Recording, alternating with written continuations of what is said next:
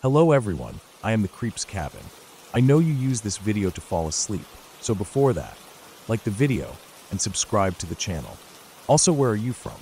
And what time are you watching? Now get comfortable and relax.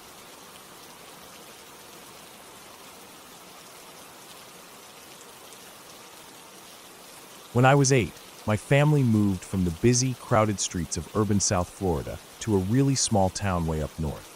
It felt like stepping into one of those old Goosebumps books I used to read, quiet, strange, and a little bit eerie. The kind of place where people locked their doors not just because of crime, but because there were things that made you uneasy if you stayed up late enough to notice them. Our new house was a modest one-story thing with peeling paint and a sagging porch. It sat right on the edge of a dense patch of woods. These weren't the tame, landscaped parks I was used to. This was real forest, thick with gnarly old trees, tangled underbrush, and shadows that moved even when there was no wind. Over the 15 years since we moved there, a lot of weird stuff happened. Enough to make me question what was normal and what wasn't. People in that town talked in whispers about things no one wanted to name out loud. Nothing outright supernatural, but little oddities here and there, things that couldn't be explained easily. But the weirdest of all those moments happened years later, when my sister came back to live with my parents. At the time, my sister was almost 30, married, with a newborn baby. Her husband was deployed to Afghanistan, and she was left alone in a trailer deep in the woods with the baby. The loneliness must have been crushing. She didn't want to raise the kid by herself, so she packed up and moved back in with mom and dad. At first, everything seemed normal. The house was the same as always, creaky floors, the smell of old pine furniture mixed with my mom's cooking. But after a while, my sister started noticing strange things happening in her bedroom. It began with the headboard of her bed slamming. Not every night, but often enough to make her uneasy. She told mom about it, but she shrugged it off as the house settling or the wind pushing the windows. That part made sense. Old houses do weird stuff. Then came the night she woke up because she felt something tickling her. She said it was a light, playful sensation, like someone brushing their fingers over her skin. But when she opened her eyes, no one was there. The room was dark except for the faint glow of the baby monitor across the room and the steady breathing of her son. She told me later that she had this sinking feeling. Something was in the house, but not the kind of visitor you could see or talk to. It wasn't a ghost or a monster exactly. More like an unseen presence, watching and maybe curious. One night, the situation escalated. My sister screamed and woke my mom. When mom rushed in, she found the bed shaking violently. Not just a little jitter or a creak from an old mattress, but the whole thing rocking hard, up and down, side to side, like a boat caught in white water rapids. My sister was clinging to the headboard, eyes wide with terror, while the baby slept soundly, oblivious. Mom stayed calm, but I know inside she was shaken. She'd been through a lot, raising all of us and dealing with her own battles, so she was used to handling tough situations. She stayed with my sister until the bed finally stopped moving, rubbing her back and whispering to her to calm down. After that, the strange things didn't stop. One night, while my sister was nursing the baby, something grabbed her ponytail and yanked her head sharply to the side. It wasn't hard enough to hurt, but it was sudden and aggressive. My sister froze, her heart pounding, eyes wide as she looked around the dark room. Mom came in right then and spoke firmly to whatever it was, not in fear, but like a parent scolding a child. Mom said something along the lines of, "You were here before us, and I understand you're curious, but you will not touch the baby or my family anymore." After that, the incident stopped completely. Looking back, none of it makes sense in a simple way. There were no apparitions, no creepy voices, no fairy tale monsters. Nothing that fit neatly into the stories you hear about hauntings or spirits. Instead, it felt like something else, something real, something present in the old house and woods that we just don't understand.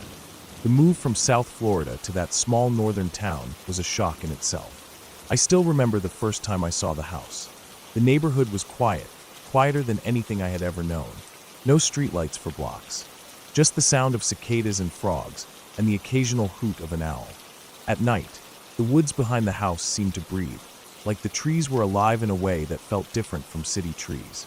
The house sat at the edge of those woods, just close enough that shadows would sometimes flicker on the windows. My sister's room was at the back of the house, right next to the woods. It had a big window that looked out over the trees. I remember when she first moved back, she kept the blinds open, saying she liked to watch the stars and listen to the night sounds. I think that's when it started. The headboard slamming was subtle at first, just a sudden bang or a sharp thump that woke her up at night. She told Mom, but no one paid much attention. The house was old. It settled. The wind blew hard, sometimes through the trees and the windows. It was all normal, or at least explainable. But then the tickling started. She described it as if someone was running a finger lightly over her skin while she lay in bed. It was strange and made her skin crawl. She'd open her eyes, but no one was there. The baby was quiet in the crib. What made it worse was the feeling that she wasn't alone. Like the room was occupied by something unseen, something watching.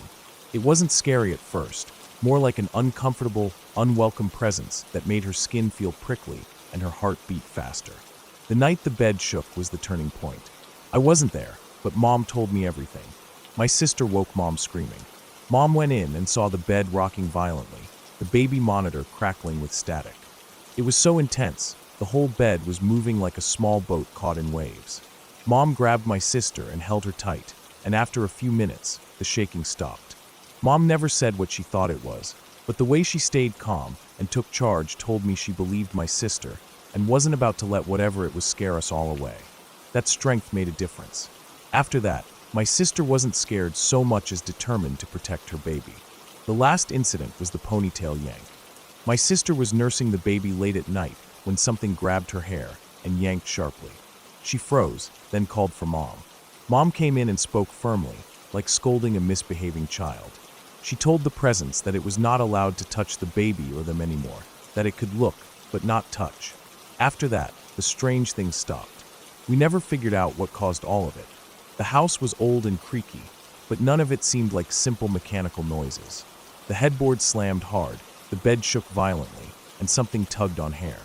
No wind or loose boards could explain that. Some people say old houses hold onto energy, memories or feelings of those who lived there. But we never believed in ghosts or spirits. What we believed was that the house, or maybe the woods behind it, held something alive and unknown. Something that had been there long before us, and would be there long after we left. After my sister and her baby moved out, nothing strange ever happened again in that house. Mom told me sometimes it felt like the presence was respectful, like it recognized the baby was new and fragile, and once we set the boundary firmly, it backed off. Living in that small town, with its quiet streets and dense woods, I learned that some things don't fit into easy explanations. The world has corners and shadows we don't understand, and sometimes those places brush up against our lives in ways we can't fully explain, but that feel very real, very physical. For my sister, moving back to Mom and Dad's house was a relief and a lifeline during a tough time. The strange experiences tested her, but also showed how strong she was, how fiercely she protected her son, even from things that weren't fully visible or understandable. Now, when I look back, I don't think about ghosts or monsters. I think about a house and a family learning to live with the unknown, setting boundaries where they needed to, and never giving up on protecting each other, no matter what. The woods still stand behind that house, thick and dark.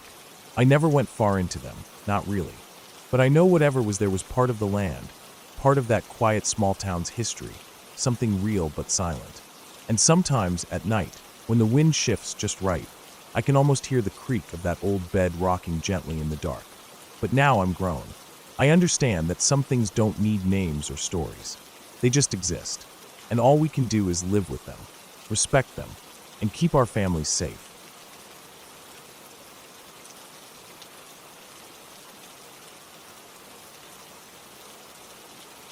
I remember the summer and fall I worked with my uncle painting houses, like it was yesterday, even though years have passed. My uncle was always busy in those months. He'd take on a bunch of painting jobs all at once, juggling them to keep the money coming in. It wasn't glamorous work, but it was honest and steady.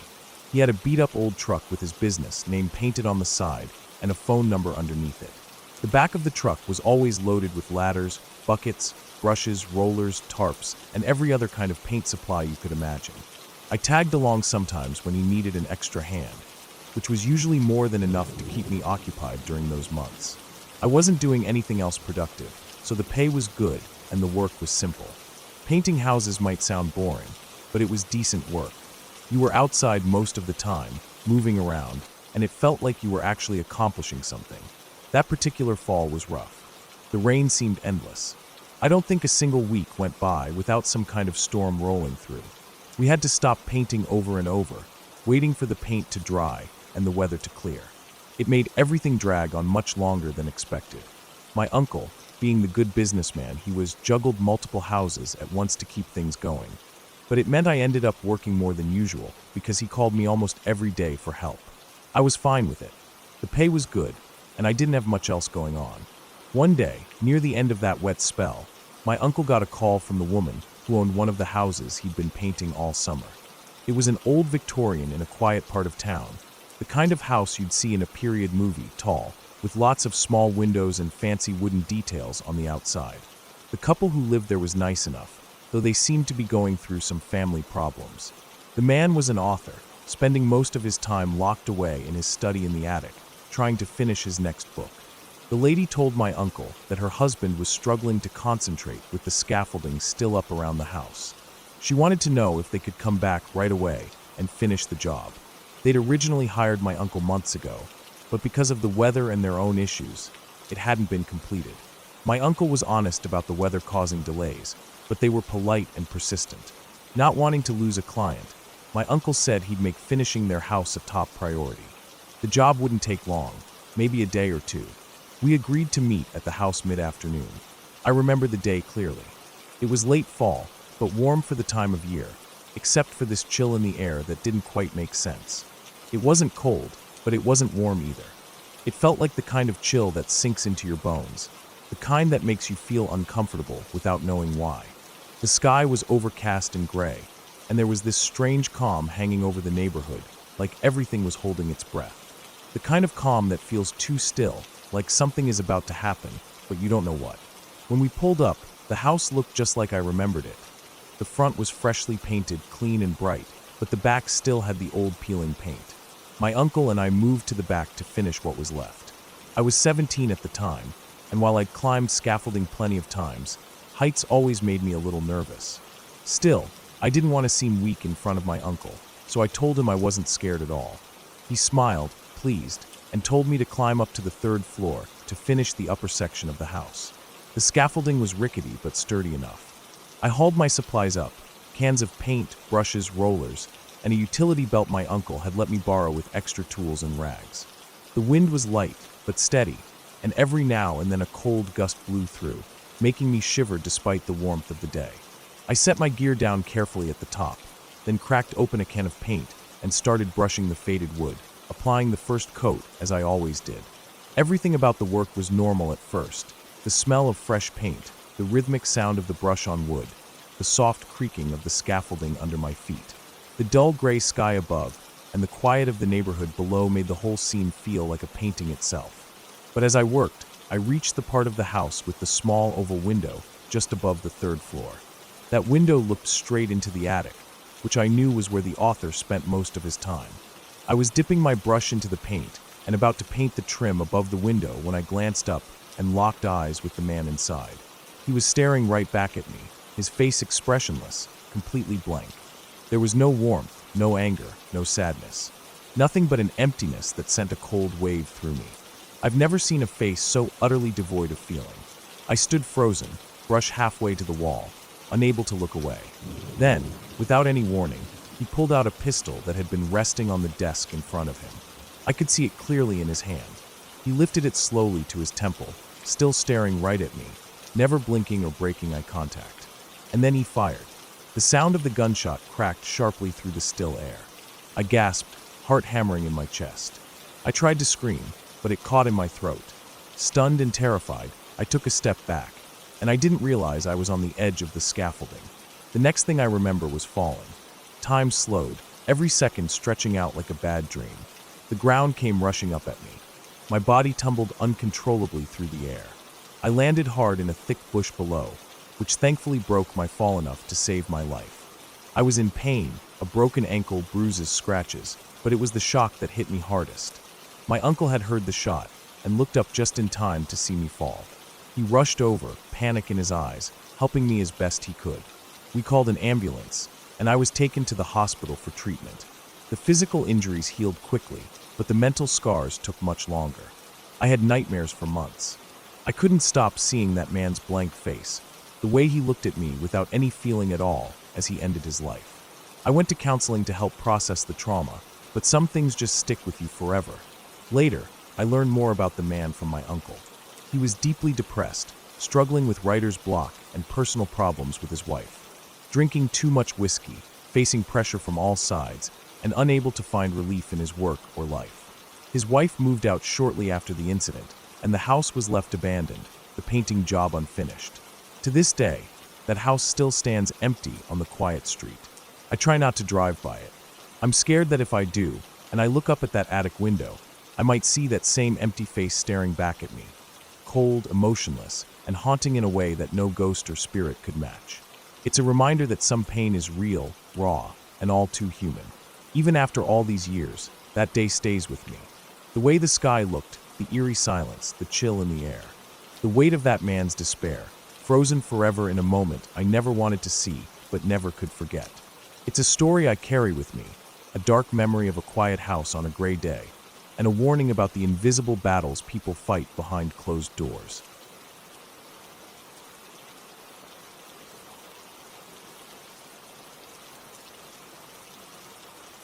About 4 years ago, something really strange happened to me, and I still think about it often. It was one of those rare days off where I didn't have to rush anywhere. I woke up late in the morning, 10:21 to be exact. I remember the time so clearly because it plays a big role in what happened that day. Usually, I don't pay much attention to the exact minute when I wake up, but that day I glanced at my clock right after opening my eyes, and it said 10:21. I figured I had slept in longer than I thought, but it was a relief to have the luxury of a slow morning. I got out of bed feeling the cool floor under my feet, the soft carpet just past the edge of my bed. The room was dimly lit by the sunlight filtering through the blinds, casting faint stripes across the floor and walls. The air was quiet except for the faint hum of the refrigerator in the kitchen and the occasional chirp of birds outside my window. I headed to the bathroom, took my time there, lingering a little longer in the warmth of the shower, letting the water run down my back, scrubbing and brushing my teeth thoroughly. Normally, I'm quicker in the mornings, but I was in no rush that day. Once I finished and got dressed, I went back to my bedroom. I remember picking up my phone from the nightstand, unlocking it, and looking at the time. It was 10:25. I was immediately surprised because it felt like more than 4 minutes had passed since I first woke up. It didn't add up. I had spent quite a while in the bathroom. I checked my old-fashioned alarm clock on my bedside table to confirm. It also said 10:25. Both clocks agreed, but I still felt like something was off. I shrugged it off, assuming I'd just misread the original 10:21 in my half-asleep state. Downstairs, I turned on my PC, which sat on the kitchen counter, and switched on the TV. The morning news was playing quietly in the background, something I usually do when making breakfast or just hanging out on a day off. I went to the microwave to heat up some leftover rice from last night's dinner. As I opened the microwave door and looked at the digital clock on its front, I froze. It was also showing 10:25. I pulled out my phone to double-check the time again. The phone still read 10:25. That was when I started feeling uneasy. It made no sense that I'd checked the clock upstairs, walked downstairs, turned on my computer and TV, got a glass of water, and started cooking eggs, all in less than a minute. Even if I had been quick, I knew I hadn't moved that fast. I stood in front of the microwave, stared at the clock, and counted silently to 60. I thought maybe the microwave clock was broken, stuck at 10:25. 20 seconds into my count, the microwave clock finally ticked to 10:26. That meant it had been 10:25 for quite a while before I looked at it. I finished cooking, plated my breakfast, and sat down at my computer like I usually do on days off, ready to eat and browse a bit. Then I looked at the PC clock on the screen. It said 10:20. My heart skipped a beat. I pulled out my phone again and checked 10:20. Not 10:26, not 10:25, but 10:20. My mind reeled. I felt a rush of confusion and mild panic. How could the microwave say 10:26 and the phone and PC say 10:20 at the same time? I decided to start writing everything down, hoping that maybe keeping a record would help me make sense of this. I pulled up the small clock toolbar on my PC and watched the second hand sweep around the clock face. At first, everything seemed normal. The seconds ticked by, the minute changed from 10:20 to 10:21, then 10:22, and so on, just like a real clock should. For a while, I watched the clocks all seem to move forward correctly, seconds passing, time going on. But then, things got strange again. When I wasn't watching the clocks, even just for a few minutes, the times would jump backward. The phone, the PC, even the internet clocks would show times that didn't make sense. 15 minutes after the initial confusion, my phone and computer showed 10:14. Later on, they dropped back to 10:13. Then suddenly, they popped back up to times in the 10:20s. The clocks were moving backwards and forwards without any pattern, as if time itself was glitching in and out of sync.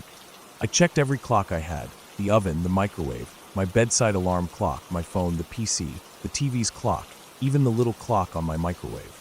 Every one of them was acting oddly, except when I stared directly at the PC clock or my phone clock for extended periods. It felt like time was normal only while I was paying attention, and the moment I looked away, all the clocks slipped out of order. I spent what felt like an hour or maybe an hour and a half obsessively watching these clocks. Sometimes they ticked along normally while I focused on them. Sometimes they slipped back in time or froze for minutes at a time. I tried to stay calm, to rationalize what was happening. Was there something wrong with the power supply? A surge causing all my clocks to malfunction simultaneously? But that didn't make sense either. The PC and the phone are powered differently, and the internet clock isn't local. I even looked outside. The sun was steady in the sky, slowly moving westward as it should, casting the same familiar patterns of light through the windows. The birds still chirped, the refrigerator hummed, the air conditioner kicked on and off as usual. Outside, time seemed to be moving normally. People drove by on the street, walking their dogs, riding bikes. None of them looked odd. No one seemed frozen or rushed. Their watches, if I could see them, probably worked fine. I took my phone outside and compared its clock to a few cars' dashboard clocks and street clocks, and they all matched up with the time on my phone, which was still jumping around. I checked the system time on my PC and cross-checked it with the internet clock. The internet clock, which I trusted the most, was all over the place. Sometimes it would match my PC. Sometimes it would jump back 5 or 10 minutes, then suddenly jump forward again. The same was true for my phone. I refreshed the time constantly, hoping the weirdness would just end. During this whole time, I was pretty isolated in my thoughts. No one around to talk to, no one to explain what I was seeing or help make sense of it. I wasn't scared, but I was definitely unsettled. I felt like I was stuck in a strange loop, a glitch in reality that made me question something I had always taken for granted: time.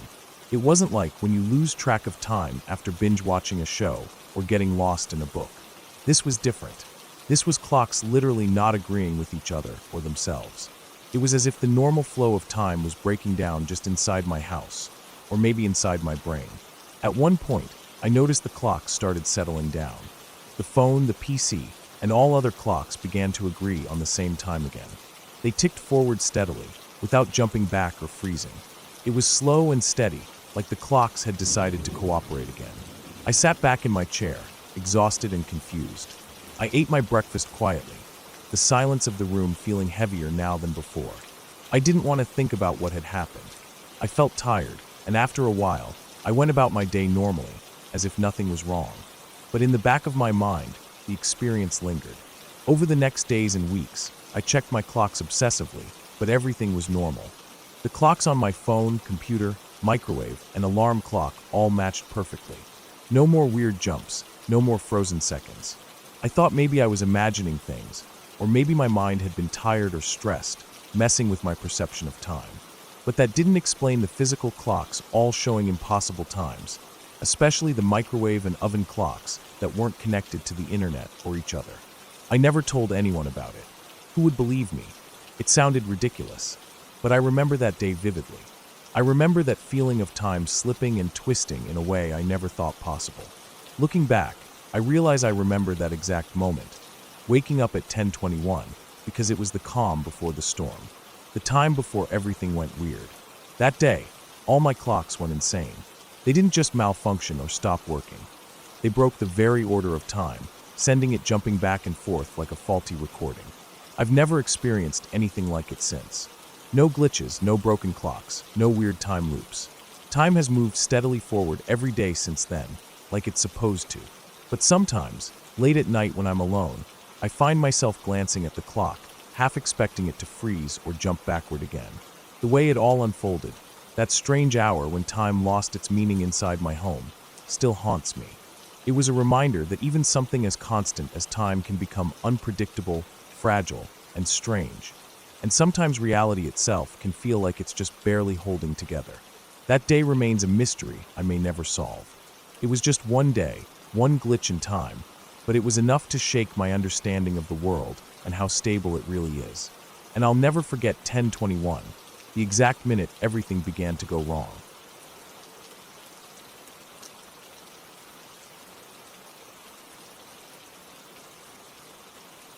When I think back to those years, it's hard to even hold all the pieces in my head at once. My uncle was a big presence, the kind of guy who could fill a room just by walking into it, even before he got sick.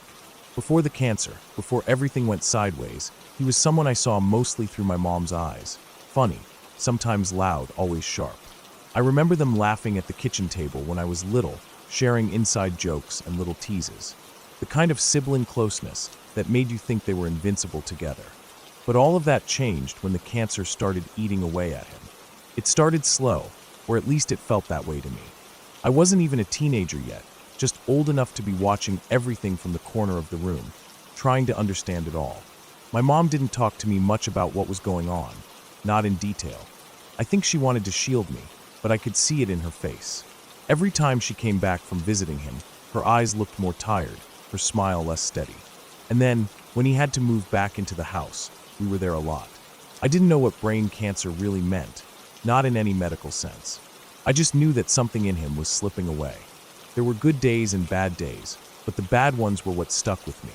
He'd say awful things to my mom, things that didn't make sense sometimes, and things that did cutting, mean things that felt like they were pulled out of a dark well somewhere inside him. Once, I remember we were in his living room, helping him sort through some mail and bills. My mom was gently trying to put his documents in order.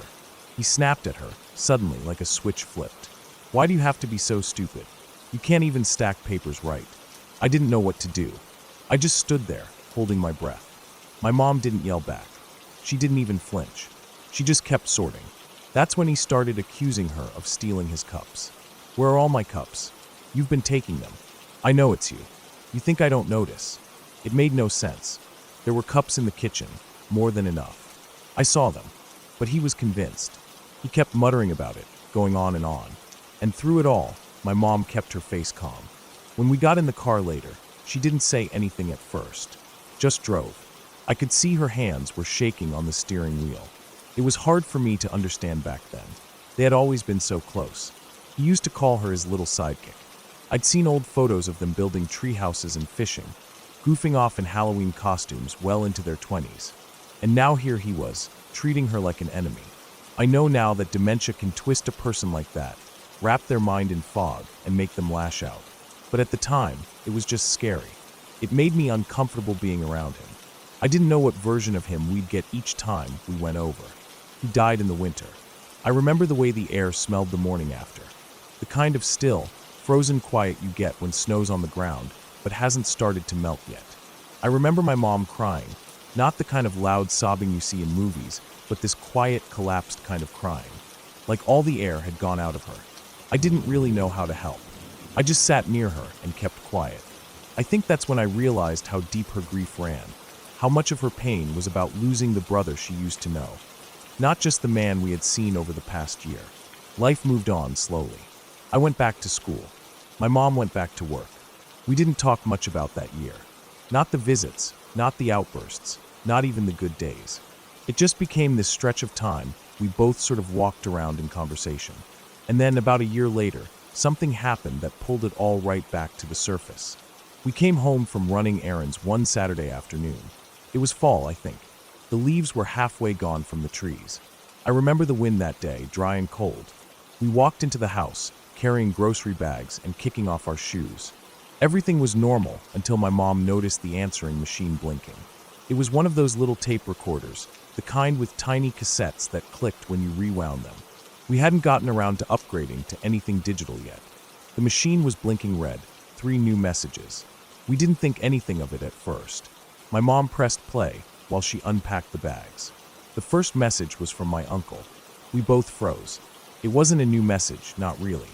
We'd heard it before, probably back when he left it the first time. He was asking if she could bring over more of his meds. He sounded tired, but mostly coherent. My mom's face went pale. She stood there, one hand still on a loaf of bread, staring at the machine. "We've heard that one," she said after a moment. I nodded because I remembered it too. But something about hearing his voice again, a year after he died, made my skin crawl. The second message started to play. It was him again, but this one we hadn't heard before. His voice was rough, like he'd been crying or coughing. He spoke slowly, like he was choosing every word carefully. He said my mom's name. Then, I shouldn't have said that earlier. That was it. A pause. Then the message ended. The machine clicked off. We just stood there. My mom looked like someone had punched her. She walked over to the machine, rewound it, played it again. Same words, same voice, same click. I shouldn't have said that earlier. We listened to it 4, maybe 5 times. Neither of us spoke. I felt like the air in the room had thickened. My stomach turned over in this weird, slow way. I looked at my mom and saw something in her face I hadn't seen before. Not just sadness, but confusion. Shock. After a while, she sat down. I did too. The rest of the groceries were still on the counter, slowly warming up. We didn't even talk for a long time. Just sat there, listening to the heater kick on, the fridge humming in the background. Eventually, I asked her how it could have happened. How a message like that could suddenly show up a year later. She didn't know. The tape wasn't new. We hadn't touched the machine. We hadn't even used it much since he died. It was just there. I tried to figure it out for a long time. I remember digging out the manual for the machine, reading through it like I was going to find some hidden answer in the wiring or instructions. I thought maybe it had recorded over a blank spot that had never played before. Maybe the tape had jammed before and just unspooled that part now. Maybe. But the timing, that's what got to me. It had been almost exactly a year. Almost to the week, maybe even the day. I started looking at the calendar, trying to find a reason. An anniversary of some kind. A weather pattern. Static interference. I don't know. I kept thinking there had to be something to explain it. Something real. My mom didn't try to solve it. She never rewound the tape again after that day. A week later, she got rid of the machine. Just unplugged it and threw it in a box. We got a new phone with voicemail built in. But I never forgot the sound of his voice on that message. The way he sounded when he said it. Like he meant it. Like there was just enough of him left, that version of him I'd seen in those old photos, to feel sorry. And I guess that's the part that stayed with me the most. Not the fear or the confusion, but that moment of softness. That one message, cutting through all the mess and anger and sickness. Like a thread reaching out from a person who was already gone. No ghosts. No magic. Just a tiny crack in whatever system we all live in, letting one last thing through. After that, things felt a little different. Not fixed, just quieter. Like the story had an ending now. One I could hold on to. My mom never said much about it again. But I caught her looking out the window more often, her face unreadable. And I knew she remembered it too.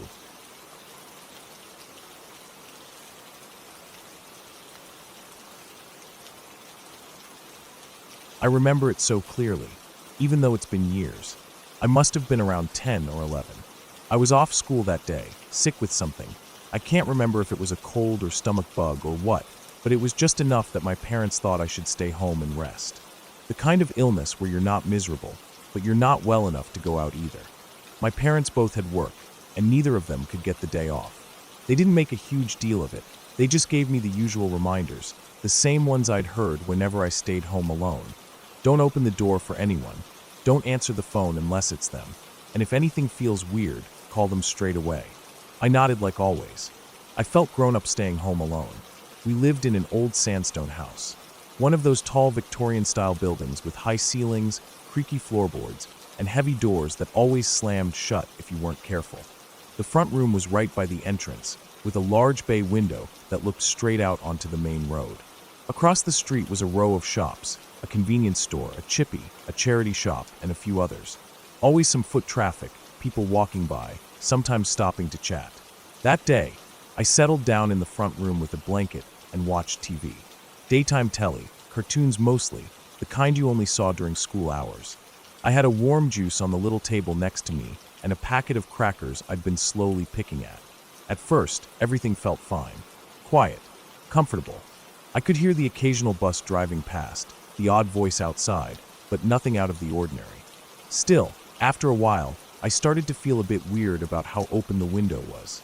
Anyone walking past could see right in. It wasn't like anything had happened. It just felt awkward, being visible like that while I was sitting in my pajamas wrapped in a blanket. So I got up and pulled the curtains partially closed. Not all the way, just enough so it didn't feel like I was on display. That's when I saw him. A man. He looked to be in his late 40s or early 50s, with a thick gray beard and glasses. He had on a green knitted jumper that looked stretched out and old, like he'd been wearing it for years. The kind of clothes you'd find in a charity shop window from the 80s. He wasn't doing anything wrong, just walking down the street like everyone else. But something about him made me pause. I didn't know what it was. Maybe the way he walked, slow, too slow, like he was watching every shop he passed. Or maybe it was that he didn't seem to be heading anywhere. He didn't look rushed or relaxed. He just looked out of place. I let the curtain fall back into place and sat down again, brushing it off. I told myself I was being silly. Loads of people walked by. The man didn't do anything wrong. Maybe he was just taking his time. Maybe he had bad knees or something. I went back to the cartoons. About 10 minutes passed. Then something made me glance at the curtain again. I wasn't expecting anything. I think I was just restless. But when I peeked out, my stomach dropped. It was the same man. Same green jumper, same slow walk. But this time, he was walking in the same direction as before. He looped back around. My heart thudded a little, but I tried to stay calm. Maybe he lived nearby. Maybe he forgot something and went back to get it. I pulled the curtain shut a bit more and turned the volume down on the TV so I could hear better if someone came to the door. I didn't move from the sofa, just watched the screen without really paying attention to what was happening. I was too focused on the sound outside.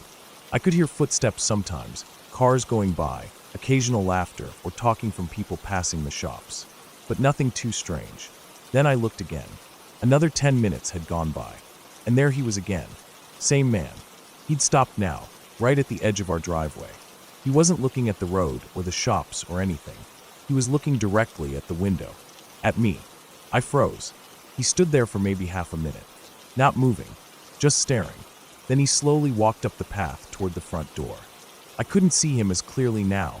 Our heavy front door had a stained glass panel that blurred things, but I could see his shape, his movement. He paused and looked into the window beside the door as he passed it. Then he knocked. It wasn't loud, just 3 short knocks. I didn't move. My heart was hammering in my chest. I remembered what my mom said. Don't answer. Don't even make a sound. I didn't. After a moment, he knocked again. A little louder this time. Then there was silence. I sat there, not daring to breathe, trying to hear if he was still there.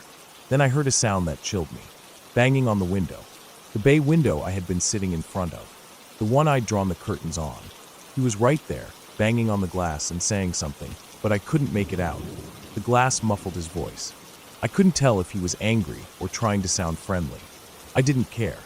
I wanted him gone. Then I saw it. The look on his face changed. Like a realization hit him. He stopped banging. He looked to the side, then back at the window. His eyes narrowed. I felt sick. I knew exactly what he'd thought of. The back door. Our back door was never locked during the day. We had a dog, and he liked to go in and out as he pleased. The door had a simple handle and a lock that you could turn with a key from the inside. My parents always meant to change it to something more secure, but they hadn't got round to it. Without even thinking, I shot up from the sofa and ran through the house to the kitchen. The back door was at the far end. I slid across the old wooden floor in my socks and reached the door just in time. The handle turned. He was there. I grabbed the key that was always left on the hook and twisted it in the lock. It clicked just as he started banging on the door. I dropped to the floor, curled up right there in the corner between the fridge and the cabinet. He banged again, hard. The whole door rattled. He tried the handle again. Rattled it. Pushed. Kicked. Then I heard him moving around. Trying the windows. One by one, tapping then banging. Then silence. I didn't move. I didn't even cry. I just stayed there, listening to every sound. Every creak in the house. Every passing car. I felt frozen. My stomach was knotted. I kept thinking he'd find a way in, that he'd smash a window or climb through somewhere I hadn't thought of. Time passed so slowly. I didn't dare look at the clock, but it felt like hours. Realistically, it was probably about half an hour before I realized he was gone. Maybe more, maybe less. But I stayed on the kitchen floor, still and quiet, until I heard the familiar clink of keys at the front door. My mom's voice calling out, cheerful, unaware. I didn't even answer. I just sat there. When they came in and saw me, I think they thought I just had a bad stomach or was feeling faint. I told them what happened. At first they didn't seem to believe me. Then they checked the back door, saw the marks where he'd kicked it, the dirt on the window panes where he'd pressed his hands. My dad went outside, looked around, but the man was long gone. He called the police. They came and took a statement. I described the man the best I could. Beard, glasses, green jumper, older. They nodded and wrote it down, but nothing ever came of it. After that, everything changed. They added locks to every window. We got a new back door, one with a bolt and a top latch. An alarm system. They made sure someone was always home if I was off school. I never stayed alone again for years. I still think about it sometimes. What would have happened if I hadn't remembered the back door was unlocked? If I'd hesitated? If I'd been too scared to move? I think about how he looked when he realized there was another way in, how his whole body shifted. He wasn't lost. He wasn't confused. He was trying to get in. And I was there alone. Just a kid in pajamas with the curtains half drawn. On a sick day I'll never forget.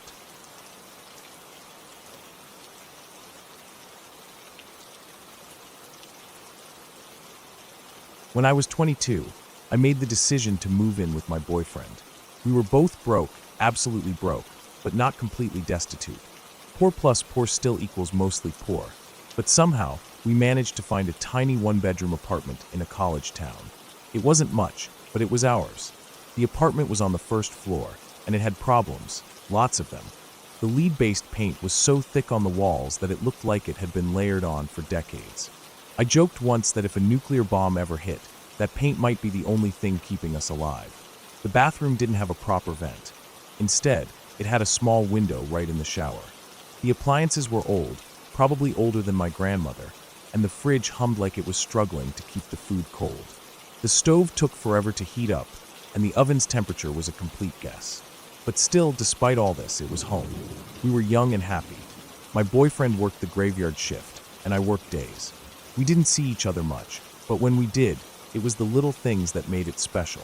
Sometimes that meant just sitting together on the old couch, sometimes naked, watching bad TV shows, laughing, or just holding hands. Our lives were simple, but filled with a strange kind of joy. Over time, I started noticing something weird. Every morning, when I was taking my shower, my boyfriend would come home. Sometimes he'd sneak up to the bathroom window, the one right inside the shower, and peek in.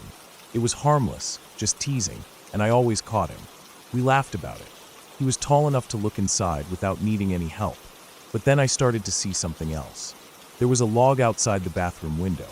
Not just any log. It was standing upright, like a little step. I asked him about it many times. Why did he need that log? He always said it wasn't his, and that it was just some leftover wood from yard work or something. But every time I went outside, the log was there again, standing tall against the wall beneath the window. We had yard workers who came by several times a week to clean up debris. I thought maybe they moved it back there to keep it out of the way. But it felt strange, and the log always found its way back. We never talked much about it. We just moved on. Before the first snow fell, the yard workers cleared everything away, including the log, and for a while we forgot about it. The cold came, and with it, the quiet oblivion of winter. Our lease ended, and the apartment complex had a new deal. 2-bedroom units at a price cheaper than our old 1-bedroom. We jumped on it without hesitation. Moving was hard work, but the idea of more space thrilled us. We moved to the far end of the complex, behind an abandoned strip mall. Our new place was on the ground floor, but the view was nothing like before. Instead of a quiet suburban street, we looked out onto a dark alley. There were dumpsters right outside, and the building behind us was a vacated Chinese buffet. Stray cats prowled around the dumpsters at night, their eyes glowing in the faint light.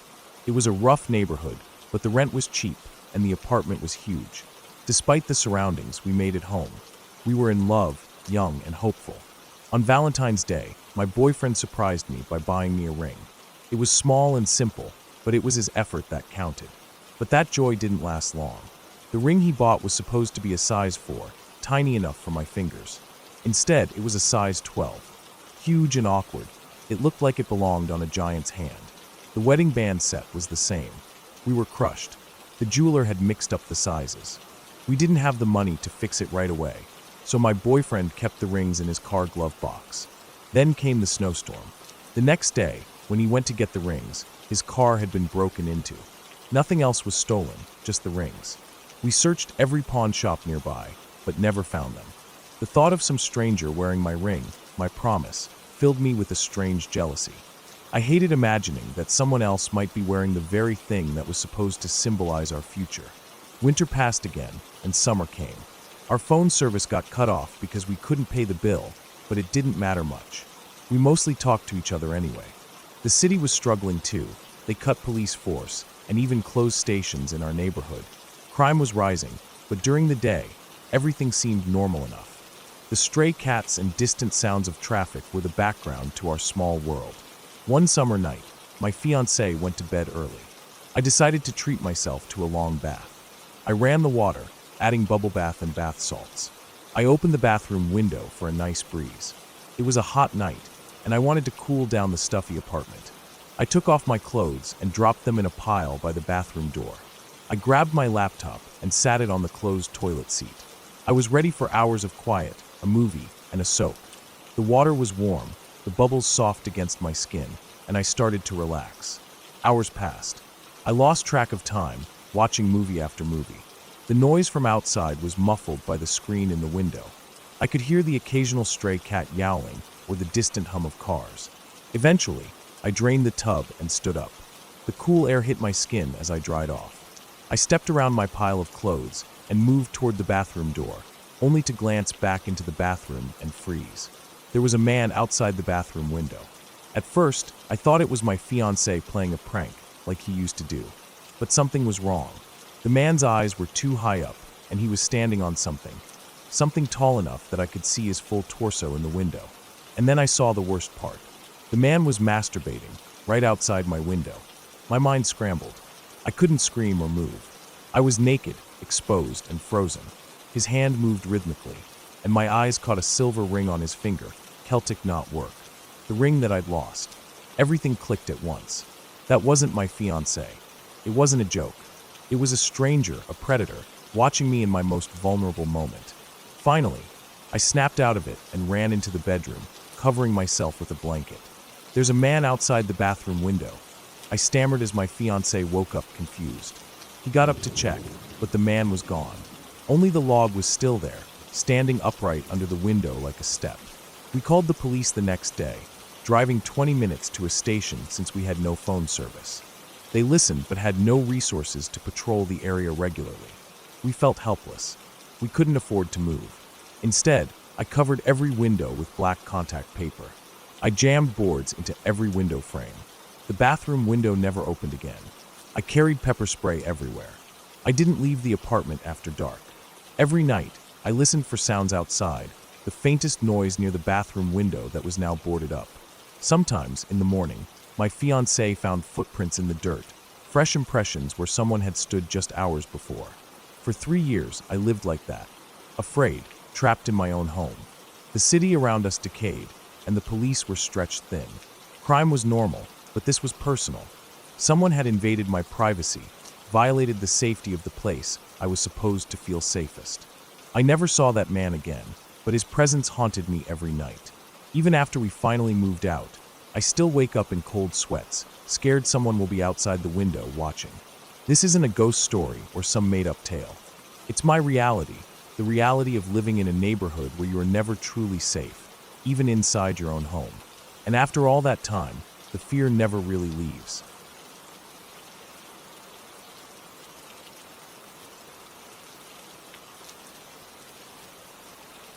When I was about 4 years old, my dad worked as a mechanic in a small town somewhere out in the Texas Panhandle, a place where the land stretched out flat and wide as far as the eye could see. The wind always seemed to blow there, carrying dust and the dry scent of the plains. My parents lived on the edge of town, with nothing but empty fields and a few fences around us. The nearest neighbors were miles away, and the sky was so huge and open that the stars felt close enough to touch. One day, my dad came home from work carrying something small and scruffy. It was a little chihuahua, so tiny and rough-looking that I could barely believe anyone wanted to keep him. His fur was patchy, his eyes were red and tired, and he looked like he had been through more bad days than good. My parents said they were going to take him to a shelter, maybe because they thought he wouldn't make it, or because there was nowhere to keep a dog like that. But I begged them, over and over again. I told them I'd take care of the dog. I promised to watch him every single day, and I meant it. I was only a little kid, but I felt like I needed to save this ugly, scared animal. Something about him made me want to protect him. After a long time of me pleading, my parents finally gave in. Maybe they thought the dog wouldn't last, or maybe they just wanted to make me happy. Either way, the dog was ours. We named him Ernie, after the Sesame Street character, even though back then he looked nothing like the big, happy dog he would become. At first, he was a shy little thing. He hid behind my legs, trembling whenever the wind blew too hard or when the noisy trucks rumbled down the gravel road. I would sit next to him for hours, just petting his rough fur and whispering soft things to calm him down. Slowly, he started to trust me. He stopped hiding. He even began to follow me around everywhere. Over the next 5 years, Ernie changed. He grew into this enormous, strong dog with shiny golden fur and bright, watchful eyes. He was no longer the little ugly chihuahua everyone thought wouldn't survive. He became the biggest dog I'd ever seen, tall and muscular, with a deep bark that could make anyone stop and listen. People who knew us would say, "That dog looks like he's part wolf," because he carried himself with a quiet strength that was almost wild but still loyal. Ernie was my shadow. He never left my side. By the time I was about 9, my parents trusted me enough to let me drive the golf cart alone. The cart wasn't fast or fancy, but it was enough to get me from our house to my grandparents' place, about 2 miles down the road. The road wasn't really a road. It was more like a dirt trail running through wide open fields, with a few broken down fences scattered here and there. The grass was tall in places, and the wind would whip across the flat land, making everything feel empty but alive in its own way. I took that golf cart almost every day after school to visit my grandparents. Ernie would always follow me, trotting along with his long legs and happy tail. We had done that trip so many times I hardly thought about it. It was just a part of our daily routine. One afternoon, I was halfway to my grandparents when the golf cart suddenly sputtered and died. The battery was dead. I remember that moment clearly. The silence that followed was strange and heavy. No more engine noise. No more wheels rolling over dirt. Just the wind and the vast empty field around me. I climbed out, frustrated, and looked at the cart. There was no one for miles. My grandparents' house was still a good walk away. Ernie came up beside me, panting, his tongue lolling out happily. Normally, I would just keep going with him by my side, walking the rest of the way. That day, though, something felt off. As we started walking, the wind seemed louder. The grass seemed taller. The empty space felt bigger, emptier. Then, without warning, Ernie stopped. His ears went flat, and he turned slowly toward me. The look in his eyes wasn't the usual calm or playful expression. It was something else, dark, sharp, and serious. Then he growled, low and deep, a sound I had never heard from him before. It sent a chill right down my spine. I froze. Ernie was huge, and he was growling at me. My mind flashed to old movies I'd seen, like Old Yeller, where dogs with rabies suddenly turn mean and attack the people they love. I didn't want to believe it, but the fear took hold quickly. I tried to walk around him, thinking maybe if I moved fast enough, I could get past him before he did anything. But before I could take 2 steps, he lunged. I hit the dirt hard. The wind knocked out of me for a second. I felt his weight on top of me. But instead of biting or clawing, he just stood there, growling and staring at something behind me. The growling didn't stop, but he wasn't attacking me. After a moment, he got off and backed away, still growling, and focused on something invisible to me. I scrambled to my feet and started running as fast as I could back toward our house, my heart pounding so hard I thought it might burst. Ernie stayed behind, growling at the empty field where I'd been walking. My mind raced, trying to understand what was going on, but all I knew was that I was scared. When I got home, I told my dad everything. He didn't hesitate. He grabbed his rifle and followed me out toward where the cart had stopped. I was terrified that he might shoot Ernie, the dog who had been my best friend for so long. The minutes dragged on as I waited inside, barely able to breathe. Then I heard a loud bang, a gunshot. My stomach twisted. I didn't know what was happening out there. An hour later, my dad and Ernie came back. Both were unharmed, but my dad's face was pale and serious. He told me what had happened. Ahead of where I had been walking was a ditch filled with rattlesnakes.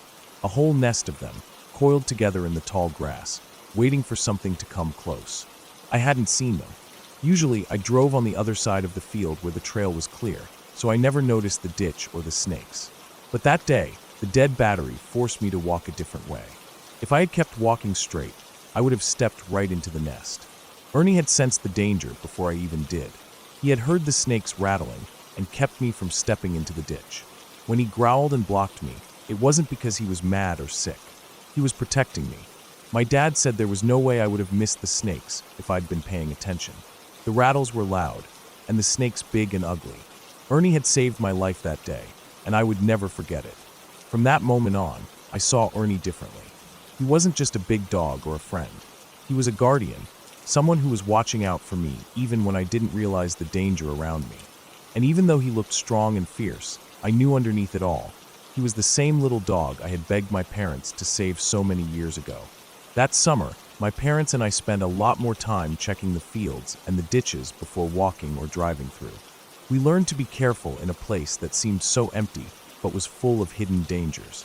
And Ernie was always there, walking just ahead or beside me, ready to keep me safe. Looking back, I understand now how lucky I was, not just to have a dog like Ernie, but to live in a place where the wild and the calm met, where the land could be both beautiful and dangerous at the same time.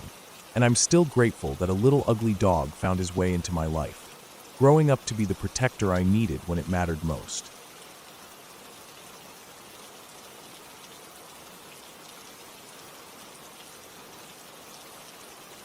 When I was about 13 or 14, I lived on a farm in North Carolina.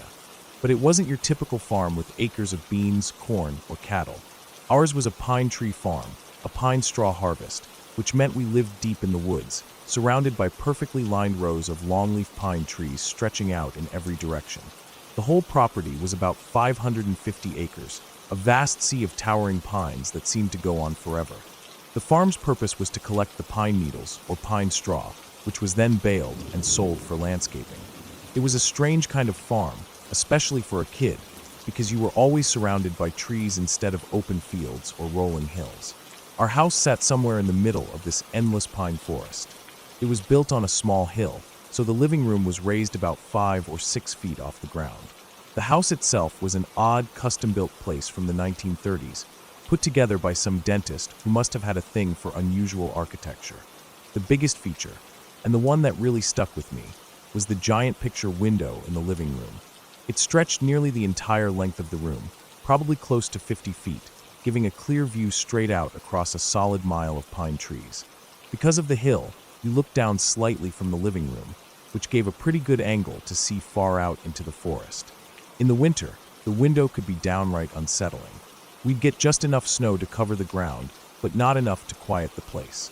The snow reflected the moonlight in a way that made the shadows of the pine trees stretch long and eerie.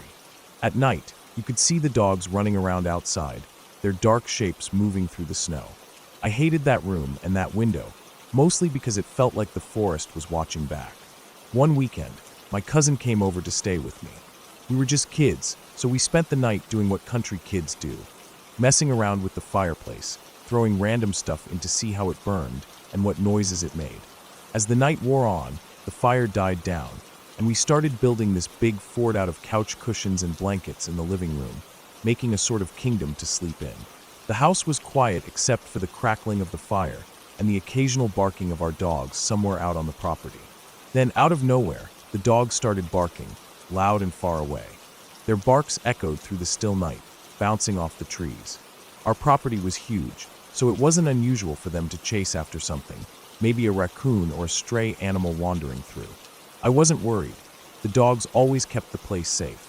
But my cousin suddenly went quiet, staring out the window. I nudged him, asking what was up, but he didn't say anything.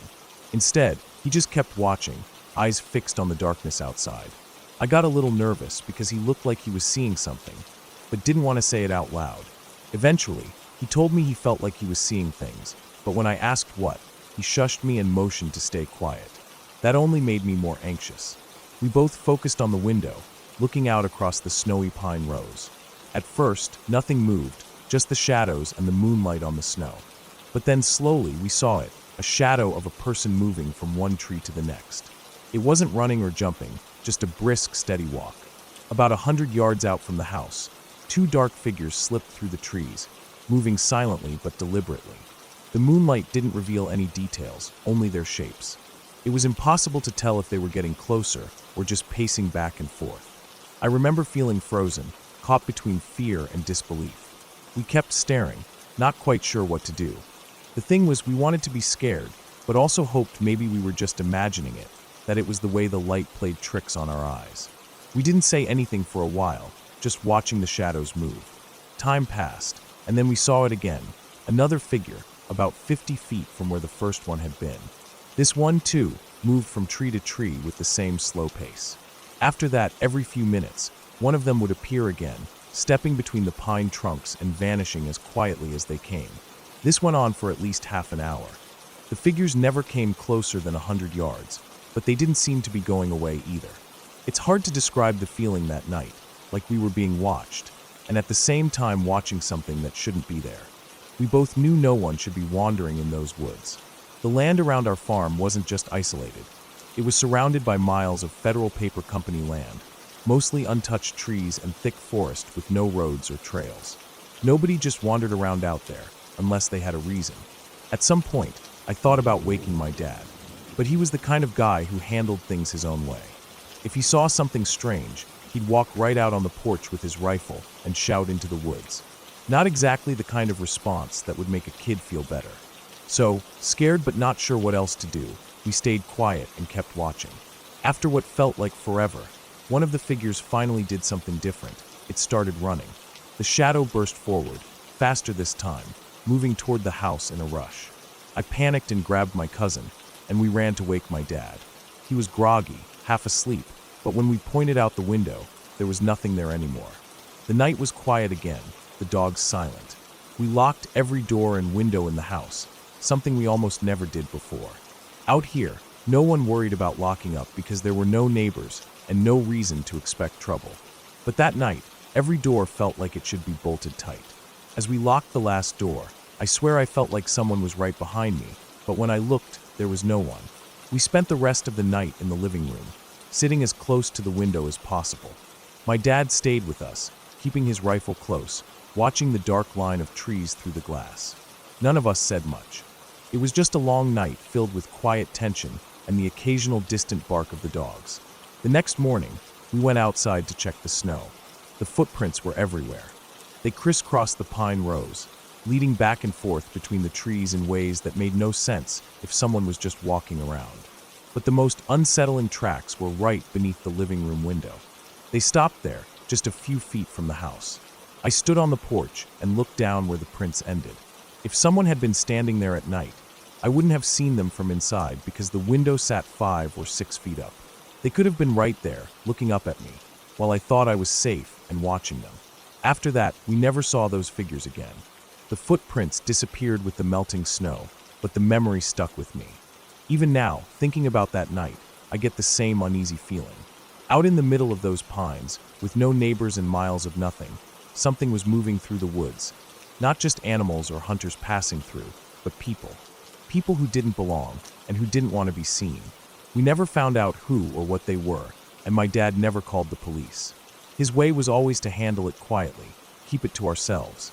That night, the farm didn't feel like a home anymore. It felt like something much darker was just beyond the glass, waiting and watching. The giant window that once let in the light now only reminded me how close danger had gotten, right beneath my feet.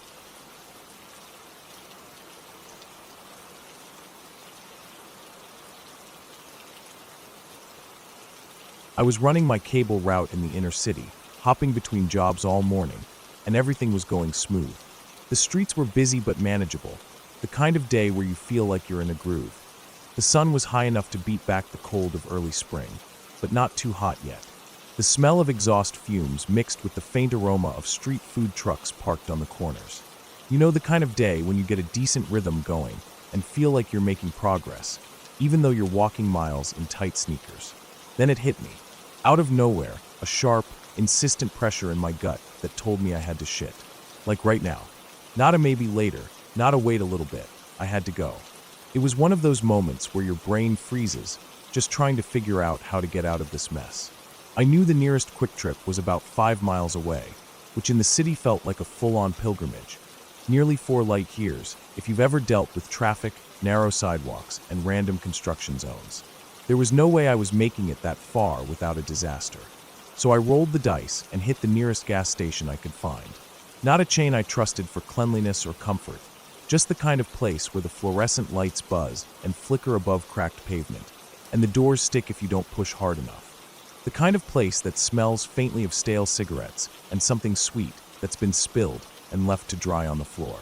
The only bathroom was a single unisex stall, and as luck would have it, there was already a line. There were 3 of us waiting. Me, some guy maybe in his mid-30s, and a woman probably in her late 20s or early 30s. We stood around, the 3 of us, making light small talk. Mostly because I think everyone was trying to distract themselves from the discomfort of waiting in a grimy gas station bathroom line. I, more than anyone, was a mess inside, clutching my stomach, shifting weight from one foot to the other, willing my body to hold it together just a little longer. The mental battle was exhausting. Every second felt like an eternity. We exchanged casual nods and comments about how long it was taking, nothing serious, but I was barely hearing it. My mind was too focused on the growing urgency. I kept glancing toward the bathroom door, willing it to open so I could rush in, shut the door, and get it over with. After about 5 minutes, the guy ahead of me suddenly lost it. It was like someone flipped a switch. He started banging on the bathroom door like a maniac, pushing and pulling, trying to rip it open with these loud, terrible screams that didn't sound human. It was pure panic and rage mixed into one terrifying noise, something primal and wild. It echoed in the small station, bouncing off the walls and making the woman and me freeze in place. The woman next to me looked like she wanted to run, but was frozen. I could feel the hairs on the back of my neck stand up. It wasn't just noise anymore. There was something deeply wrong with this guy. The woman inside the bathroom started yelling, scared and desperate. Her voice cracked, trembling as she begged him to stop, but it only seemed to make him more frantic. He was shaking, wild-eyed, sweat pouring down his face, and I was about to step forward and ask him what the hell was going on when something snapped. He suddenly went rigid and collapsed. His body jerked violently on the floor, shaking hard. I caught him before he hit the ground, barely. The woman and I scrambled to help, but I could only hold him steady. His eyes were wide open, and the sight I saw in them is burned into my memory. They were bloody, red-rimmed, and somehow filled with pure terror, like he was trapped in some kind of nightmare right in front of me. Foam bubbled at his mouth, and his limbs flailed in an uncontrollable frenzy. For a second, I thought I was watching someone die. There was no recognition left in his eyes, just panic and agony. Luckily, the woman in the bathroom was a retired nurse. She took charge immediately, barking quick instructions to both me and the other bystanders. Her calm in the middle of chaos was a sharp contrast to the frantic energy around us. She told me to keep his head safe and clear any spit or vomit from his mouth, and to keep his arms loose so he wouldn't hurt himself. The paramedics showed up right as the seizure started to slow down, wheeling in their equipment and immediately taking over. The whole gas station seemed to hold its breath as they worked, finally getting the man stabilized. They asked a lot of questions to the people around, took notes, and checked vitals. Later, as the ambulance doors closed, the woman next to me quietly declined to go in next. She was shaken, understandably. I could feel the air still heavy with the residue of what had just happened. That's when I finally got in. The bathroom was the dirtiest I'd ever seen, like it hadn't been properly cleaned in months. The floor was sticky and grimy, the toilet barely flushing, and the smell was a mix of stale urine, old disinfectant, and a faint hint of something rotten underneath it all. But after what I'd just witnessed, it didn't matter. I dropped the most carefully contemplated and beautiful deuce I've ever taken in my life. It was a strange contrast, the chaos outside, the lingering fear, and then the quiet, ugly relief of that small stall. Afterwards, I couldn't stop thinking about that man. The way he had been just moments before seemed so normal, calm, well-dressed, tidy, and then in a blink, completely undone by something inside his own body. I later learned from one of the paramedics that his seizures were linked to chronic alcoholism, and he was trying to sneak a sip from a flask he hid in his coat pocket. His wife had come later to the hospital, explaining all that. I'd never have guessed from the conversation we'd had. It's not that this story is scary in the way you expect, with monsters or ghosts. It's scary because it's real. Because life can throw things at you in the blink of an eye that you're not prepared for. Because sometimes, when you're just trying to get through the day, you're thrust into moments where you witness the raw vulnerability of people, and it shakes you to your core. Seizures scare the hell out of me now. The helplessness of watching someone lose control of their own body, the fear in their eyes, and the desperation of the people around them trying to help. It all sticks with you. It's a reminder that everyone is fighting their own battles, often invisible to the rest of the world. And sometimes minor delays or bad timing, like that gas station bathroom line, put you in the middle of things you never wanted to see, and that's a weight you carry. That day, in that grimy gas station bathroom, between the need to shit and the fight to keep a man safe, I learned something about life. How fragile it is, how quickly everything can change, and how sometimes the scariest stories are the ones that happen in plain sight, with no warning, no fantasy, just the hard, ugly truth.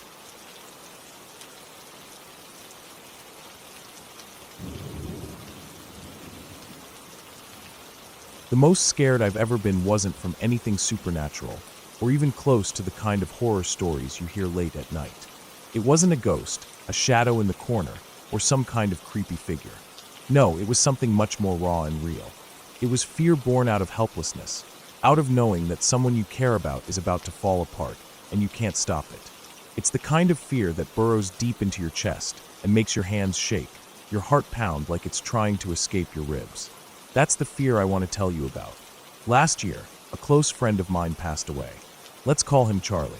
Charlie and I went way back, but not just from any normal friendship. He and I shared a bond that only people who've been through hell together can understand. We were both in the army. Charlie got hit by a frag in Iraq. A grenade blast, right to his leg. It was bad, really bad. Most guys don't come back from that kind of injury the way he did. But Charlie fought through it, tough as nails, and everyone thought he'd made it out all right.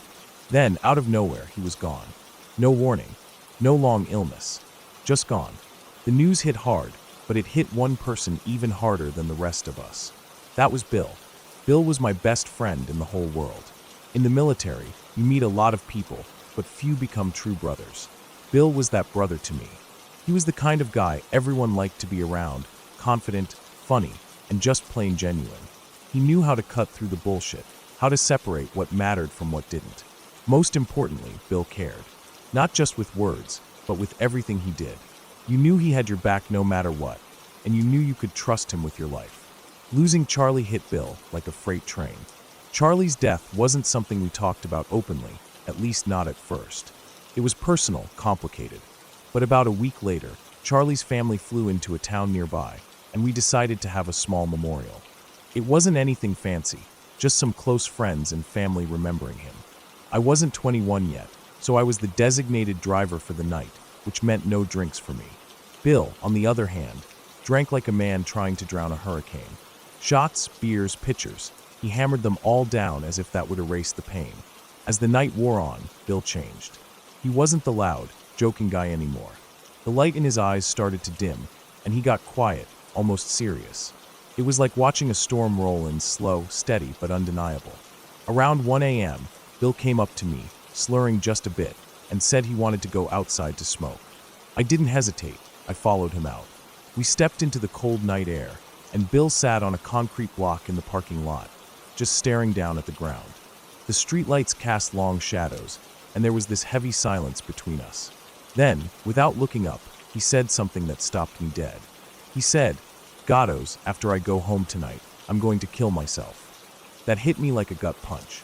I froze. The world didn't stop, but everything inside me did. For a moment, I couldn't breathe. Hearing those words from the guy I looked up to, the guy I thought was invincible, it was like the ground beneath me cracked open. I started to freak out, trying to talk him down, but Bill wasn't listening. He talked about how much he hated himself, how everything felt like it was crushing him. His words spilled out in a messy, painful torrent. I was on the edge, tears running down my face, my heart breaking for him. At one point, I even hit him in the face, not hard, just a desperate, angry slap, trying to shake him out of it. For a second, it worked. He started to break down, showing cracks I hadn't seen before. Things got out of control fast. My squad leader came over, and it was the only time I told someone to fuck off and leave me alone. I didn't want anyone else there.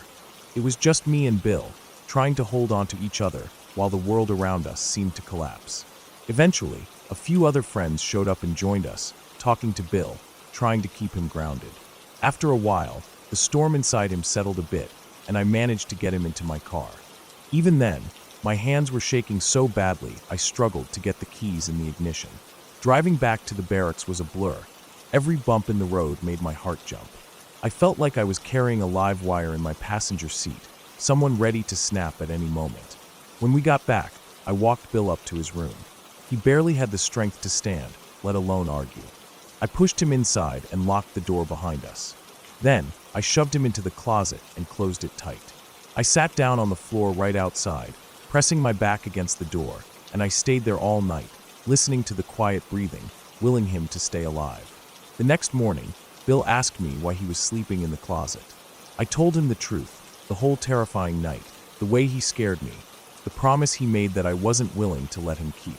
I made it clear to him, more than anything, that he wasn't allowed to drink for a very long fucking time. That night was the most scared I've ever been in my life, not because of death itself, but because I was staring down the possibility of losing my best friend in a way I couldn't fix.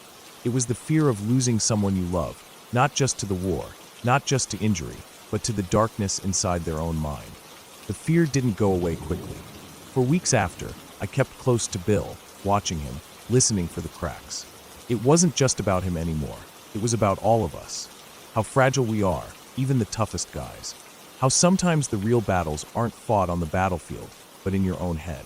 Bill didn't take a single drink for months. He went to counseling. Slowly, the light came back into his eyes.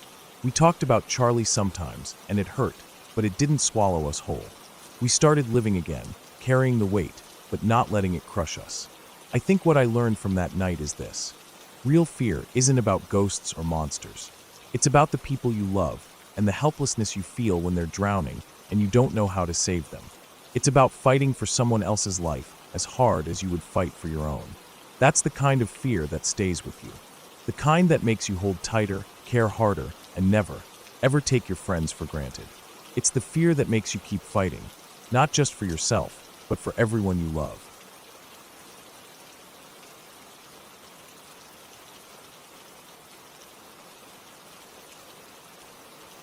I remember that hunting trip like it was yesterday, though it's been years now. It stuck with me in a way that I never expected, and not because of the hunting itself. I don't enjoy shooting things. I'm not one of those animal rights activists who protests every chance they get, but I've always felt that killing for sport, without the intent of using the animal for food, is just wasteful and, honestly, barbaric. My dad and the rest of the family were into it, though. They'd been hunting since they were kids, and they wanted me to experience it too. So, when I was around 12, they took me along on this trip deep in the woods. I wasn't thrilled about it. I'd much rather have been playing my Game Boy, lost in whatever game I was grinding at the time. Before the trip, I'd packed a couple of games just to keep myself occupied. When we got to the camp, they stationed me at one of the ground blinds. The ground blind was basically a small camouflage shelter made of canvas and branches, meant to hide the hunter from the deer. It was cold and kind of cramped inside, with a small bench and a little window slit to look out through. My job was simple enough. Sit in the blind, keep an eye out for any deer coming that way, and use the radio to tell the others if I saw anything. It wasn't the kind of thing I wanted to be doing, but at least I had my Game Boy. That kept me sane for a while. The morning started slow. I sat in the blind, wrapped up in my jacket, Game Boy in hand, playing Pokemon and grinding for levels. But after an hour or two, boredom set in hard. Grinding in Pokemon isn't exactly the most exciting thing in the world, especially when your eyes are supposed to be on the woods around you. The woods felt endless, stretching far beyond what I could see. The silence was heavy, broken only by distant bird calls or the rustling of leaves. I was so bored that I actually turned off my game and started rummaging through my backpack, looking for another game cartridge or something else to do. That's when I heard it, a strange whooshing noise. It was close, very close, but there was nothing to see. I paused, listening hard, looking around the edges of the blind and the nearby trees. The wind was still, so the noise stuck out like a sore thumb. My heart started to beat a little faster, but I figured it was probably just a bird or some other small animal moving through the brush. Curious and maybe a little restless, I pushed open the flap of the blind and stepped outside. The air was crisp and smelled like pine and wet earth. The sunlight filtered softly through the trees, casting long shadows. I decided to walk around the blind, just to stretch my legs and maybe find something interesting. As I walked around the backside of the blind, my eyes caught something that made my stomach drop. The entire outer wall of the blind was covered. Not just a few spiders here and there, but a massive, living wall of daddy-long legs. They were interlinked, moving slowly in some sort of coordinated mess that sent chills straight down my spine. The sight froze me in place.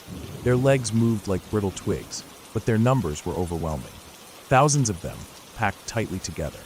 I had always been a bit creeped out by spiders, but this was something else entirely.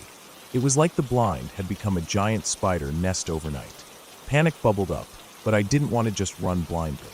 I had no idea where the camp was from where I was, and I was pretty sure the others wouldn't be able to find me if I took off. So I tried to think of a way to deal with them. That's when I remembered the can of off insect repellent in my backpack. I had brought it along because of the mosquitoes and other bugs that come out in the woods. I also had a lighter. I figured stupidly that if I sprayed the off on the spiders and then set them on fire, it would scare them off or at least clear the blind. I know now how dumb that was. I stood downwind of the spiders to keep the spray from blowing back into my face. I pulled out the can, shook it, and started spraying directly at the tangled mass of legs and bodies. Then, I flicked the lighter on and tried to ignite the spray. The flame caught almost instantly, and the spiders at the edge of the mass burst into flames. That's when everything went completely wrong. The spiders didn't run away. Instead, as the fire hit them, they began to let go of their hold on the blind and took flight. A wall of spiders, flaming and flying, swarmed toward me.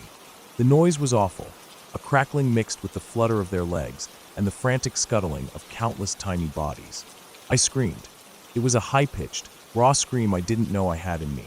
They landed on me immediately. Burning legs, tiny claws crawling all over my arms and face. I rolled on the ground, trying to shake them off. Every time I got some off, more seemed to come. My shirt, jacket, pants, I ripped them all off, desperate to get the spiders off my skin. I was crying and swearing, caught between the heat of the flames and the terror of the spiders biting and crawling everywhere. In a panic, I grabbed the radio from inside the blind and called my dad. My voice was trembling and hoarse. I told him to come get me, that I was done, and we were going home. I kept screaming and crying, begging him to hurry. I don't remember how long I stayed there, but eventually, my dad and the others arrived. They helped me get the spiders off, dousing me with water and inspecting my skin for bites. I was shaking uncontrollably, my heart racing. I didn't want to say much. I just wanted to get out of those woods. After that day, I went through therapy to get over what happened. It took months before I could even think about spiders without feeling a deep dread. I still hate them. I avoid being near them at all costs. The fear isn't just from the bites or the fire. It's from the overwhelming feeling of helplessness I had while the spiders swarmed me. It was pure, raw terror, and it has stayed with me ever since. I never went hunting again. I never wanted to be in those woods without my dad or the others again, especially not alone. The trip left a mark on me, one I won't ever forget. The fear of spiders grew into something bigger, a reminder of that day when something as small as a spider could turn the entire world into a nightmare.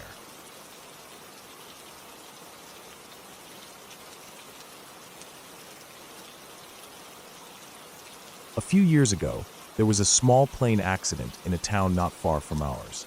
It was the kind of news that hits you out of nowhere, but also makes a strange, heavy weight settle in your chest. I was part of the county volunteer search and rescue team then. When the call came through over the radio, urgent, clipped, and serious, I dropped whatever I was doing and headed out. We didn't know many details at first, just that a private plane had gone down somewhere in the rough hills near the edge of the neighboring town. No one knew if there were survivors. When I got there with the other volunteers, the scene was chaotic but hushed. The sheriff was already there, standing near the edge of the forest where the plane had crashed.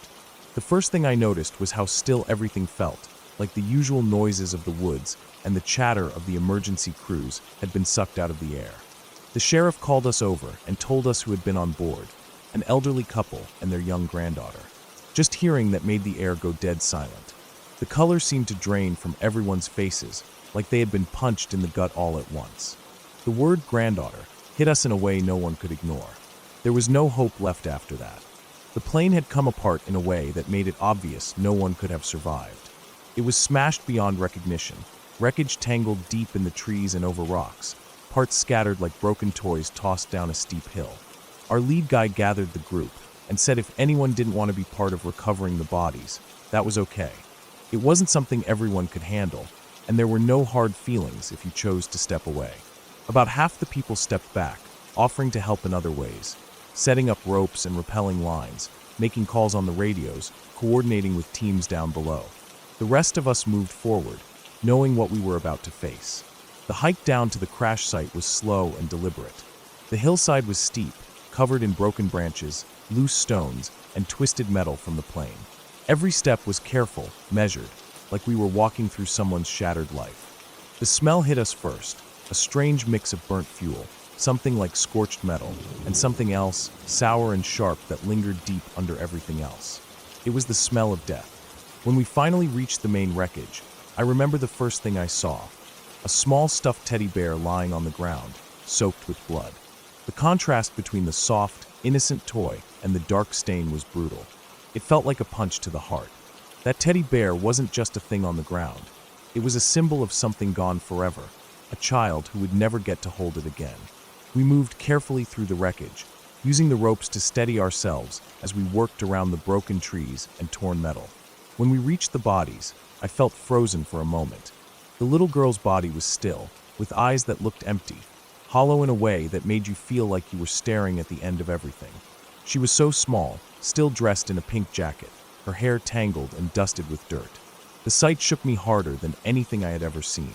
I've worked as an EMT for a few years, seen plenty of death and injury, but this was different. There was something about the innocence lost, the future stolen.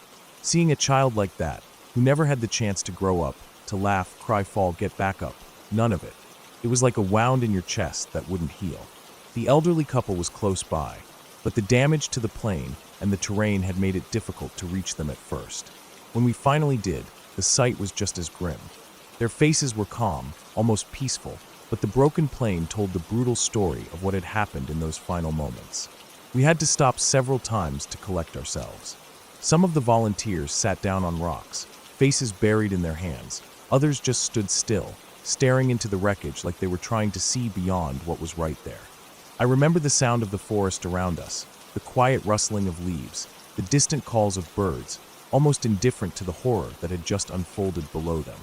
We worked through the day, carefully preparing the bodies for recovery.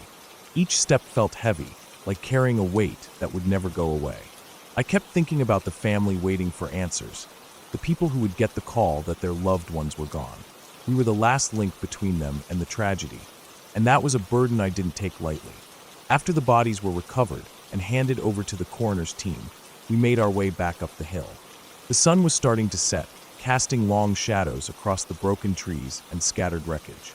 The quiet weight of the day clung to me. It was a silence filled with grief, shock, and something like numbness that settled deep in your bones. On the drive back, the roads twisting through darkening woods, I stared out the window, my mind replaying the day's moments over and over.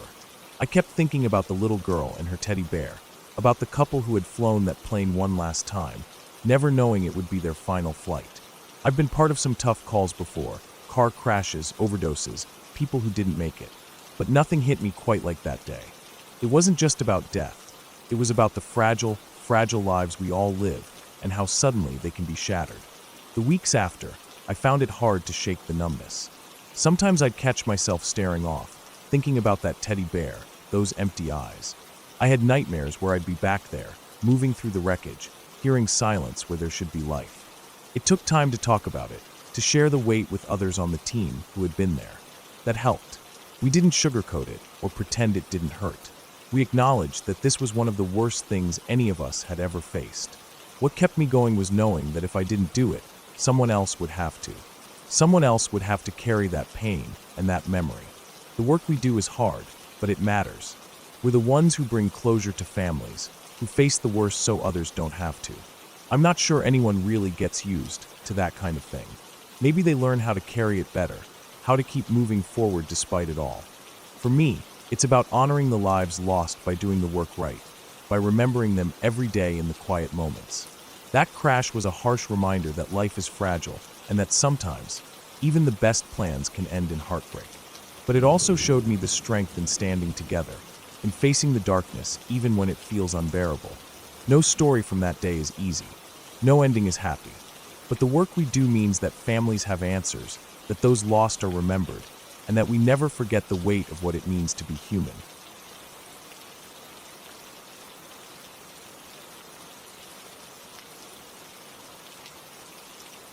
I was about 13 or 14, and skating was pretty much everything to me back then. Tim, Brandon, and I spent most afternoons riding around, trying tricks and just hanging out. We weren't good at it or anything, just kids in a small town trying to have fun, but skating felt like freedom. After a long session one day, we decided to stop at the 7-Eleven nearby. We were all thirsty and hungry, and the idea of cold sodas and chips after skating was just perfect. We rolled up on our boards, laughing and joking, ready to grab some snacks before heading home. It wasn't far, maybe just a couple blocks, so we didn't worry about cars or anything much. Just kids being kids. Inside the store, the fluorescent lights buzzed quietly overhead. The smell of hot coffee mixed with cold air from the refrigerators. We grabbed our drinks. Brandon got a soda, Tim got a slushie, and I picked a bottle of iced tea. The cashier barely looked up, and we paid quickly, eager to get outside and enjoy our snacks. As we walked out, the sun was low in the sky, casting long shadows across the parking lot. The air was warm, with that faint smell of gas lingering near the pumps. We moved toward the parking lot's exit, planning to cross the highway and make our way home. I glanced back toward the gas pumps and noticed a man standing there. He looked to be in his 40s or 50s, with a weathered face and a stiff posture. He was pumping gas into a white truck. There was something off about him, though at first I couldn't place it. His eyes caught mine, and for a moment he just stared. It was the kind of stare that made the hair on the back of my neck stand up. Not curious or friendly, but cold and hard. Before I could react, he dropped the gas pump, slammed the truck door shut, and revved the engine. The sudden noise made me jump. Without warning, he slammed on the gas, and the truck shot forward toward us. My heart stopped. He didn't slow down. The truck barreled right toward me and my friends. I barely had time to move. I felt a sharp sting on my arm as the side of the truck grazed me. The impact knocked my skateboard from my hand. Brandon shouted something I couldn't fully hear over the roar of the engine, but it was angry and scared. The truck sped past, but instead of driving off, the man peeled into the neighboring parking lot, drove through a ditch that separated the lots, and tried to run us over again. This time, it wasn't just reckless, it was deliberate. We scattered. I could hear Brandon and Tim screaming, cursing at the maniac, but there was no time to argue or stand still. The three of us bolted, running at full speed across the highway. Cars honked and swerved around us, but no one stopped. The drivers just kept going, like they didn't see what was happening or didn't want to get involved. The library was our only hope. It sat a few blocks away, a building with big windows and a heavy front door that always felt like a safe spot. I was counting on it being open. We sprinted toward it, lungs burning and legs aching. As we got closer, maybe half a block away, I glanced back. The truck was coming fast. The man behind the wheel was pure rage, like he was hunting us. I swear I could see the wild look in his eyes from where I was. Tim and Brandon made it to the doors first and threw themselves against them, desperate to get inside. But I didn't go with them. The library was closed. It was a Sunday. I knew this. So instead of running toward those locked doors, I turned toward the woods that bordered the back of the library property. The trail through the woods was a shortcut to my backyard.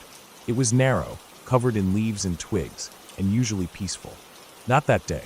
The maniac peeled into the parking lot and jumped out of his truck. My heart pounded so hard I thought it might burst through my chest. I looked back just in time to see him grab something from the bed of his truck, a long, heavy object. It looked like a shotgun or maybe a crowbar. I couldn't tell for sure, but either one was bad news. I ran into the woods without looking back again. The trees closed in around me, shadows swallowing the fading daylight. The trail was uneven and slippery with scattered leaves. Every snap of a twig, every rustle of leaves made me jump, convinced he was right behind me. I ran harder, faster than I ever had before, even though my lungs were burning and my legs screamed for relief. My skin was slick with sweat, my shirt stuck to my back. My arm throbbed where the truck grazed me, but I didn't dare slow down. The woods felt endless, even though I knew the trail well. I stumbled over roots and pushed through branches, hoping I could lose him in the trees. The world around me was just noise, the pounding of my heart, my ragged breathing, the crunch of my feet on the dirt. Finally, I saw a break in the trees up ahead. That was my street. I burst out of the woods and onto the quiet road near my house.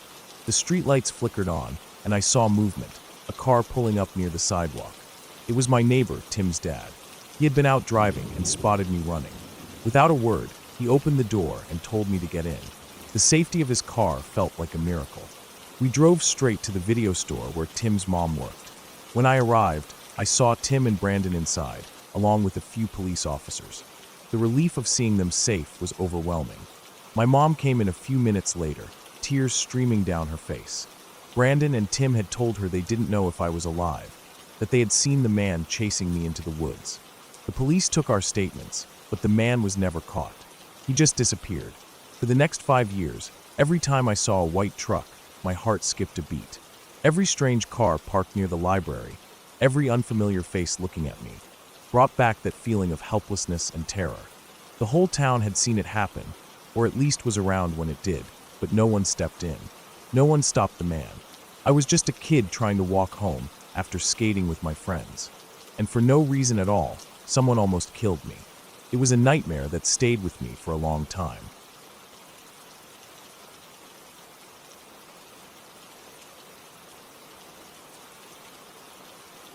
I woke up suddenly. The room was pitch black, and I could barely open my eyes. The only thing that caught my attention was the red glow from the digital clock on my nightstand. It read 3:34 a.m. I didn't want to move at first. I just lay there, heart pounding hard enough that I was sure my parents might hear it through the walls. Then I heard it, the faint rattling noise coming from downstairs. It wasn't normal. It was slow, like something being dragged or something hitting the floor over and over, but very quietly. I didn't want to call out. The thought of waking everyone up felt wrong, but at the same time, I knew I couldn't just stay in bed and pretend nothing was happening. I was 17. I should be brave enough to check. I slipped out of bed quietly, making sure not to knock anything over. The floor was cold under my bare feet. The house was so still it felt like it was holding its breath. I crept to the stairs, trying not to make a sound. The rattling downstairs continued. I was terrified. I imagined a burglar, or worse. I reached the top of the stairs and paused, looking towards my parents' room. Usually at this hour, they'd be asleep, right? I slowly pushed open the door, trying to let my eyes adjust to the dark. The room was empty. The bed was made, but nobody was there. The closet door was closed. The window curtains were drawn. No sign of my parents. I thought maybe they went out, but who leaves the house at 3:34 a.m.? And why leave the doors unlocked? The whole thing was strange. I shut the door quietly and decided to check on my brother. My brother's room was upstairs, at the end of the hall. I moved as quietly as I could, almost holding my breath. His door was slightly open, and through the gap, I could see his room was lit by the dim glow of his desk lamp. Usually, he stayed up all night playing games or watching videos on his computer. But when I peeked in, there was no sign of him. No sound of tapping on a keyboard, no light from his monitor, nothing. His bed was empty, the covers ruffled like he had just left. I frowned. If the noise wasn't coming from my brother or my parents, then it must be from downstairs. I felt a sick feeling in my stomach. Something was definitely wrong. I took a deep breath and started down the stairs. The house felt colder the further I went, like the warmth was leaving. The rattling grew louder. It was coming from the living room. I stopped just at the bottom of the stairs and looked towards the living room. There, in the middle of the room, were two men. They were big, bulky, and dressed all in dark clothes. One of them was struggling with the TV, pulling it off the wall. The other was rifling through the cabinets near the fireplace, looking for something. They didn't notice me. I couldn't tell if they had seen or heard me, but they didn't stop. My heart was racing. pounding so loud I felt like it might burst out of my chest. I didn't want to call out or make noise. I turned and ran upstairs as quietly as possible. I slammed my bedroom door shut and locked it. My hands were shaking so hard I struggled with the lock for a moment. Then, suddenly, there was banging on my door. Hard, violent banging. My body froze. I didn't move. The banging kept coming, louder and more urgent. I squeezed my eyes shut, wishing I could disappear. The banging went on for what felt like forever. Then, everything stopped. I sat on my bed, too scared to move. After a while, my breathing slowed, and my heart stopped pounding so violently. Then I woke up. I was in my bed. The clock glowed 3:34 a.m. It was a dream, a nightmare. Relief washed over me like a wave crashing onto the shore. It had just been a dream. Nothing real.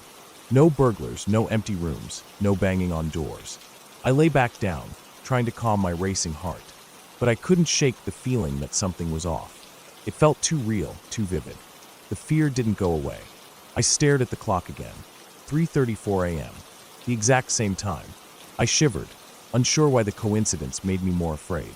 After a few minutes, I decided I had to prove to myself that everything was okay, that no one was downstairs, that my parents and brother were safe. I got out of bed again, this time with more caution. I moved slowly down the stairs, holding onto the railing. When I got to the bottom, my stomach dropped. There were the two men again, but this time they were in the kitchen. Their faces were twisted in anger, screaming at my parents and brother. My parents looked terrified, my brother was frozen, and the men were yelling, threatening them. The kitchen was a mess. Cabinets were open, drawers pulled out.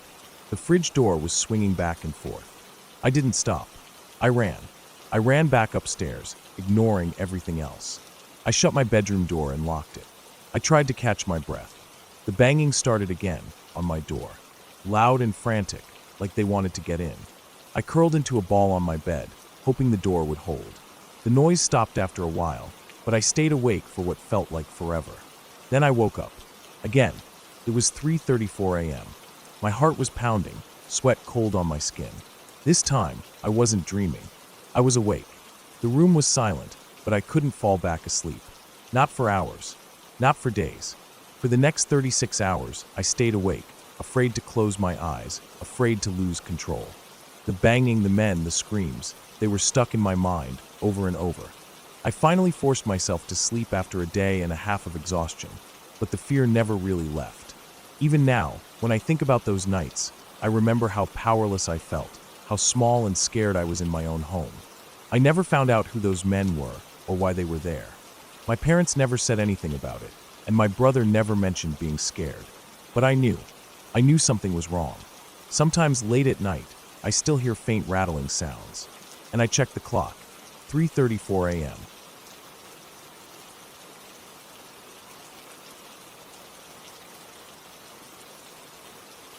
When I was about 13, our dog ran away from home.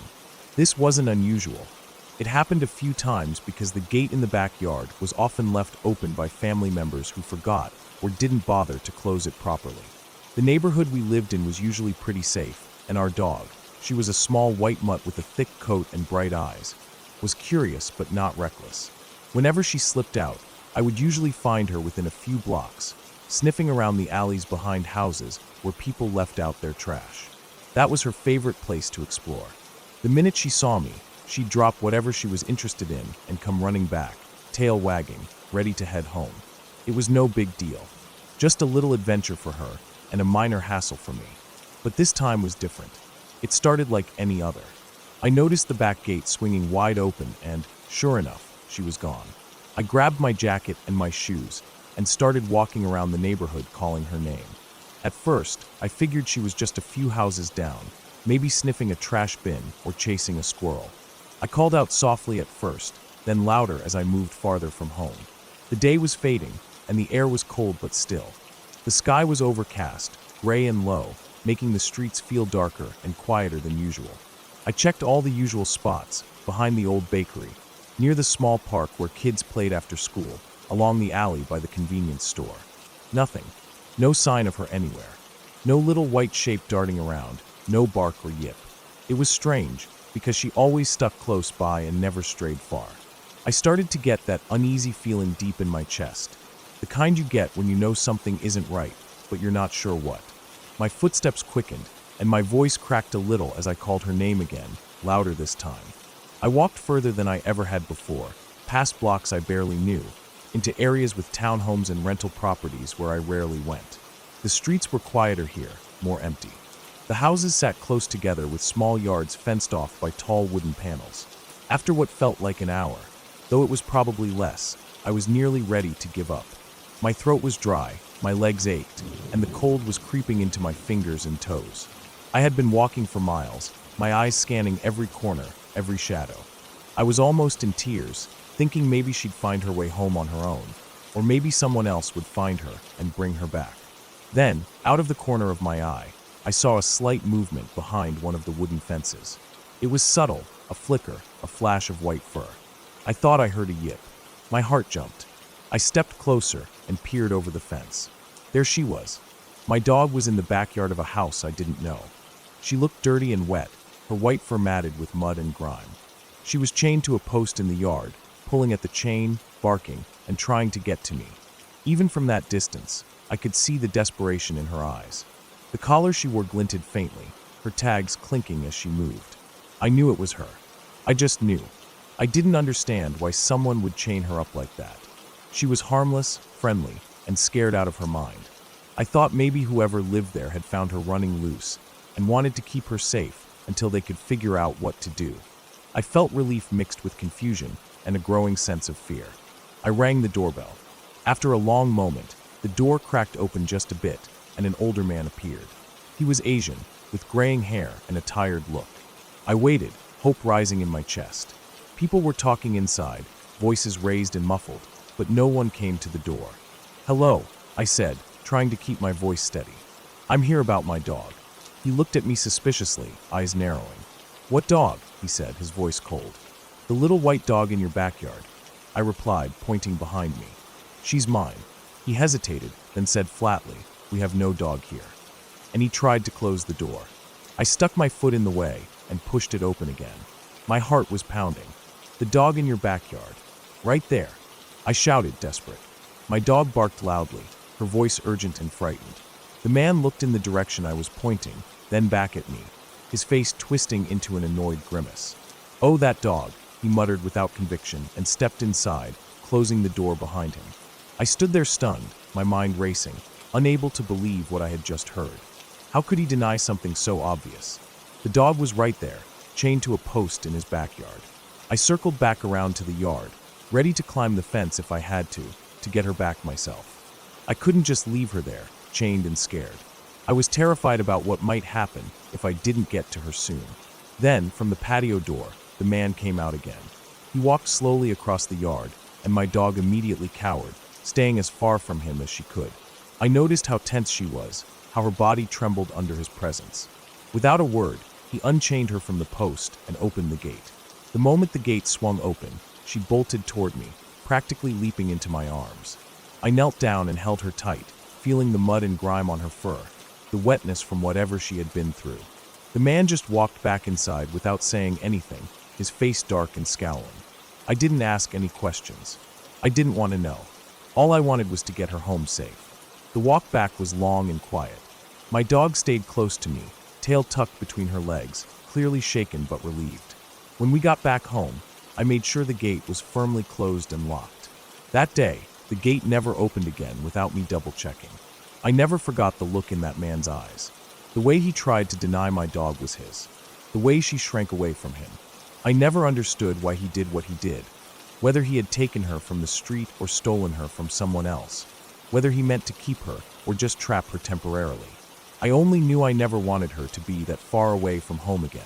After that, if she ever slipped out, she stayed close, never more than 50 feet from the house or the fence. One time, I even found her sitting patiently just outside the gate, waiting quietly, like she knew better than to wander too far.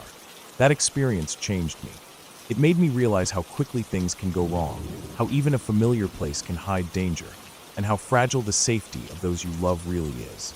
It also made me appreciate the small, everyday moments, coming home, closing the gate, knowing your dog is safe at your side. No one else in my family ever knew the full story, how close we came to losing her for good. But I carry it with me, a memory of fear, relief, and the quiet determination to never let her out of my sight again.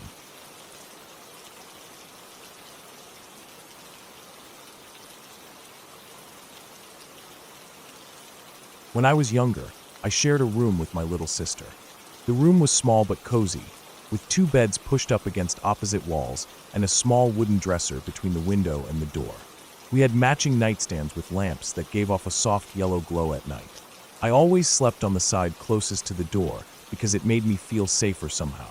My sister slept by the window, where the moonlight would spill in if the curtains weren't fully drawn. The house itself was old, creaky floors, thin walls, and windows that rattled whenever the wind picked up. It wasn't unusual for noises to echo through the house at night, especially when the wind howled. But it was still our home, and I felt comfortable there most nights. One particular night stands out, though. I was lying in bed, just about to fall asleep, when my sister whispered sharply from her bed. She said, "Look at the door." I turned my head slowly, feeling a strange chill run down my spine. Standing in the doorway was a dark silhouette of a man. I couldn't make out any features, just a tall, shadowy figure, still and quiet. I stared at him for what felt like an eternity, my heart pounding loud enough I thought he might hear it. There was a light switch right next to my bed, so without thinking too much about it, I flicked it on.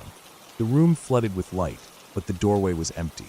No one was there, just the empty hallway beyond the door, dimly lit by the light from the hall. My sister and I looked at each other, eyes wide. Neither of us said anything for a moment. Then, we called out for our dad. He came in, rubbing his eyes like he'd just woken up, asking what was wrong. We told him what we saw, the man in the doorway. He sighed and said it was probably just our eyes playing tricks on us. Maybe the shadows from the streetlight outside, or the way the darkness stretched down the hallway. He turned off the light and said to try and get some sleep. I lay back down but couldn't stop thinking about that figure. The fact that it disappeared when the light came on didn't make it any less real in my mind. I kept glancing at the door, half expecting to see the shadow again. The next day, I went downstairs early, hoping to shake off the unease from the night before. I found my dad sitting at the kitchen table, staring straight ahead like he was deep in thought, but his eyes seemed empty, distant. I asked him if he was okay, and he didn't respond right away. Finally, he said quietly, "Was the man you saw tall?" His voice was low, almost hesitant. I nodded. He didn't say anything else, just stared down at his coffee cup, twisting it in his hands. Over the next few weeks, the same shadow showed up again, sometimes to me, sometimes to my sister, and even my parents. It always stood in the doorway, silent and still, just a dark outline against the light from the hallway. Each time someone saw it, they'd flick on the lights, and the figure would vanish without a trace. No footsteps, no sounds, nothing to explain its presence. And no one could ever find any sign that someone had been there. What made it more unsettling was that each family member saw it at different times, never all at once.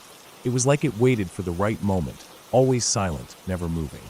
Sometimes I'd catch my dad staring at the doorway, like he was waiting for it to appear again. The tension in the house grew, even though no one talked about it much. We just knew it was there, lurking in the background. Years passed, and the shadow never went away. It became a strange, unspoken part of our lives. Sometimes it would show up multiple nights in a row, and other times it disappeared for months. It never seemed to want anything, never tried to scare us out loud or move closer. Just standing there, a shape in the darkness, as if watching. There was no rational explanation. We looked for everything, security cameras, cameras on the property, tried to set traps, but never caught anything. We asked neighbors if they saw anyone suspicious, but no one did. Our family was well known in the neighborhood. Everyone trusted us and never worried about safety. Yet that shadow stayed with us, a quiet, unsettling presence no one could explain. Sometimes I wondered if it was someone from outside watching us, but there was no sign of forced entry or anything missing. It was as if whoever, or whatever, it was could appear and disappear without leaving any evidence. No sounds of footsteps in the hallway, no knocks, no creaks. Just the silhouette, frozen in place. At night, I became afraid to sleep with the door open. I'd close it tightly, pull the blankets up over my head, and pretend the shadow wasn't there. My sister did the same. We never told anyone else about it. We didn't want to sound crazy. But deep down, the feeling of being watched never left. The house felt different. The usual creaks and groans of an old house became louder, sharper, almost like warnings. Sometimes I'd hear footsteps outside our room late at night, slow and deliberate, but when I'd sit up to look, no one was there. The air would feel colder near the door, like someone standing just outside the room. Our parents tried to keep things normal. My dad always said it was probably just our imagination, but I knew he was scared too. The way he'd glance at the doorway when he thought no one was looking said more than words could. One night, I woke up to a strange noise, soft breathing coming from the doorway. I froze, heart hammering. The breathing stopped as suddenly as it started. I waited for hours, eyes fixed on the door, but nothing else happened. When morning came, I told no one, afraid they might think I was losing my mind. The shadow never tried to harm us. It didn't move or speak, or do anything threatening. It just stood there, watching, like a silent observer. It was the silence and stillness that made it so terrifying. Years later, after we'd all moved out and grown up, my sister and I talked about it again. Neither of us could forget that shadow. We wondered if it was some trick of the light, a neighbor playing a prank, or something else entirely. But we knew it wasn't a dream or a nightmare. We all saw it many times. Our father never really explained what he thought it was, but the way he asked if it was a tall man told me he might have seen it too, once or twice, maybe more than he admitted. The fact that he never tried to chase it away or call the police made me realize he knew there was nothing we could do. Looking back, I think about how strange it is that something so simple, just a dark shape, could unsettle an entire family for years. No flashing lights, no loud noises, no sudden attacks. Just a quiet, watchful presence in the doorway. It changed the way I saw our home and the nights I spent there. Sometimes, when I'm alone and hear a creak from the hallway or catch a shadow from the corner of my eye, I still remember that man in the doorway. And I wonder if he's still standing there, waiting silently in the dark, just beyond the light.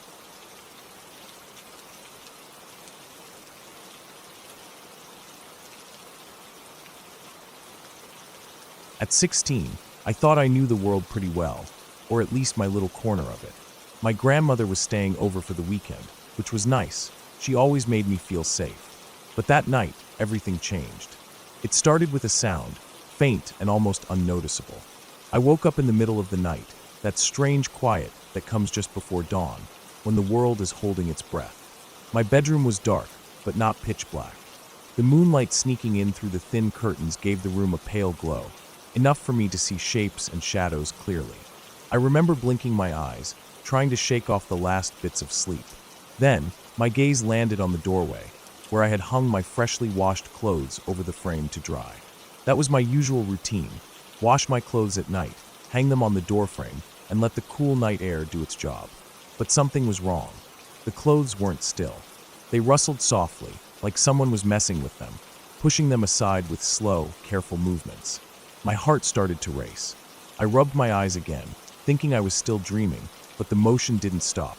My gaze focused more clearly, and I started to see what was moving behind the clothes.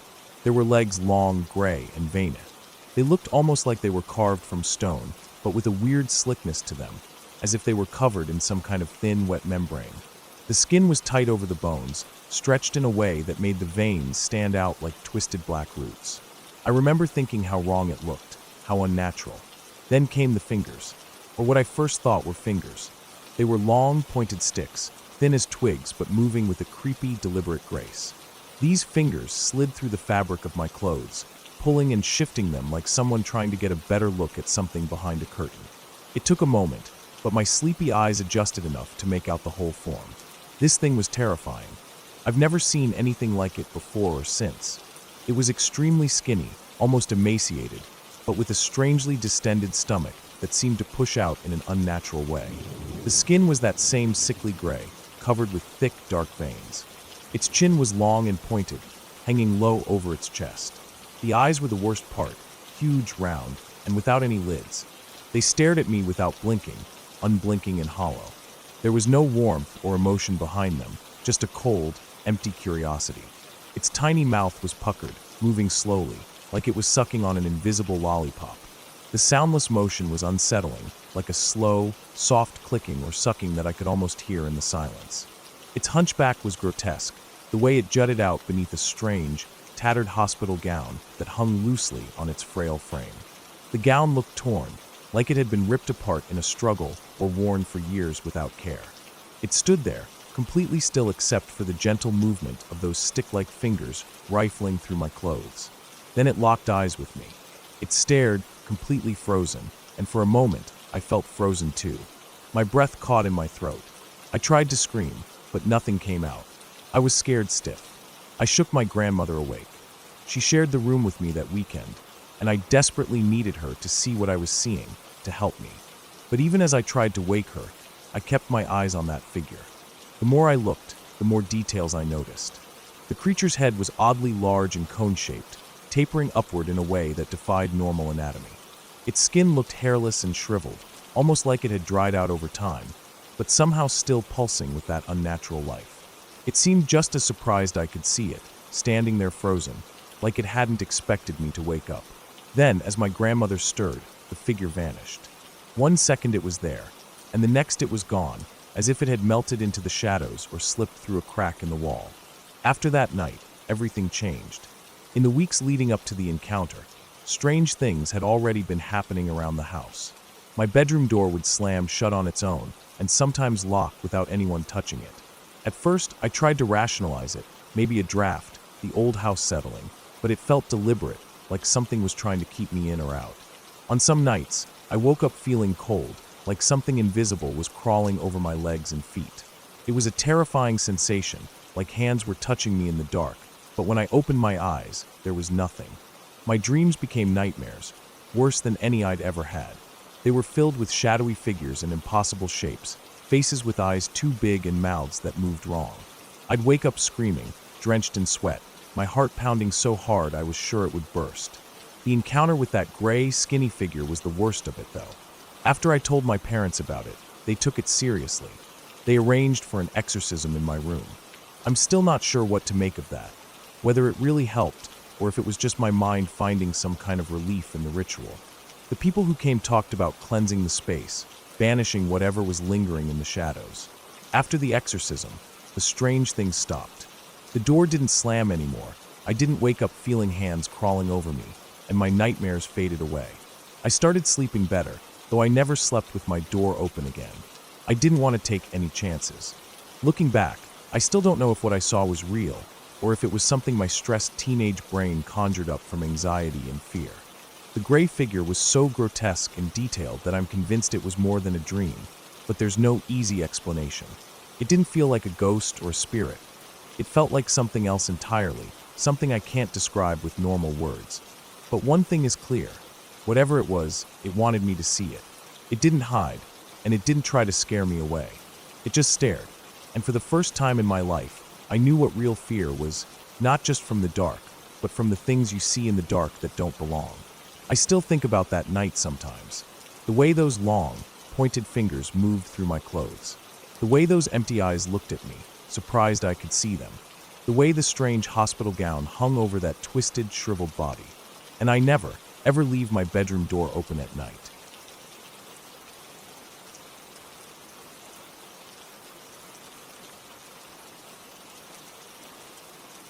I lived in a bizarre little house as a child, a place so strange and narrow that it stuck in my mind like some sort of odd dream I couldn't quite shake. It wasn't just tall and thin, it was ridiculously so. It had 3 floors stacked on top of each other, a basement beneath, and an attic above. The whole house looked like something you might see in a picture book or a cartoon, all tall and skinny, like one of those old-fashioned row houses, but standing all alone, like it was trying to balance on the tip of its foundation. It was a freestanding, weird little thing, and it had quirks that I never fully understood as a kid but loved anyway. The house was old, painfully so. The walls creaked as you moved, sometimes even when there was no wind outside. There were 2 fireplaces, which seemed strange for such a small place, but they both worked perfectly. One was in the living room, and the other was on the 2nd floor, in the master bedroom. Both gave off the kind of warmth that smelled faintly of wood smoke and made the whole house feel cozy in winter, even when the wind rattled the windows and the cold crept in through every crack. The basement was its own odd world. Right in the middle of it was a shower stall, standing alone like some abandoned artifact. I never really knew why it was there or who had put it there, but it was weird and a little creepy. like the house had parts that didn't quite belong or weren't supposed to be there. The backyard was another odd thing. It was so small that you could barely take 5 steps without bumping into the fence. It wasn't a place to run or play. It felt cramped and boxed in, a tiny square of earth trapped by peeling wooden boards that leaned in from years of neglect. One of the most unusual features was the dumbwaiter, a rope-pulled dumbwaiter that ran from the kitchen, down in the basement, all the way up to my bedroom on the 3rd floor. It was old, with chipped paint and a wooden box that creaked when you pulled the rope. I loved it. I would pack little things in there and send them up or down, feeling like I had some secret elevator just for me. It was a little bit magical in its own way, despite being rusty and unreliable. The house felt like it had been designed by a bunch of people who didn't talk to each other properly. Like they all had ideas, but no one ever agreed on what the final plan should be. Half the charm of living there was how bizarre and unpredictable it was. But the house was old, and as time went on, it started falling apart.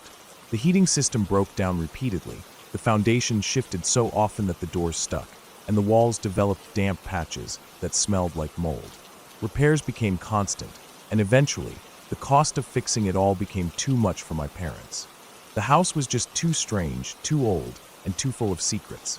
We had to move. Preparing for the move was a huge task. I packed most of my things myself, carefully folding clothes, stacking books, and gathering my toys. I became obsessed with the dumbwaiter, throwing my stuff down it to the kitchen, then hauling boxes up again. My clothes were shoved so tightly into my closet that they formed a thick, heavy block, a solid brick of fabric that I couldn't easily pull apart.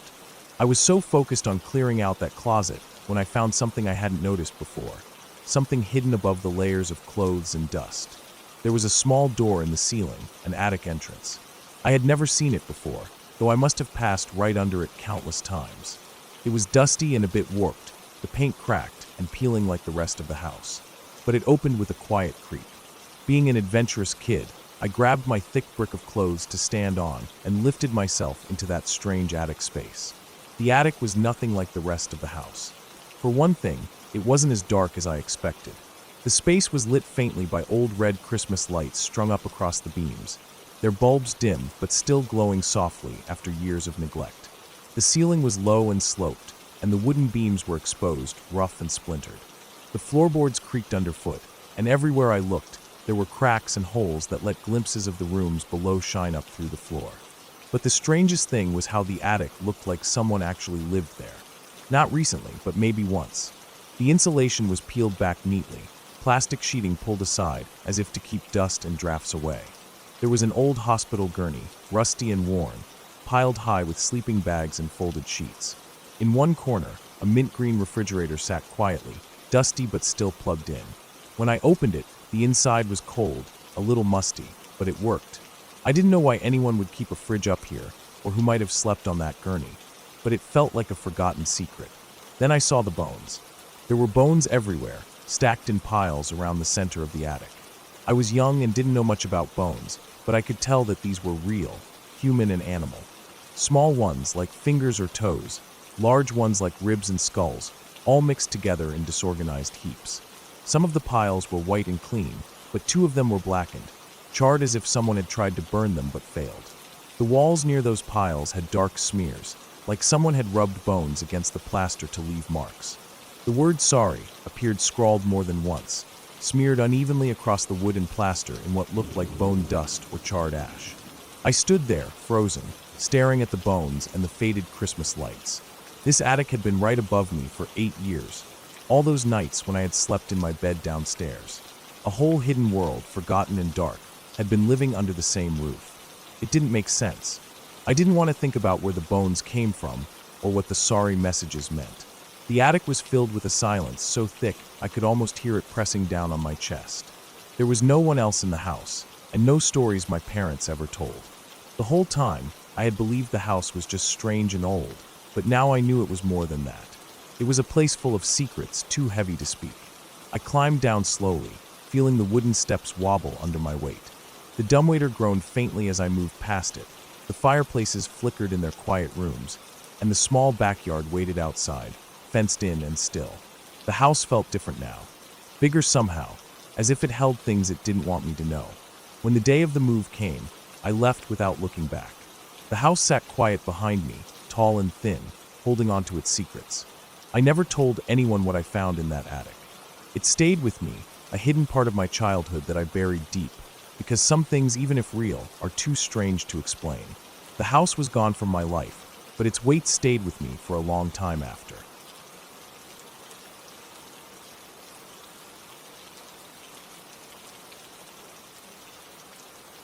When my grandfather's company decided to set up an office in a remote part of a third-world country, they needed a place to live and work nearby. The company does timber and mining, so remote places are part of the job. They found a house that was unbelievably cheap, dirt cheap, even for the standards of the area. But as anyone who deals with property in places like this knows, if a deal looks too good to be true, there's usually a catch. The locals immediately warned my grandfather not to buy it. The villagers told stories about how the house was cursed, haunted, or at least unlucky. They said every family who ever lived there died in violent ways. They didn't speak openly about it, more like hushed warnings. When my grandfather pressed them, they'd just shake their heads and say, "Better to leave that house to the ghosts." But my grandfather, a practical man, didn't believe in superstition. He was used to dealing with rough places and tough people, not ghost stories. So, the company bought the house. The plan was to use the lower floor as the office and have the office manager live upstairs with his wife and 3 kids. The man was one of my grandfather's trusted employees, steady, reliable, a family man. The idea was to have someone local but trustworthy to oversee the operations on site. They moved in quickly. At first, everything seemed fine. The house was old, sure, but structurally sound. It needed some fixing, but nothing unusual for a building of its age and location. The area was quiet, isolated, which suited the company's needs. No distractions, no interference. Then the messages stopped coming. At first, my grandfather thought it was just bad signal or power outages. It was the middle of nowhere. Communications were spotty at best. But days passed, then weeks, and still no word. Calls went unanswered. Emails bounced back. No one heard anything. Concern grew. The silence wasn't normal. My grandfather sent messages through local contacts, trying to find out what was going on, but the answers were vague and unhelpful. The locals just looked away or muttered that the house was bad luck. Eventually, my grandfather had to involve the local police. He asked them to check on the manager and his family. After all, it wasn't just a job anymore. It was a family's safety on the line. The police arrived at the house and found a scene so horrifying that even the officers were visibly shaken. The house was locked tight. The lower floor, where the office was, showed signs of chaos. Inside the upper floor, the living quarters, was something no one expected to see. The man, his wife, and their 3 children were all dead. Not just dead, but hacked to pieces with a machete. The descriptions I heard later were difficult to process. The bodies were decapitated, limbs severed. The walls, the floors, and even the ceiling were soaked with blood. Blood spatters covered every surface. The police report mentioned that the amount of blood on the ceiling suggested extreme violence, enough force to spray it upwards. The bed in the master bedroom, an enormous old wooden frame, was pushed up against the door. It was heavy, bulky, and nearly impossible to move by one person, let alone in a frantic situation. Yet somehow, the man had barricaded the door with that bed, pinning his wife and children underneath it. The implication was chilling, either a desperate attempt to protect them or something more sinister. The locals said the only way to explain the strength needed was possession or spirits. I've never believed in that. What I believe is that isolation and madness can drive people to unfathomable acts. It's one thing to be alone in a remote place, but another when the pressure, fear, and loneliness build up with no relief. My grandfather had to pay off the local authorities, a few bribes here and there, to keep the details from leaking out. It wasn't hard. The place was so isolated, and the police weren't interested in causing a scandal. The deaths were officially ruled natural, although no one outside the company believed it for a second. Everyone who was told to keep quiet had to sign NDAs. The company swept it under the rug, hoping to move on, but no one wanted that job anymore. The next person offered the position refused. The second person promoted, they quit immediately. Nobody wanted to live in that house or set up the office in that place after what happened. I don't blame them, because what really happened in that house wasn't ghosts or curses. It was something far worse, a man pushed to the edge, alone in a strange place, with nothing but his own mind to wrestle with. No one checked on him for weeks. No one heard his calls for help, if he ever made them. The blood-soaked room, the barricaded door, the mangled bodies. Those were the last moments of a man who lost everything, and himself. When I think about it, I picture that house standing there, empty and silent, waiting. Not because of some supernatural presence, but because it became a prison. A place where hope died, and no one dared to enter again. The company eventually abandoned plans to open that office. They rented other spaces nearby, and never sent anyone to live in that house again. It stands there to this day, a grim reminder that sometimes the most terrifying things are the ones we create ourselves, in isolation and desperation. No spirits, no curses, just a broken man and a broken place.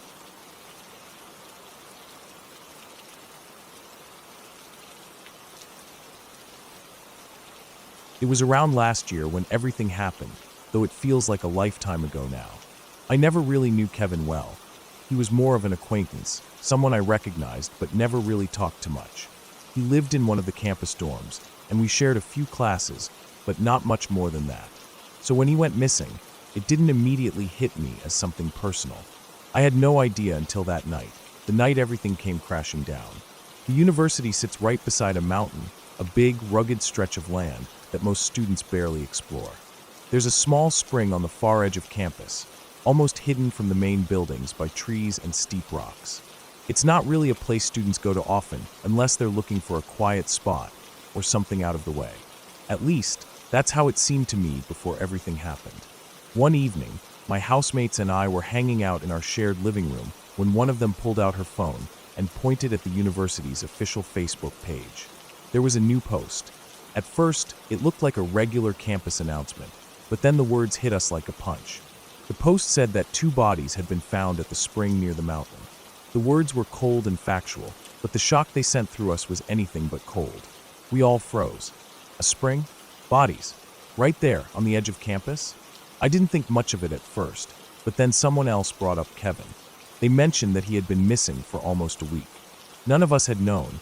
None of us had seen any news or heard any rumors until then. But now it was staring us in the face. Panic started to creep in. It was weird how someone you barely knew could suddenly make your stomach twist with fear. Because the more we checked the details, the more it became clear. The bodies were being identified, and one of them, there was no doubt, was Kevin. The report misspelled his last name, but it didn't matter. We all knew it was him. The name, the dorm he lived in, the time he had disappeared. It fit. Kevin was gone. He was one of them. The panic wasn't just mine. My housemates and I scrambled to figure out what to do next. We decided to meet with some of Kevin's dorm mates to try to learn more, hoping someone might have seen something or known what happened. I also called a few friends who had gone to the springs earlier that night, trying to get a better idea of what the scene looked like. But by the time they got there, the police had already taken the bodies away for autopsy. The spring itself was a quiet, almost peaceful place during the day. Green trees, soft rustling of leaves, the faint sound of water trickling over rocks.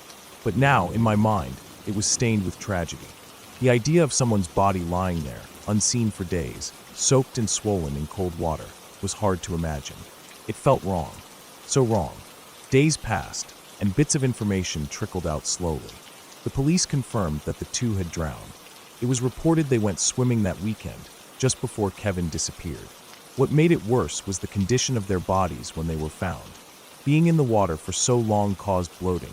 Their skin softened and peeled, and small crustaceans had started eating away at them. The bodies looked almost unrecognizable, their skin marked by what seemed like lashes or scratches. At first, people thought it was some kind of terrible frat initiation gone wrong. The marks on their skin looked violent, as if someone had beaten them. But it was really just the water and nature doing its thing, the damage done by days underwater. The way they died was one of the most disturbing parts. Drowning isn't quick or easy. It's a slow and terrifying way to go. I thought about it a lot, the panic Kevin and the other guy must have felt, trapped in the cold water, struggling to breathe as the water closed over their heads. There was no way out, no help coming. Just the dark, cold water, swallowing them up. I remember sitting in my room, staring at the ceiling for hours after hearing the news. It was hard to accept. Kevin wasn't just missing anymore. He was gone. There was no hope, no rescue. The campus felt different after that. darker somehow. The mountain, which had always been just a background, a quiet edge to where we lived and studied, now felt like a place full of secrets and danger. My housemates and I talked less about it as the days went by. There wasn't much to say.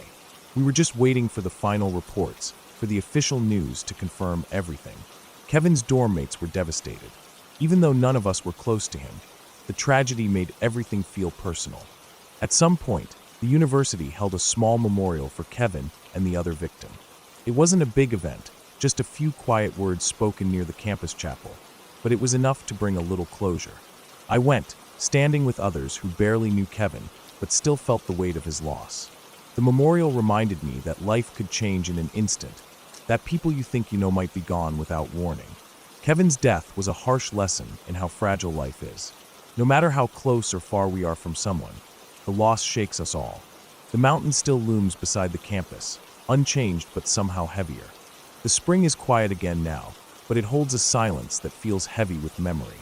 I don't think I'll ever forget Kevin, not because we were friends, but because of what happened to him, because it was real and raw and brutal, because it showed how quickly things can fall apart, how life can end in a place that once felt safe. Rest in peace, Kevin.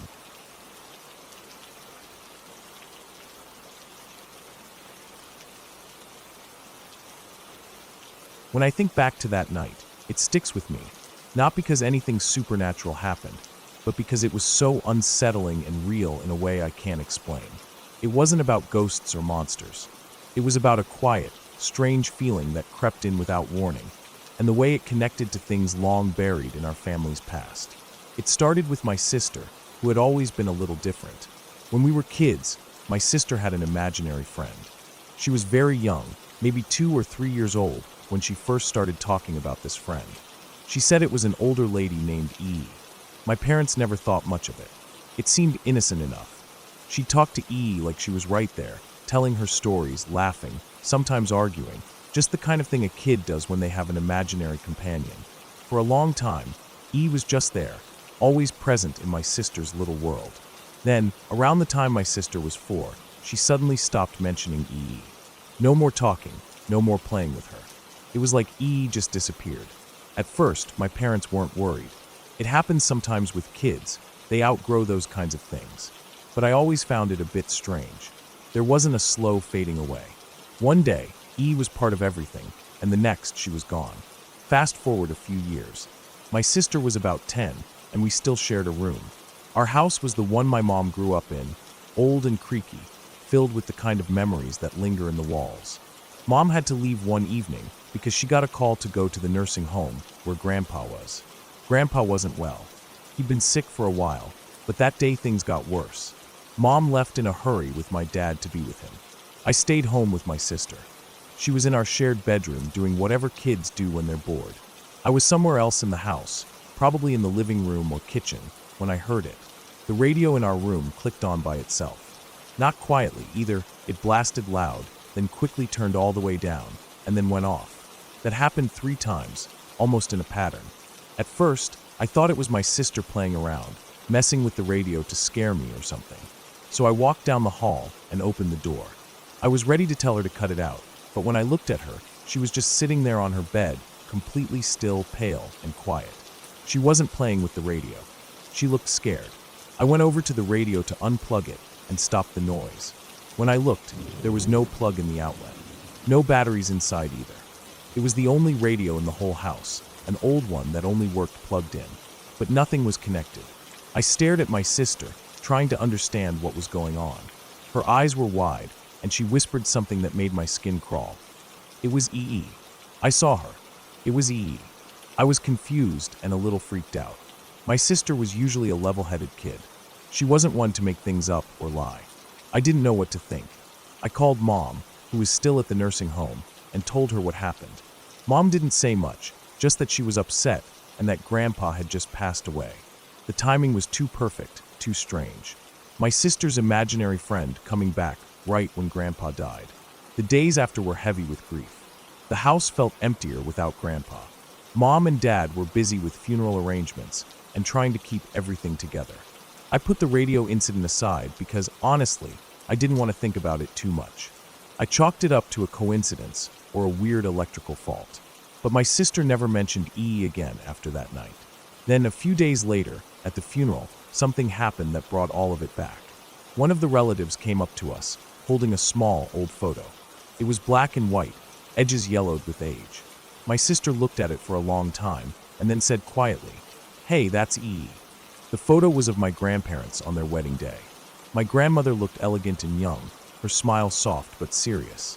The woman my sister had called E, the imaginary friend, was actually my grandmother. My grandmother had died long before I was born. Mom told me she was only 11 when Grandma passed away, and that after her death, her step-grandmother moved in and took over the house. My mom said that the step-grandmother had gotten rid of all the pictures and keepsakes that belonged to Grandma.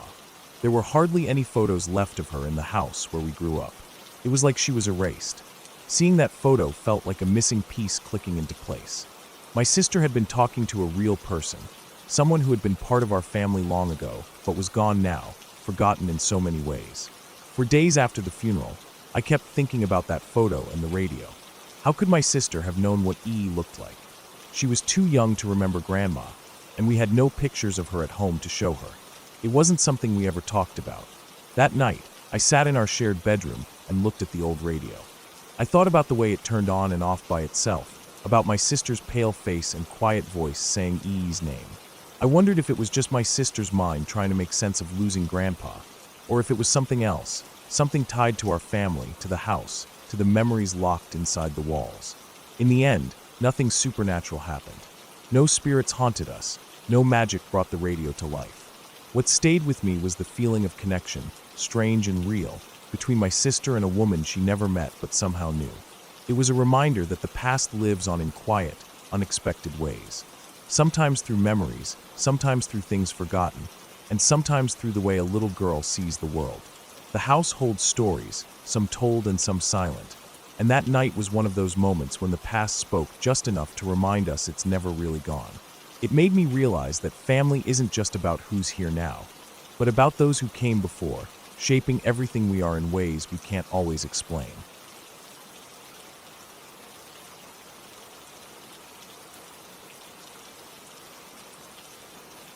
When I was in elementary school, my family decided to add on to our house. It wasn't a small project. It was supposed to be a big, beautiful addition that matched the old colonial style of our home. Our house was really old, built over 200 years ago, and my parents were very proud of keeping it as historically accurate as possible. The floors were softwood, worn down by time, and every detail mattered to them.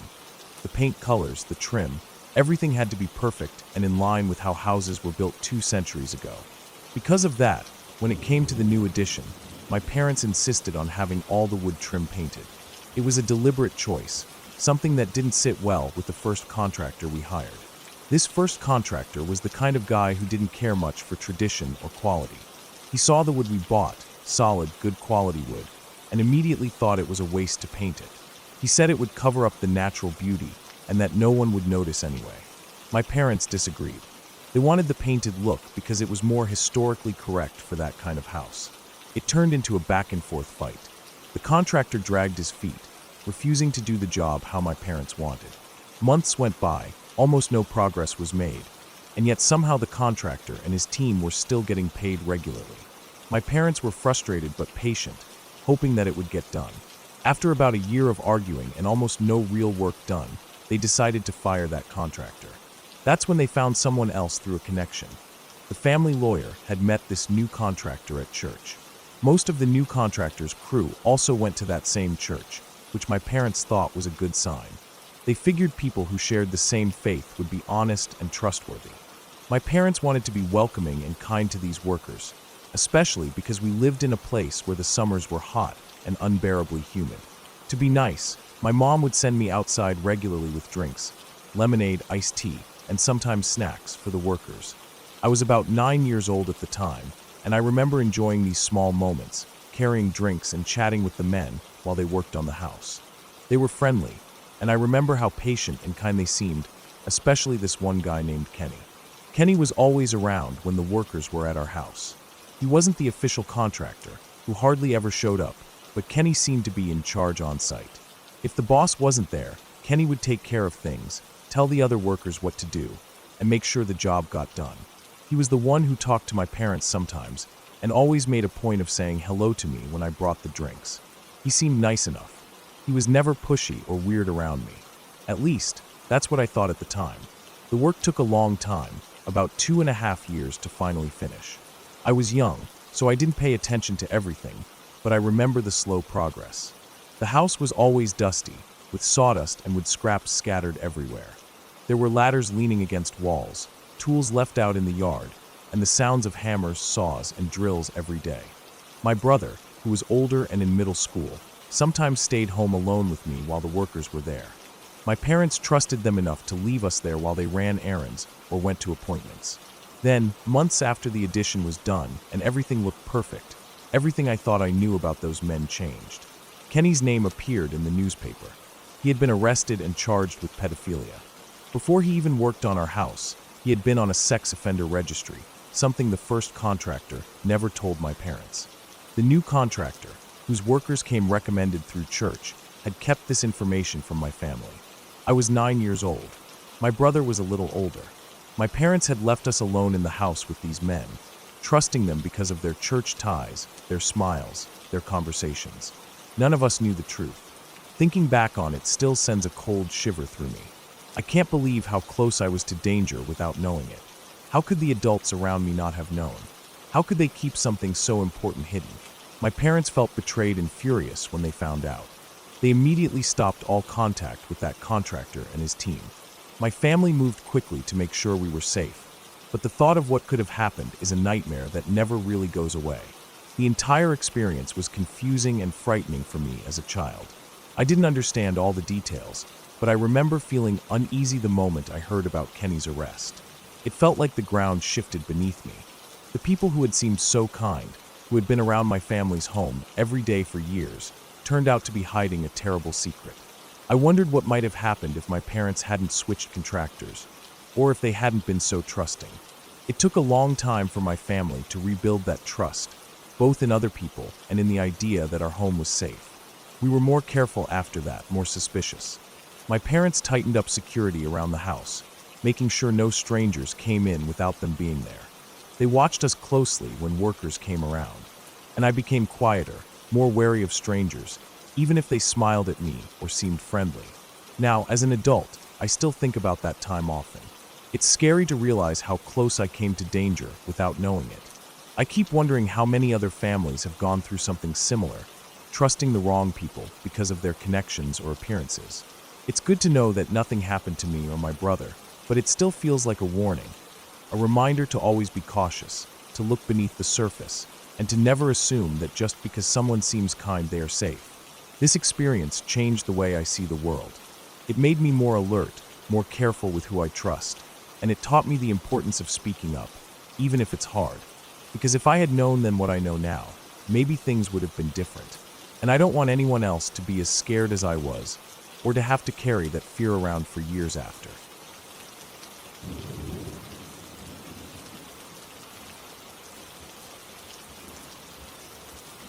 When I was about 7 or 8 years old, something happened that I never really told anyone about.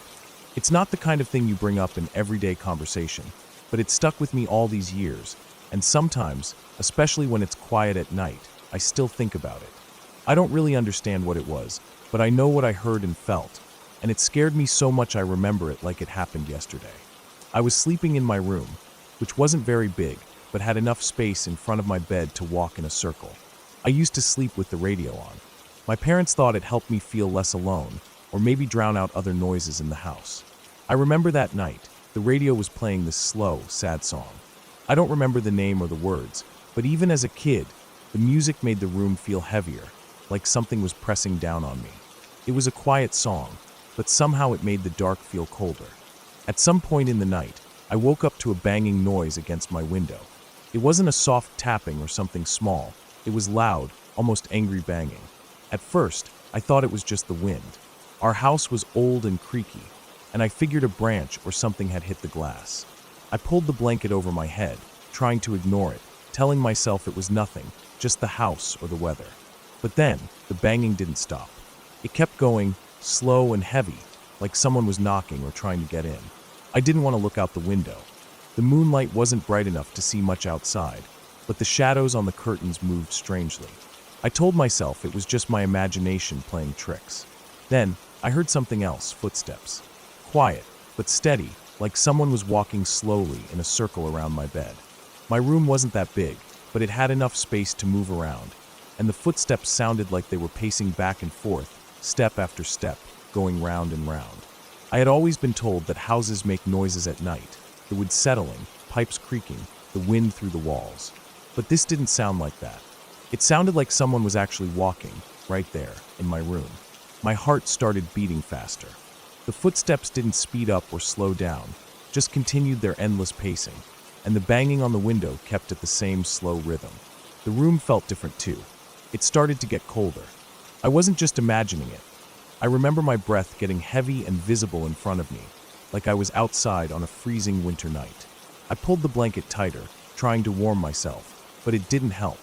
The cold seemed to come from the floor, from the walls, from everywhere at once. It felt like the room was closing in on me. The radio was still playing that sad song, and for some reason, the music mixed with the footsteps and the banging made my skin crawl. I wanted to scream or call out for my parents, but my voice caught in my throat. I was frozen with fear. I didn't want to open my eyes and see what was making those noises, but I couldn't stay still. I decided I had to get out of there. I had to get to my parents' room down the hall. I sat up slowly and swung my legs over the side of the bed, feeling every little creak the floor made under my feet. As I stood up, the footsteps stopped. The banging stopped. It was silent, too silent. I took a deep breath and started walking toward the door. My footsteps were quick but quiet. Then, just as I passed the spot in the middle of my room where the footsteps had been circling, I felt it, that cold again. It hit me like a wall. My breath came out in sharp clouds. I wanted to run, but I was frozen for a moment. Then I heard it, a voice, barely a whisper, almost lost in the silence, saying, "I'm lost." The words weren't loud, but they were clear, and they cut through the cold like a knife. It wasn't angry or threatening, just lost, like someone confused and scared, trying to find their way. That was all I needed. I didn't stop to think. I ran as fast as I could down the hall, out of the cold, out of the dark. I reached my parents' room and didn't even knock. I just opened the door and slipped inside. They were both asleep, and I crawled under their bed, the only place I felt safe. I curled up and cried, trying to calm down and wishing I could forget everything I had just heard. I don't remember how long I stayed under their bed that night. Maybe until morning. The banging, the footsteps, and the cold didn't come back, and the radio stopped playing when my parents turned it off later. In the morning, nothing was out of place. The window was closed and locked, the room was warm again, and my parents didn't notice anything wrong. I didn't tell them about the voice or the footsteps. I couldn't explain it, and I was too scared they wouldn't believe me. Looking back now, I still don't know what happened that night. Maybe it was someone outside who got confused or lost and was trying to find their way. Maybe the house was making strange noises that somehow sounded like footsteps and a voice. Maybe it was just my imagination, mixing fear and the dark and the sad music on the radio. But whatever it was, I know I was scared.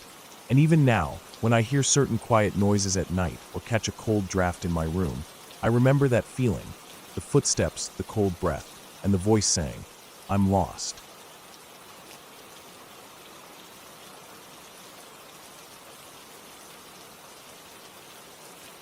During my first semester of college, everything in my life changed faster than I could keep up. It wasn't just the new classes, the late nights studying, or the strange mix of excitement and loneliness that came with being in a new town. It was something much heavier. My grandmother, who I had always been close to, was diagnosed with terminal cancer. When I got the call from my mom, it was like the air got sucked out of the room.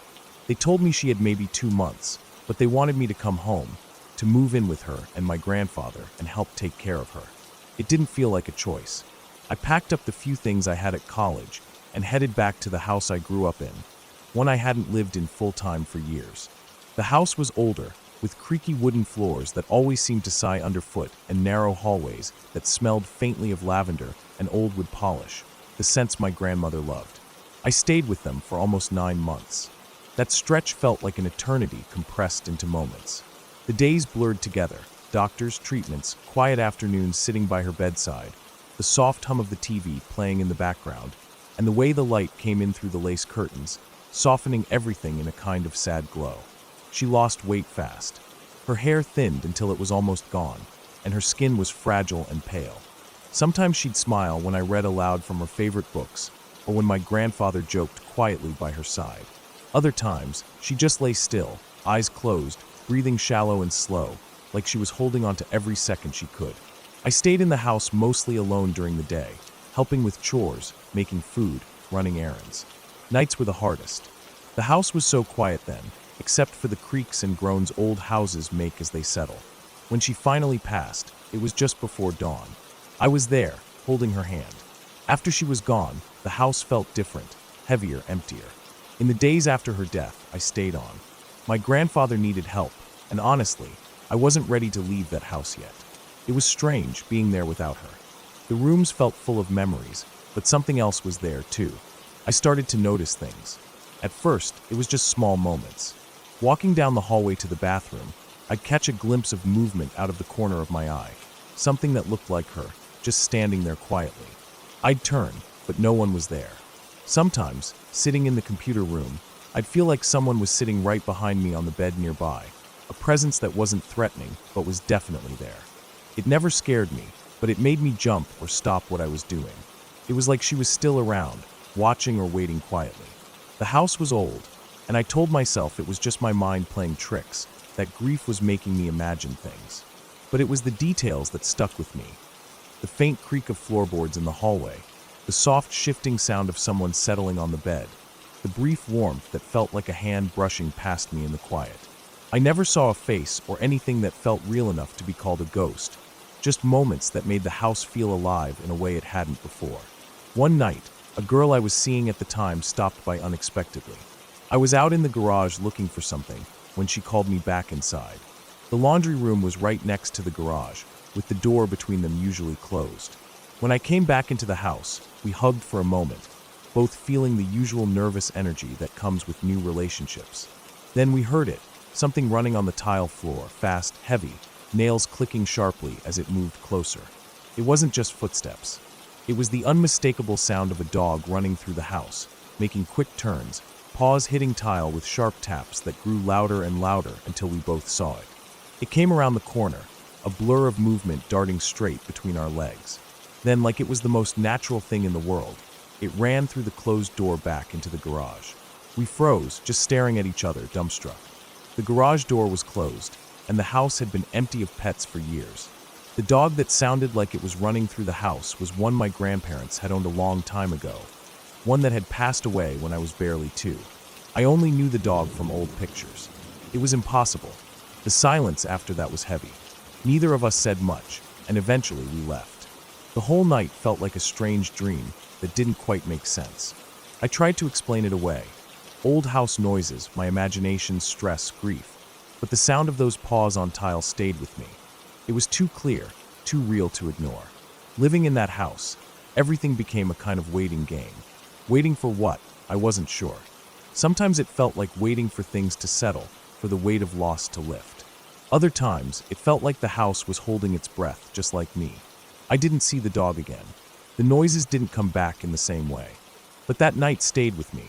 The way the sound made the empty house suddenly feel full again, like a piece of the past had slipped through cracks in time, or maybe through memory. In the end, I left the house for good. I couldn't stay in a place where the past felt so close it could reach out and touch you.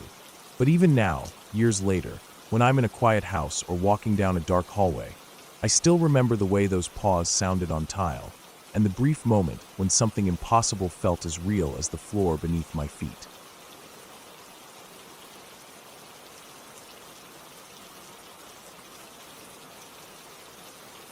When I was 18, my grandfather's health was getting worse. His heart had been acting up for a while, and after my grandmother passed away 3 months before, he was more alone than ever. I started going to see him every morning. It wasn't anything big. I'd just get up early, make my way to his house, and spend time with him.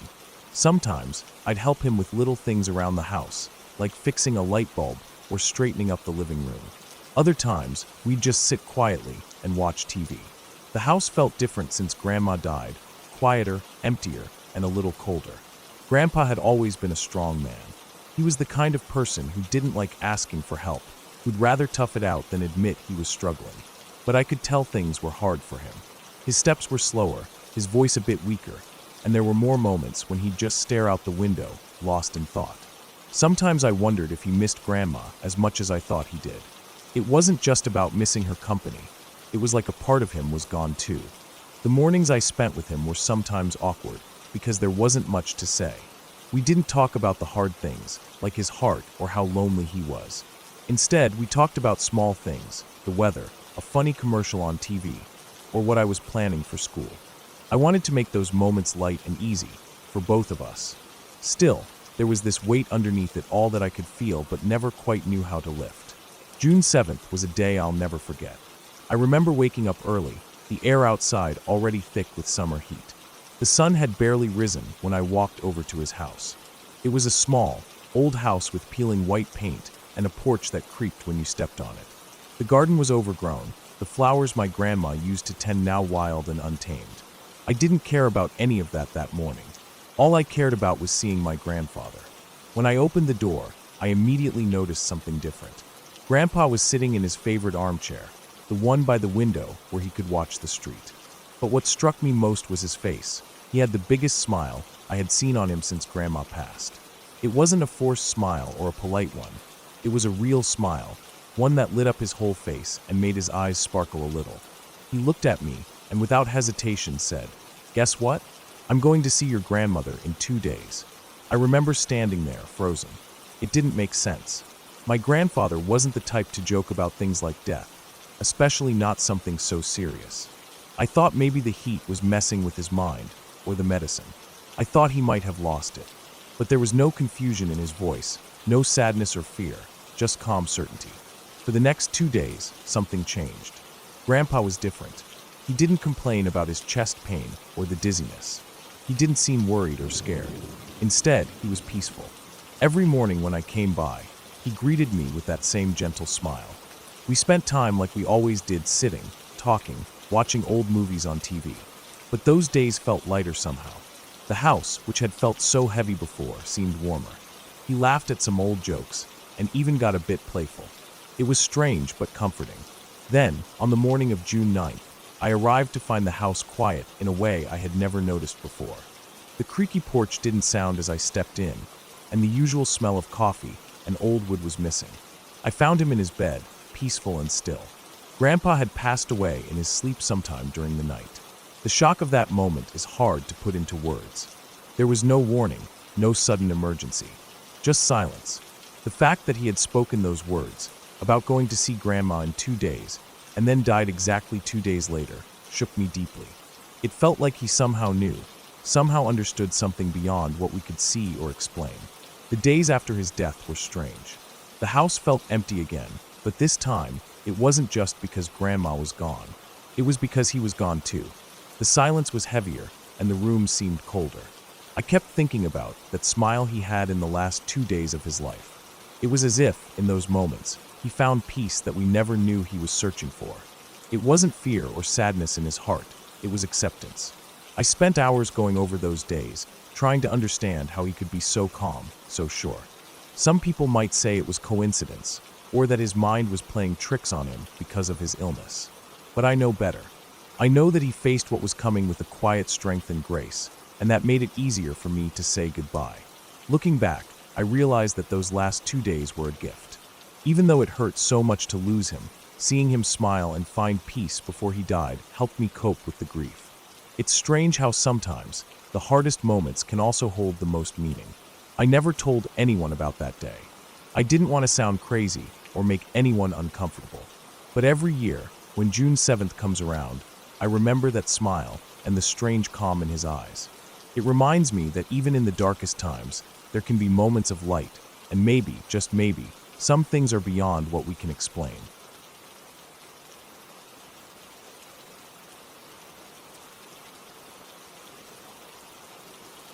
It started as a normal afternoon, just like any other day after school. My friend and I were driving home, the car filled with the usual chatter and music that blasts from the radio when you're young and don't have a care in the world. We'd spent the whole day at school, just waiting for the final bell, and now, finally, we were free. The sky was clear, the streets were busy but not crowded, and the air smelled like summer heat starting to settle in. Everything felt normal, until it didn't. We came to a main intersection where the light was red, and cars lined up on all sides, waiting their turn. I was in the passenger seat, watching the cross traffic and the people milling around on the sidewalks. My friend was behind the wheel, usually pretty calm, but today he seemed a little too eager. When the left turn arrow flashed green, he hit the gas. The tires squealed just a bit as he accelerated, maybe a little too fast, and we pulled out into the turn. That's when I noticed the pickup truck. It was an older green model, maybe 10 years or so old, with paint faded from the sun and a rusty bumper. It pulled up right beside us on the left. I turned my head to look, and the driver caught my eye. He was bald, with a face rough like he'd been through a lot, scars, wrinkles, and a set of cold, angry eyes that sent a chill straight down my spine. He was yelling at us, his mouth moving rapidly, but his window was rolled up, so all I could catch was the furious energy radiating from him. Something about him wasn't right. The way he leaned toward us, the glare in his eyes, the way he kept gesturing wildly. It felt dangerous. I turned back to my friend and gave him a look, something like, "What's this guy's problem?" But before we could figure anything out, the light ahead turned red again, and we slowed down. The pickup was right behind us, and when the light stopped us, the truck pulled up alongside again, this time even closer, on the left side. I could see the veins in the driver's neck bulging as he pointed at us. His hand shaped into a gun, then he pulled it to his temple and made a fake trigger pull, like he was saying something deadly was coming our way. My heart dropped. There was no mistaking it. This was a threat. We tried not to panic. I motioned to my friend to keep the windows rolled up, and we both avoided eye contact. The guy started reaching for his glove box. I didn't know if he was going for a weapon or something else, but my mind raced through all the worst possibilities. Then the light turned green. My friend slammed his foot down on the gas pedal, and we tore out of the intersection. The tires screeched, and adrenaline shot through me. We both screamed at the same time, the sound mixed with the roaring engine and the pounding of our hearts. Behind us, the truck peeled out after us, accelerating faster than I thought it could, getting dangerously close to our bumper. The streets blurred as we sped through town. I scanned the houses, the storefronts, anything familiar that might help us lose this maniac. I told my friend we needed to get to my neighborhood, where I knew all the back roads, alleys, and hidden cul-de-sacs. If we could get ahead of him and slip into a quiet spot, maybe we could finally breathe. The truck stayed right on us, tailgating like a predator waiting to strike. It was too close, and every second felt like the seconds before a crash. We turned into the residential area, and I told my friend to speed up and take the first left into a subdivision. He nodded, panic clear on his face, and obeyed. The streets here were narrow, lined with parked cars and thick trees. We wove through the roads quickly but carefully. After a few blocks, I spotted a cul-de-sac that looked busy, cars parked, some people walking dogs, a few kids playing on bikes a little way off. We pulled behind a car on someone's driveway, shutting off the engine and trying to stay quiet. We sat frozen, the silence in the car almost louder than the chase had been. After what felt like an eternity, we saw the green pickup slowly drive past the street where we were hiding. The man inside didn't stop or even slow down. He just drove by, eyes scanning the neighborhood as if searching for something he'd lost. We let out a huge sigh of relief. The danger was gone for now. Neither of us said much. The adrenaline was fading, leaving us both exhausted and shaken. We knew we couldn't just sit there. Eventually, we called the police, trying to explain the situation as best as we could. The officer who came to meet us was calm and professional, listening carefully and asking questions. He promised to send patrols around the neighborhood for the rest of the evening. We waited until we were sure the streets were safe. Then I drove my friend home. The whole time, we kept looking in the rearview mirror, half expecting to see the pickup lurking behind us again. But it never came. That night, when I finally got home, I sat on my bed and replayed everything over and over in my head. How close we came to something terrible. How quickly everything had changed from normal to nightmare. It was terrifying to think about what might have happened if we hadn't known the area so well, if the driver had actually pulled something out, if the police hadn't arrived soon enough. But it also made me realize how lucky we were. Lucky to be alive. Lucky to have a way out. Lucky that something inside me kept me calm enough to make a plan. And lucky that we never saw that man again. Even now, I remember the look in his eyes. The way he pointed the finger gun at us like a signal of death. It's burned into my memory.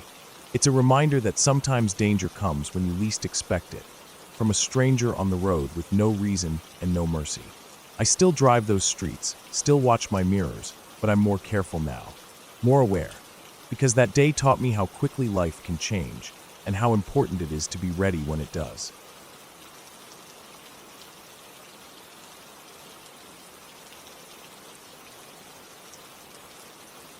When I was a kid, I went to Manassas Battlefield with my dad one late fall day. It must have been November because there was a sharp chill in the air, the kind that seeps into your bones, but doesn't quite freeze you. The grass on the hills was still green but looked wet with morning dew, or maybe lingering rain from earlier that day. The sky was a low, thick blanket of gray clouds, heavy with fog and mist that made the whole place feel like it was caught somewhere between night and day, even though it was early afternoon. Dad's old pickup truck was parked on a little hilltop that overlooked some of the battlefield. There were old cannons set up there, reminders of battles fought over 100 years before. The metal on the cannons was dark and pocked with rust, but they still held an air of quiet menace. Dad had brought us some McDonald's, and we were sitting on the back of his tailgate, eating fries and burgers, watching the mist curl through the trees and the tall grass. The air smelled cold and damp, with a faint hint of smoke, maybe from some small fire burning nearby, or the last of autumn's leaves turning to ash somewhere in the distance. I remember the way the fog blurred the edges of everything, like the world had been wrapped in soft cotton wool. It made the whole battlefield look like a painting, or maybe a photograph that had faded over time. As we sat there, Dad pulled out a pair of binoculars from the glove box. He handed them to me, saying, "Take a look over by the cannons." I lifted the binoculars and scanned the area. At first, I didn't see anything unusual, just the grass, the trees, and the rusty guns. Then, not far from where we were, maybe 50 or 100 meters away, I saw him. There was a man standing by one of the cannons. He was dressed in what looked like a full Civil War uniform, an old-fashioned Confederate gray coat with brass buttons, a slouch hat that hung low over his face, and worn leather boots that looked like they'd trudged through mud and dirt for miles. He was standing perfectly still, except for one arm, which was moving in a slow, deliberate wave, beckoning us to come closer. Dad looked through his binoculars too, narrowing his eyes. At first, he thought maybe there was some kind of reenactment going on, or someone dressed up for a history demonstration. The man's wave wasn't the usual hello wave. It was more like a come here wave. It had a purpose to it. Dad said maybe he needed help. So Dad stood up, grabbed the rest of our food, and started walking down the hill toward the man. I stayed behind, still holding the binoculars, watching the man closely. The fog made the edges of his figure seem soft and wavering, but his uniform was clear enough to see. He looked real, like a soldier waiting for orders, not some actor or tourist. Dad walked carefully, his boots crunching on the dry grass and dirt. I could tell from the way he moved that he was cautious but curious. When he got about 10 or 15 meters from the man, he slowed down and then stopped altogether. The man stopped waving then and turned his head slightly, like he was looking at Dad but didn't recognize him. That's when things started to feel strange. Dad's posture changed. He went from confident and steady to stiff and unsure, almost like he wasn't sure what to do next. He stood there for a few seconds, long enough for me to see it from where I was. Then, without any warning, Dad turned around and sprinted back toward the truck. I remember the sound of his boots pounding the dirt as he ran, faster than I'd ever seen him move. He threw open the truck's tailgate and started tossing everything inside, the food bags, the binoculars, even his jacket. He didn't say anything, just kept moving like he wanted to get away from that place as fast as possible. I jumped down from the tailgate and helped him pack up. The fog was thicker now, swirling around us like smoke. When Dad climbed into the driver's seat and started the engine, I asked him what happened, but he just shook his head and said nothing. On the way back home, Dad told me that as he walked toward the man, the figure had started to slowly disappear, like smoke evaporating in the air. The more he got closer, the less solid the soldier seemed, until he was just gone. Dad said it gave him a strange feeling in his stomach, like the kind of chill you get when you're being watched, or when something is terribly wrong, but you can't put your finger on it. What stuck with me the most was the look on Dad's face. He's a tough guy, Vietnam vet, no nonsense, the kind of man who's been through hell and back and doesn't scare easily. But that day, his skin was pale, his eyes wide and unblinking. I'd never seen him so rattled. From my point of view, though, the man never disappeared. He was still there, clear as day, standing by the cannon as Dad ran back. I kept watching him through the binoculars, trying to figure out what was going on. But the man didn't move again or wave. He just stood there, silent and still. We never went back to that part of the battlefield. Dad said he didn't want to feel that chill again, and I couldn't blame him. Every time he tells the story, he gets goosebumps and shivers like it happened yesterday. Sometimes I wonder what we actually saw that day. Was it just someone in costume, a prank, or maybe a man who'd gotten lost and confused? But the way Dad described the man fading away, and how he felt like something was deeply wrong, makes me think it was something else. No matter how I think about it, that foggy day on the hill with the cannons feels like a moment out of time. A moment when the past reached out to us, quiet and strange, reminding us that the land still holds the echoes of history in ways we don't always understand.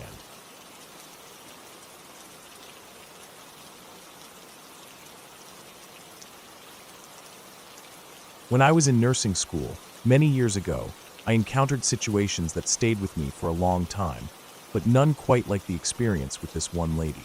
It was a moment that made me question how much control we really have in medicine, and how sometimes things just don't go the way we expect. This story isn't about ghosts or anything supernatural. It's about real life, real decisions, and something that felt deeply unsettling even after all the years I've been a nurse. The lady was admitted to the hospital during my clinical rotation. She was elderly, probably in her late 70s, with a long history of illness, heart problems, diabetes, and a host of other chronic issues. From the beginning, it was clear she didn't want aggressive treatment. Her chart was marked with a clear do not resuscitate order. She was firm about it. No code, no CPR, no intubation. It was part of her advanced directives, signed and witnessed before she got too sick.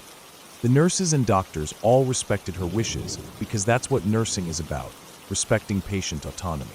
She was calm and accepted her condition with a quiet dignity. But as time passed, her mental status began to change. It was subtle at first, confusion, moments of forgetfulness, and then more pronounced episodes where she didn't know where she was or who was around her. Her family came in frequently. At first, they agreed with her wishes, but slowly, something shifted. They began to talk about changing her status, even though she was no longer able to express her wishes clearly. They had power of attorney, meaning legally, they could make decisions on her behalf. The family pushed to change her code status from DNR to full code. They wanted everything done for her, even if that wasn't what she wanted before. It felt wrong to me and others on the floor, but because the family had legal authority, the hospital followed their wishes. The doctors updated her orders, and we adjusted our care accordingly.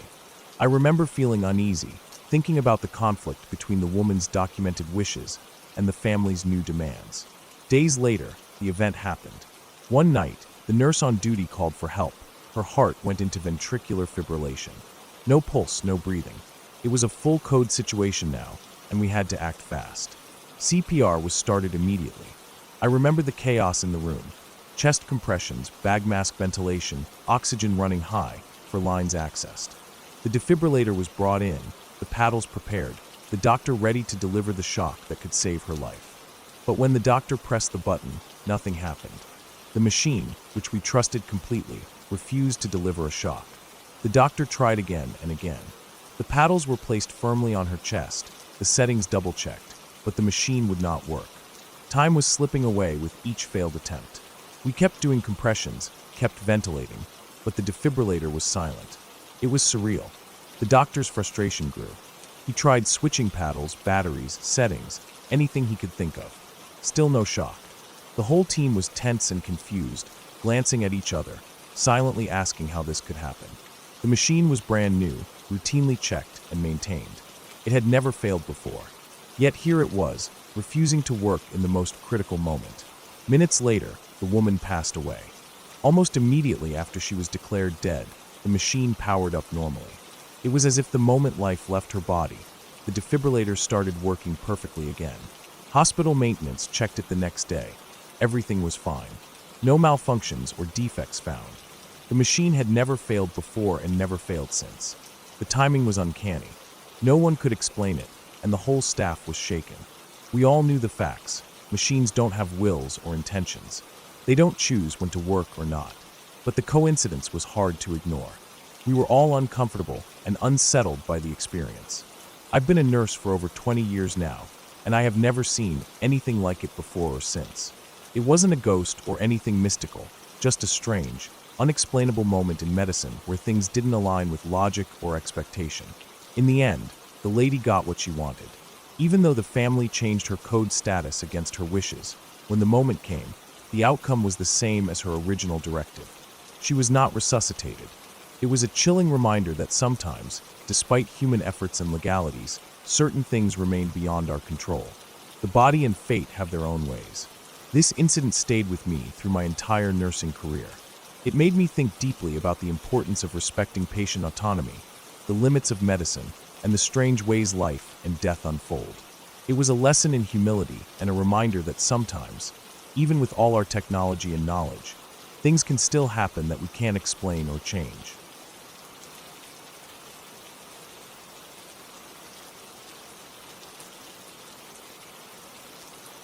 I used to work as a cleaner at my school after classes finished. It was one of those jobs that wasn't too hard, but gave me some money and kept me busy. By the time I left each day, most of the students and staff had already gone home, so the hallways and classrooms were quiet, almost empty, except for the echoes of footsteps and the faint hum of fluorescent lights. The roads outside were usually pretty calm too. Since it was early evening, the streets were nearly deserted, only a few people scattered here, and they're heading home or walking dogs. I liked the quiet in some ways. It felt peaceful, a kind of calm after the busy noise of the day. But there was this one thing that didn't feel right. One day, not long after I'd started, I noticed a man walking behind me as I left the school. It wasn't like he was right on top of me, but he was close enough to be obvious. The first time I saw him, I didn't think much of it. Maybe he was just heading the same way. But something about him stuck with me. His face looked weird, like it was made of plastic or something fake. And he had this subtle smile, but it wasn't a friendly smile. More like the kind you see on those creepy dolls or mannequins in shops. That kind of smile that makes your skin crawl.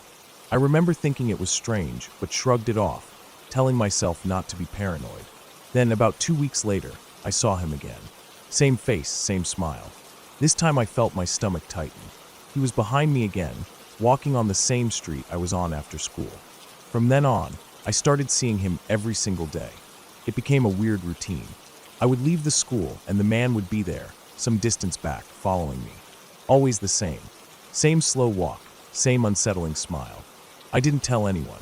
I was 16, and I knew if I told my parents, they'd probably freak out and start driving me or making me avoid walking alone. That wasn't cool for someone my age. It felt like losing my freedom.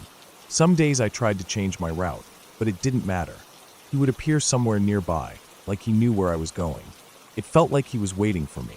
I started watching the reflections in windows, trying to catch a glimpse of him behind me before I turned around. I'd quicken my pace when I saw him, but he matched me step for step. He never tried to get closer, never shouted or said anything. Just walked with that same creepy, plastic face and subtle smile. One weekend, I was walking to a friend's house. The route was similar to my usual way home from school, through the same streets and past the same corners. I wasn't thinking about the man much that day until I turned onto the main road. It was that long stretch where he always showed up. At the bottom of the road, I noticed a mini bus parked by the curb.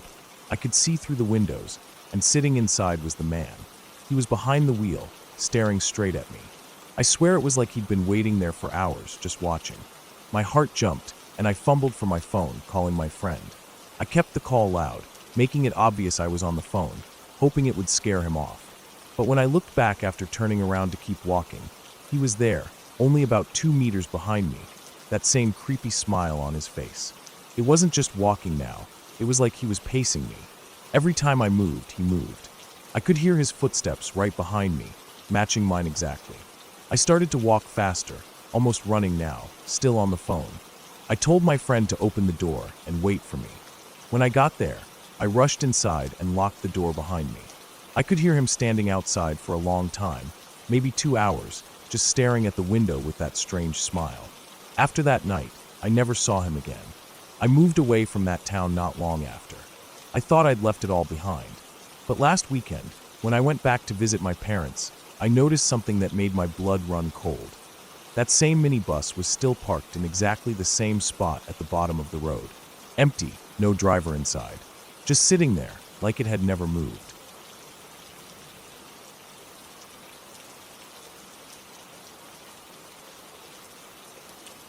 We were living with my grandparents at the time. The house was old, with creaky floors and thin walls that let the wind whistle through the cracks. It had the kind of quiet that makes you notice every tiny sound. The faint rustling of the trees outside, the ticking of clocks in the hall, the distant hum of the heater. I was 13, a bit of a scaredy cat when it came to dark, empty rooms.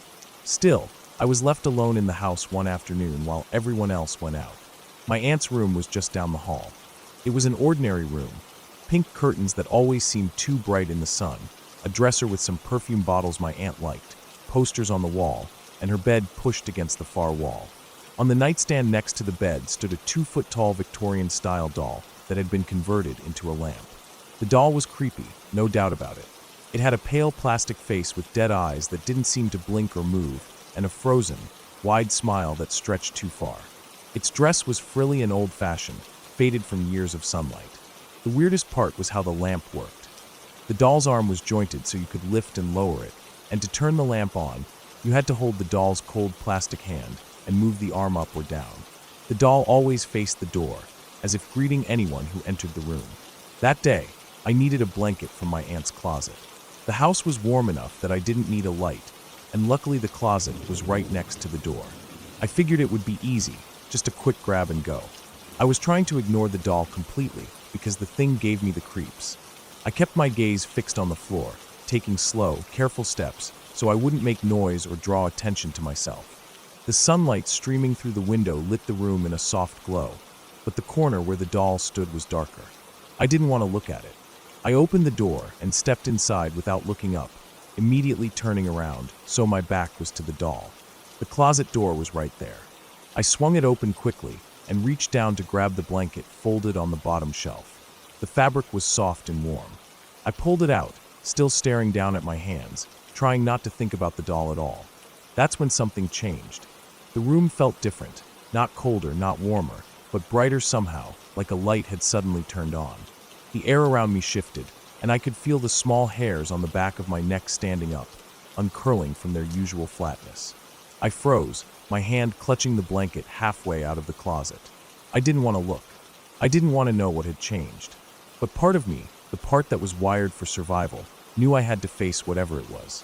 Slowly, very slowly, I turned my head toward the room. My eyes landed on the doll.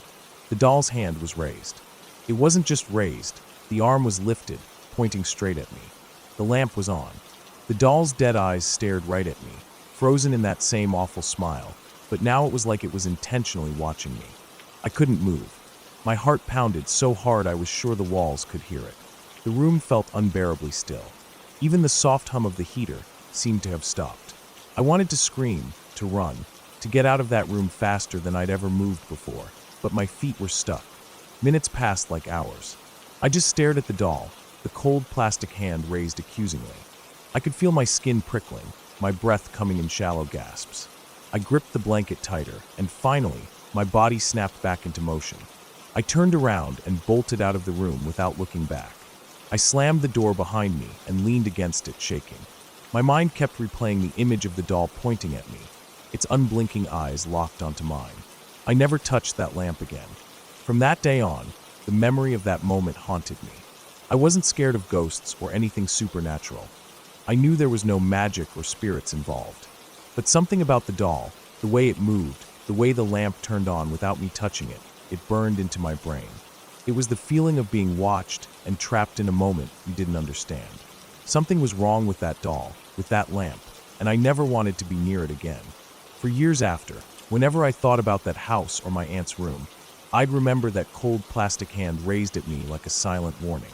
That image stayed with me, not like a nightmare, but like a shadow in the back of my mind, a reminder that sometimes the ordinary can turn into something deeply unsettling.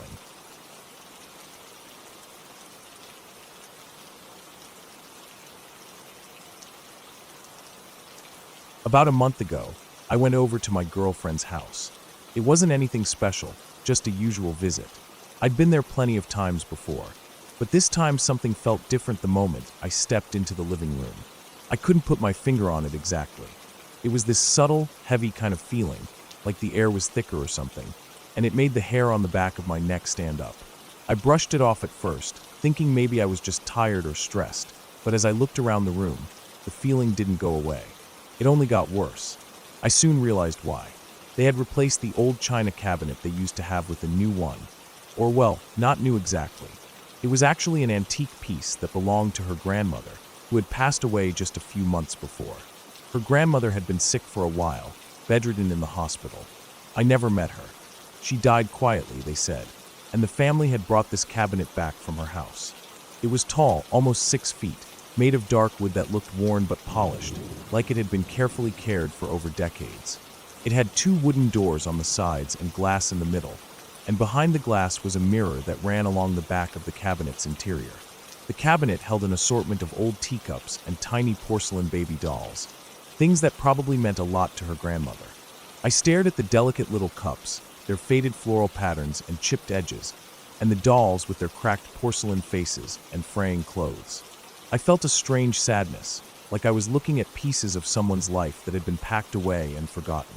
But the unease wasn't just sadness. It was deeper, like I was somehow out of place or not supposed to be there. I couldn't shake the feeling, no matter how much I tried. My girlfriend noticed me staring and asked if I was okay. I told her honestly that the cabinet made me feel a little off, like it was watching me or something. She laughed it off, saying it was probably just in my head, then got up to go to the bathroom. I stayed behind, still drawn to that cabinet. I wanted to get a closer look, maybe find some reason for why I felt so anxious. I moved slowly toward it, my eyes scanning the rows of teacups and dolls, tracing the shapes and textures. The glass front reflected the light from the living room, and I caught my own face for a moment. Then suddenly I saw it. A shadow in the mirror behind me. It wasn't solid or clear, just a silhouette, but it was definitely there. I froze. I blinked and looked again, but the shadow was gone. My heart started beating faster. I called out softly for my girlfriend, but there was no answer. Then, from the bathroom, I heard a sharp, shrill screech. It wasn't a normal sound, not like a scream or a shout. It was high-pitched and desperate, like someone in pain or terrified. I rushed to the bathroom door and pounded on it with my fists. The door opened slowly, and there she was, sitting on the cold tile floor, her face streaked with tears. Her breathing was shallow and uneven, and she looked completely shaken. She said she'd seen someone in the bathroom mirror, someone standing just behind her. I didn't say anything. I just helped her up, and we got out of the house as fast as we could, forgetting shoes, jackets, everything. We ran to my car and drove off without a clear destination. I kept my eyes on the road, trying to ignore the cold not twisting in my stomach. We didn't talk much. There was nothing to say. The unease was too heavy between us. After about an hour, I brought her back home. When we arrived, her mother was sitting on the front doorstep. Her face looked worn, and she told us she had been seeing shadows move around the house lately. Nothing specific, just fleeting, dark shapes out of the corner of her eye. That was it. No bright lights, no weird noises beyond what we heard. No explanations or stories about ghosts or curses. Just that quiet, heavy feeling and the unsettling presence we both felt that night. I'm someone who's always been curious about this stuff. I go out of my way to see things that people say are haunted or weird. I've gone looking for skinwalkers with friends. I've stayed up all night trying to catch signs of something strange. Most of the time, I find nothing. Just the normal creaks and shadows of old houses. But this night, this place, it was different. The fear felt real, like something was watching, waiting, but not in some ghostly way. It was something far more subtle and deeply unsettling. Something that didn't belong to a story, but to the real, quiet edges of human experience. We never went back to that house again after that night. And honestly, I don't want to, because what I saw wasn't some ghost or spirit. It was something that made me question what's really there in the spaces between life and death, in the quiet things people don't talk about, and in the memories that linger in things left behind. That cabinet wasn't just furniture. It was a container of all those unspoken stories and feelings, and maybe some parts of those stories never want to be forgotten.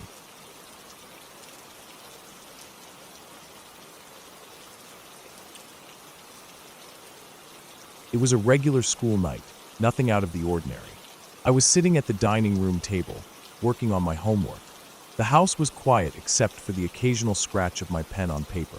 My textbooks were spread out in front of me, and the kitchen clock ticked steadily, marking the slow passage of time. It was probably around 9 o'clock. The evening had settled deep into darkness outside. I could see the front door from where I sat, a big old wooden door with a tall pane of glass running down the side, maybe 2 feet wide and 5 feet tall. The glass was covered by a thin lace curtain that let some light through, but still gave a soft, blurred view of the porch beyond. The porch light wasn't on, so the porch was mostly swallowed by shadows. The street outside was dead silent, nothing moving except the occasional flicker of a car's headlights down the road, miles away. The whole neighborhood was sleeping, or so I thought. I was focused on my math problems when I suddenly heard a faint noise coming from the porch. It was so soft that I almost thought I imagined it. But then I heard it again, the faint sound of the screen door opening. The screen door was that old kind, the kind that creaks when you open it or slam it shut. Except this time, it didn't creak. It opened with a slow, careful motion, like whoever was out there was trying not to make a sound. I stopped writing immediately and looked up. The screen door stood open now, barely moving in the slight night breeze. The lace curtain on the glass shifted gently. I strained my eyes, trying to see if there was anyone there, but the porch was dark and the shadows swallowed most of the space. I saw nothing but black. The porch was empty, or maybe the person was dressed all in black and blending in perfectly. My heart started beating a little faster. I didn't want to make a sound, didn't want to move. I was frozen in place, watching the door. The screen door stayed open for a minute, maybe more.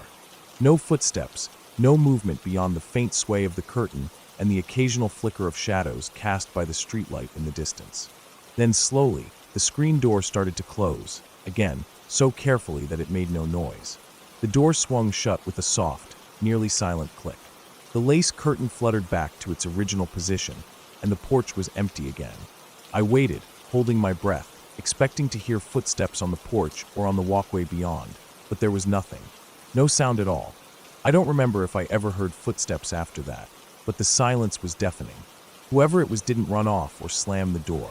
They left quietly, like they never wanted to be noticed. I sat there for a long time after, staring at the front door, trying to make sense of what had just happened. I didn't tell anyone. It wasn't the kind of thing you talk about. It felt too strange, too unsettling. I kept waiting for something else to happen, for some explanation, but nothing did. The next few nights were uneventful. The porch light stayed off, the neighborhood stayed quiet, and the front door remained still. I never saw anyone on the porch again, but for a long time after, every time I did homework at the dining room table, I kept my eyes on the front door, waiting, wondering if I'd see that screen door open again, or if someone would be standing there watching. It was just a moment, simple, silent, but it stuck with me. Something real had been there, just beyond the glass and lace curtain, and it vanished without a trace.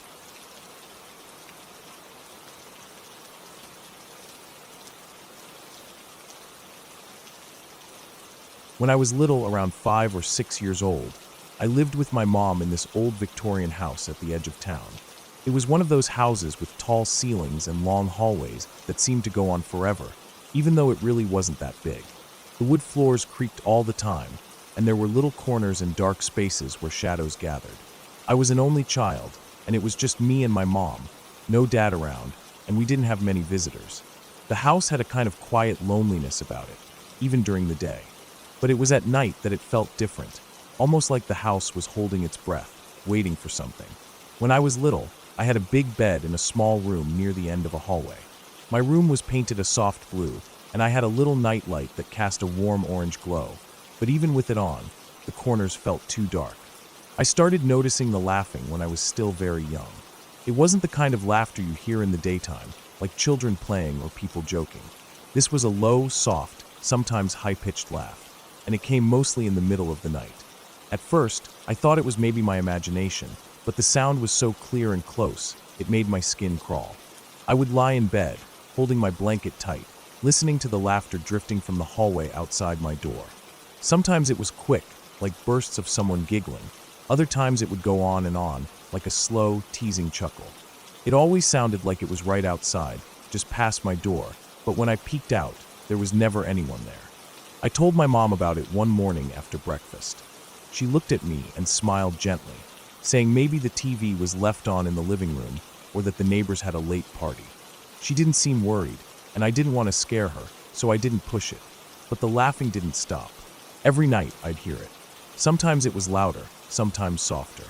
It never came during the day, only at night when everything was quiet and still. I tried to cover my ears, but I could still hear it. It felt like the house was alive and breathing, and that laughter was part of it. One night, when I was about 6, something happened that I still remember like it was yesterday. I had just fallen asleep, or maybe I was drifting in and out, when I heard the laughter again. Only this time, it was inside my room. Not in the hallway, not outside, but right there in the dark with me. I tried to sit up in bed, but suddenly I felt something holding me down. It was like a heavy weight pressing on my shoulders, invisible but very real. My little arms flailed, but it was like someone had a tight grip on my shoulders, pushing me back down into the mattress. The laughter kept going, soft and close, like it was right next to my ear. I was frozen with fear. I couldn't move, couldn't scream at first. Then finally, my mouth opened and a scream tore out of me. My mom came rushing in, flicked on the bedside lamp, and pulled me close. She told me it was just a bad dream, that I was safe. But I shook my head. My shoulders, they hurt, I said quietly, almost too scared to say it. Mom lifted my shirt and gasped. There, clear as day, were 2 big handprints, like someone had grabbed me with strong adult hands, right on my little shoulders. They were red and sore, not bruised yet, but definitely marks from a hard grip. I didn't understand. I thought maybe I had imagined the whole thing. Maybe it was some kind of weird dream that felt real. I begged Mom not to worry, and over time I pushed the memory away like a bad nightmare. But that night stayed with me. The laughter, the pressure on my shoulders, the handprints, they haunted me whenever I tried to sleep. I learned to sleep with the light on after that, and sometimes I'd wake up to the faintest sound of laughter, but I tried not to think about it. Years later, when I was much older and far from that old house, I mentioned the story to my mom again, just casually like it was no big deal. Her face went pale, and she looked away quickly, saying, "I don't want to remember that." She never said more, and I didn't ask. Thinking back, it was the kind of thing a kid shouldn't have to go through. The house, the laughter, the invisible grip on my shoulders. It wasn't some ghost story or a silly nightmare. It was something real and terrible that no one wanted to talk about. And maybe that's why it stayed buried for so long, because some things are too painful to say out loud. I don't live in that house anymore. The Victorian house was sold years ago, and I've never gone back. But sometimes at night, when it's quiet and the wind moves the trees outside, I still hear that faint, distant laughter in my head. Not from ghosts or fantasy, but from a real place where I felt scared and alone as a little kid.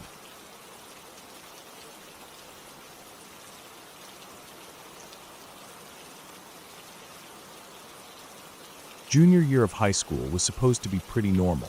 I had my usual routine: school, bus, homework, and hanging out with friends. One day after classes, I decided to get off the bus a couple of stops early. My friend lived nearby, and we had planned to hang out for a bit, just play some video games and chill before heading home later. The ride back was uneventful. I got off the bus, walked a short distance to my friend's house, and we jumped straight into a new game we were obsessed with at the time. We sat on the couch, controllers in hand, completely absorbed. The afternoon passed quietly. No one else was around. It was just us, the sounds of the game, and the occasional laugh when one of us messed up a move. Then, out of nowhere, my friend's mom's phone rang. She answered, and after a minute, her face changed. She looked serious and a little scared. She said something quietly to my mom on the phone. I could only catch bits of it, but it sounded angry and worried. I was sure I was about to get busted for not coming straight home after school. I thought maybe she had been trying to reach me and was upset I didn't answer. When I got home later, the whole vibe was off. My mom, my sister, and my sister's friend were all there, but they didn't look normal. They seemed tense, like something bad had happened. My mom's voice was sharp, almost like she was trying to hold back panic when she asked where I'd been after school and what I was doing.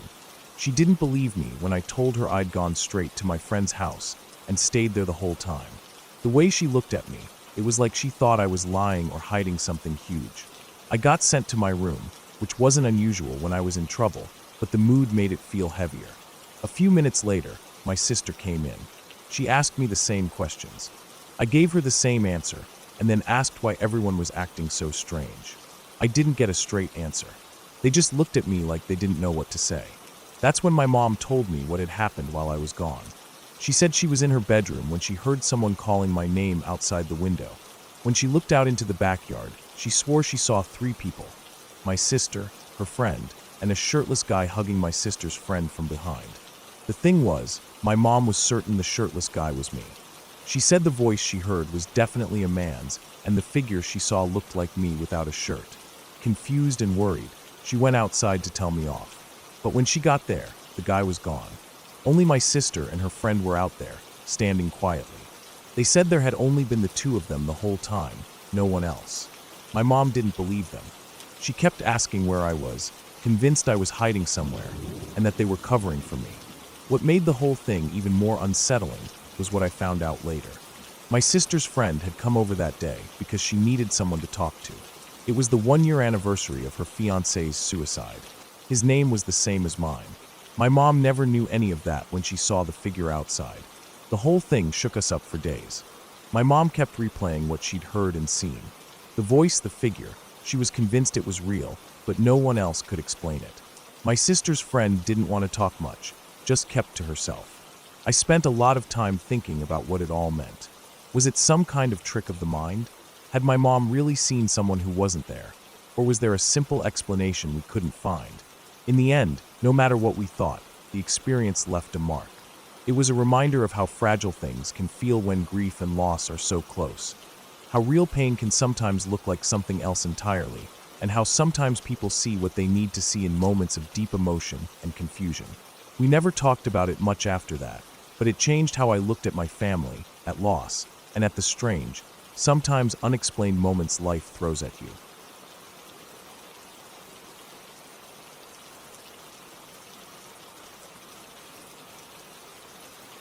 I lived in an old apartment building in Oslo, a place that was beautiful on the outside, but had this strange vibe inside that I just couldn't shake off. The building was from the mid-1800s, and it showed in the worn wooden floors, the creaky doors, and the thick plaster walls. It felt like the kind of place that had seen a lot of people come and go over the years, all leaving tiny marks that slowly added up. I shared the apartment with 2 girls. We had all found it through some mutual connections, thinking it would be a cool place to live in the city. But after a few months, I was done. The weirdness started right away. There was one room in the apartment I never wanted to be in. It was off the hallway, smaller than the others, and colder, always colder. No matter how warm the rest of the place was, that room felt like it had its own temperature, one that dropped several degrees below the rest. I checked the radiator. It was working fine. The window was shut tight. Nothing explained why it felt that cold. What made it worse were the thoughts that came to me whenever I was inside that room. It wasn't just the cold. It was like my mind filled with images and feelings that I didn't want there. The kind of feelings you get when you hear a child cry in the distance, or when you see something small in trouble, but can't help. I tried to tell myself it was all in my head, but it wasn't just imagination.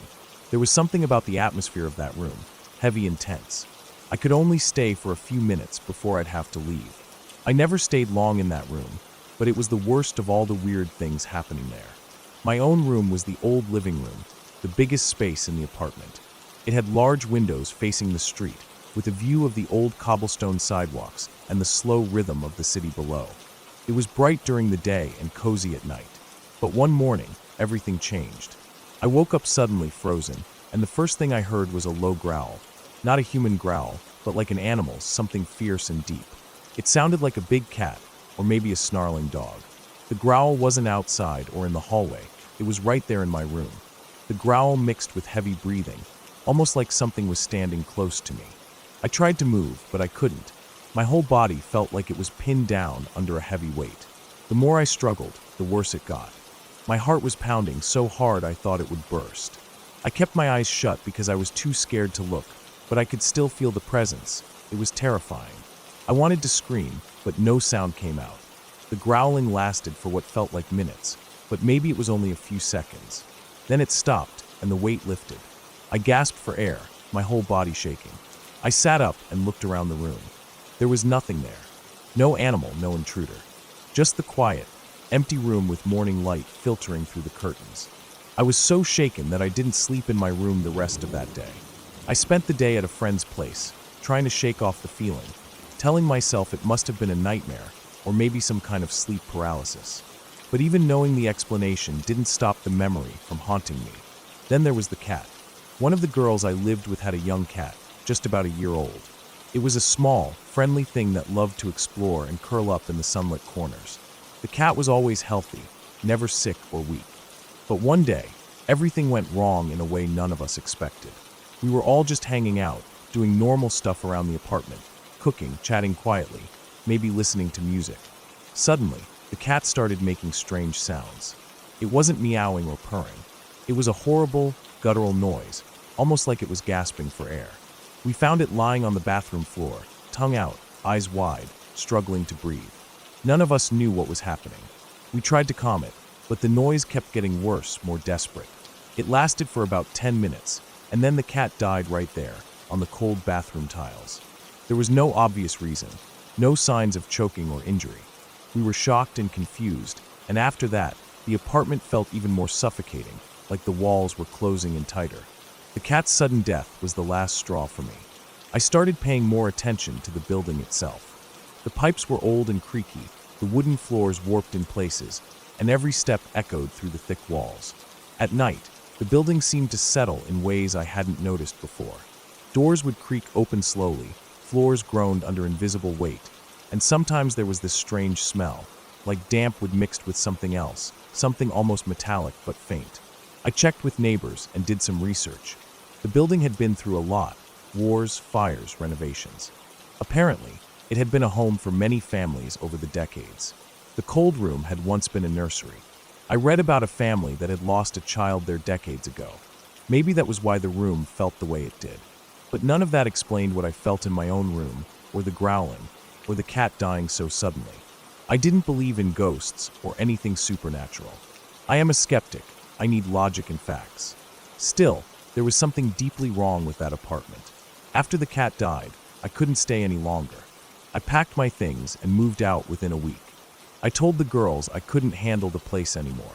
They seemed reluctant but understood. The weird energy was too much for all of us, even if they didn't admit it openly. Leaving that apartment was like stepping out of a fog. Once I was gone, I could breathe again. The city outside felt bright and alive, not like the shadowed, heavy place I'd lived in before. I never went back. I still think about that apartment sometimes. The cold room, the growl, the cat. I've tried to rationalize it all. Maybe the growling was sleep paralysis mixed with a dream. The cold was a draft from an old window. The cat's death some unknown illness. But even with those explanations, something about the place left a mark on me. It's the kind of place you don't forget, no matter how hard you try. I don't believe in ghosts or magic, but I do believe in atmosphere, and how places can affect us in ways we don't always understand. That apartment was real. The fear was real. And for me, that was enough.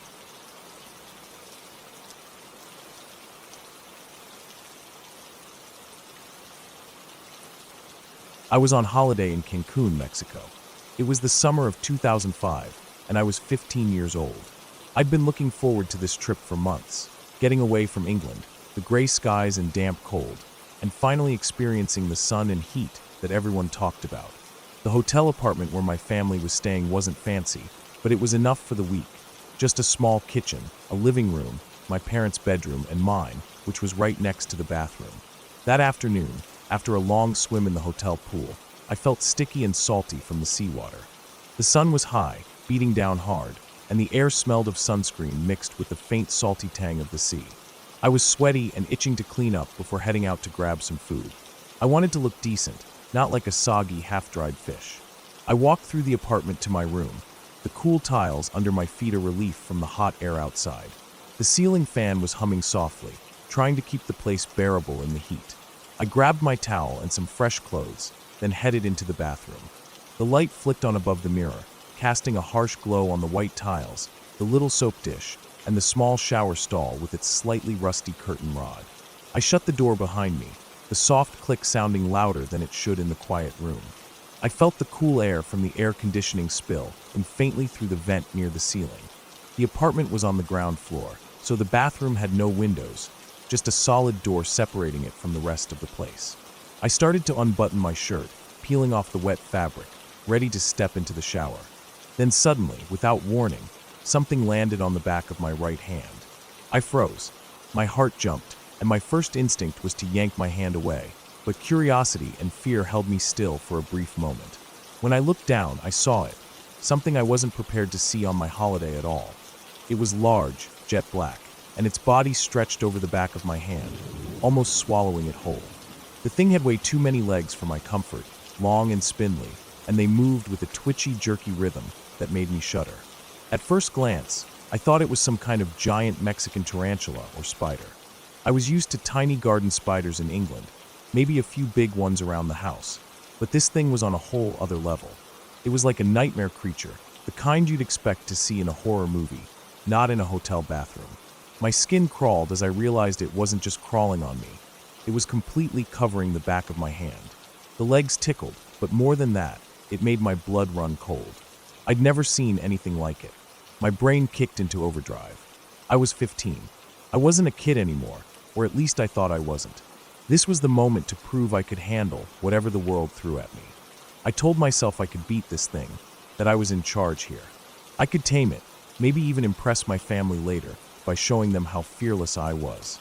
No creature, no matter how many legs or how many eyes it had, was going to take me down. So I made my move. With a sudden loud roar, a noise I didn't even know I had in me, I shook my hand violently, trying to fling the monster off before it could bite or worse. I stumbled backwards a bit and found myself perched on top of the closed toilet seat. My heart was pounding so hard I thought it might explode. The black creature flew off my hand and landed on the floor with a soft thud. It lay there motionless. For a moment, I felt a surge of confidence. The beast was down, and I was still standing. I put one foot cautiously back onto the tile floor, ready to move closer and inspect the thing. Maybe I could catch it and show my family after all. But just as I was about to lean down, the creature stirred. It rose up slowly, legs unfolding in a weird, unnatural way. My stomach dropped. I let out a high-pitched scream. Not the confident roar from before, but a pure, terrified sound like a kid who'd just seen something impossible. I scrambled back up on the toilet seat, my hands gripping the edges tightly. The creature moved quickly now, scuttling across the cold tiles straight toward me. I couldn't believe it was climbing up the bathroom door, its many legs finding purchase on the smooth surface as if it belonged there. The toilet seat wasn't safe anymore. I was trapped. It felt like I was in a nightmare I couldn't wake up from. But then, as I stared, heart thundering in my ears, something strange caught my eye. This thing didn't behave like any spider I'd ever seen or read about.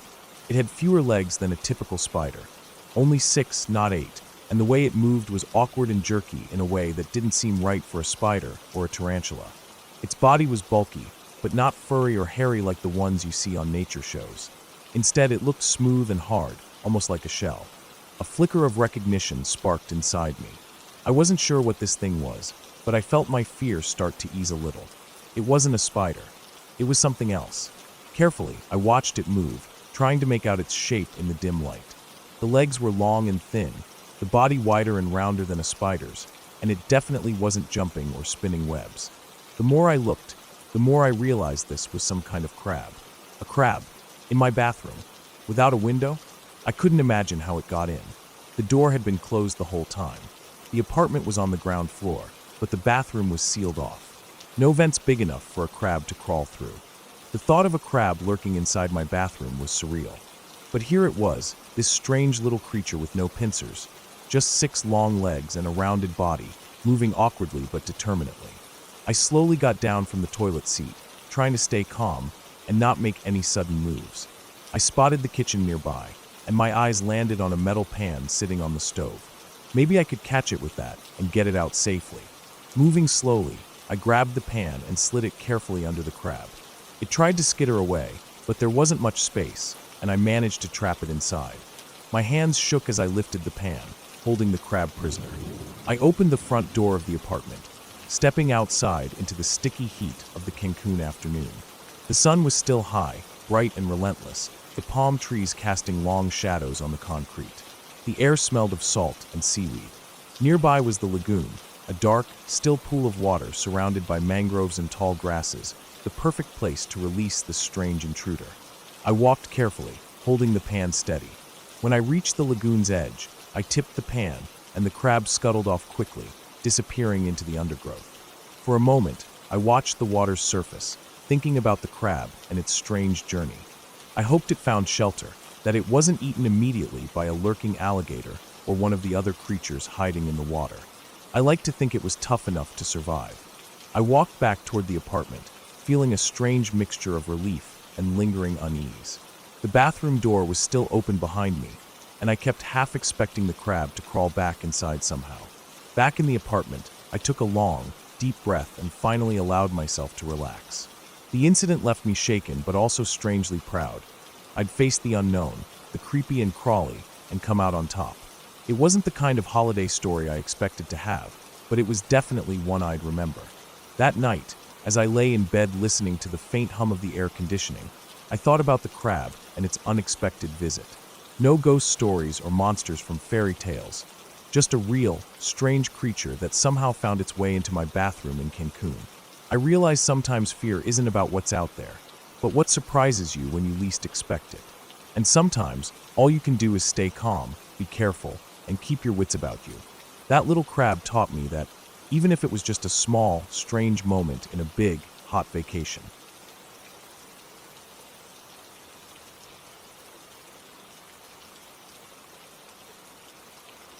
I've never written anything down about this before.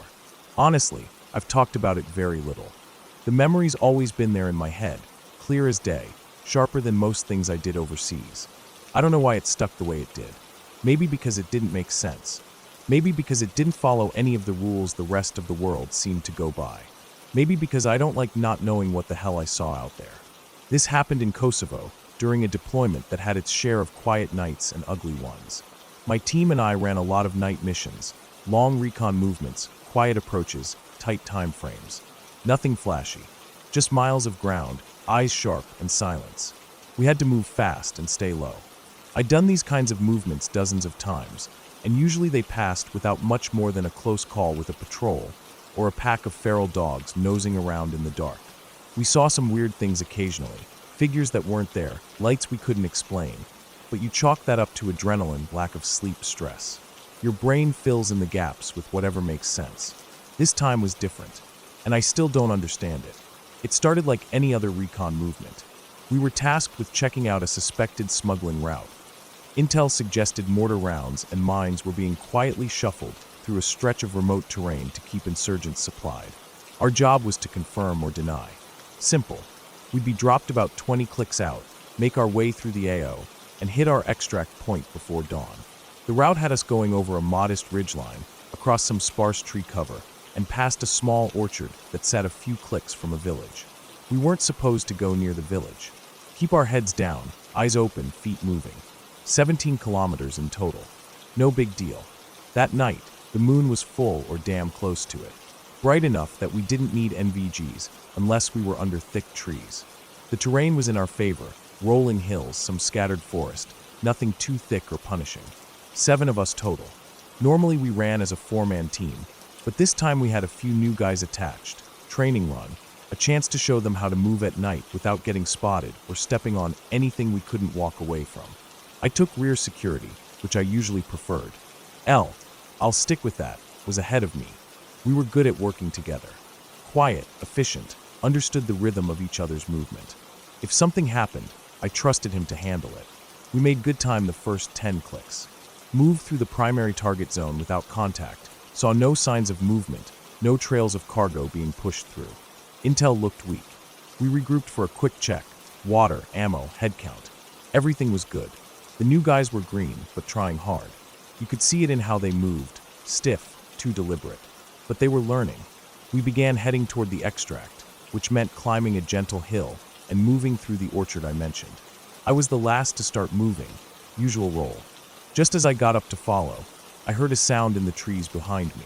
Not loud, a rustle, maybe 50 meters off. It didn't sound like someone moving, more like something shuffling, but it caught my ear. I turned and saw L, already looking in that direction. He'd heard it too. We didn't say anything, we couldn't, not out loud, but I gave him a hand signal.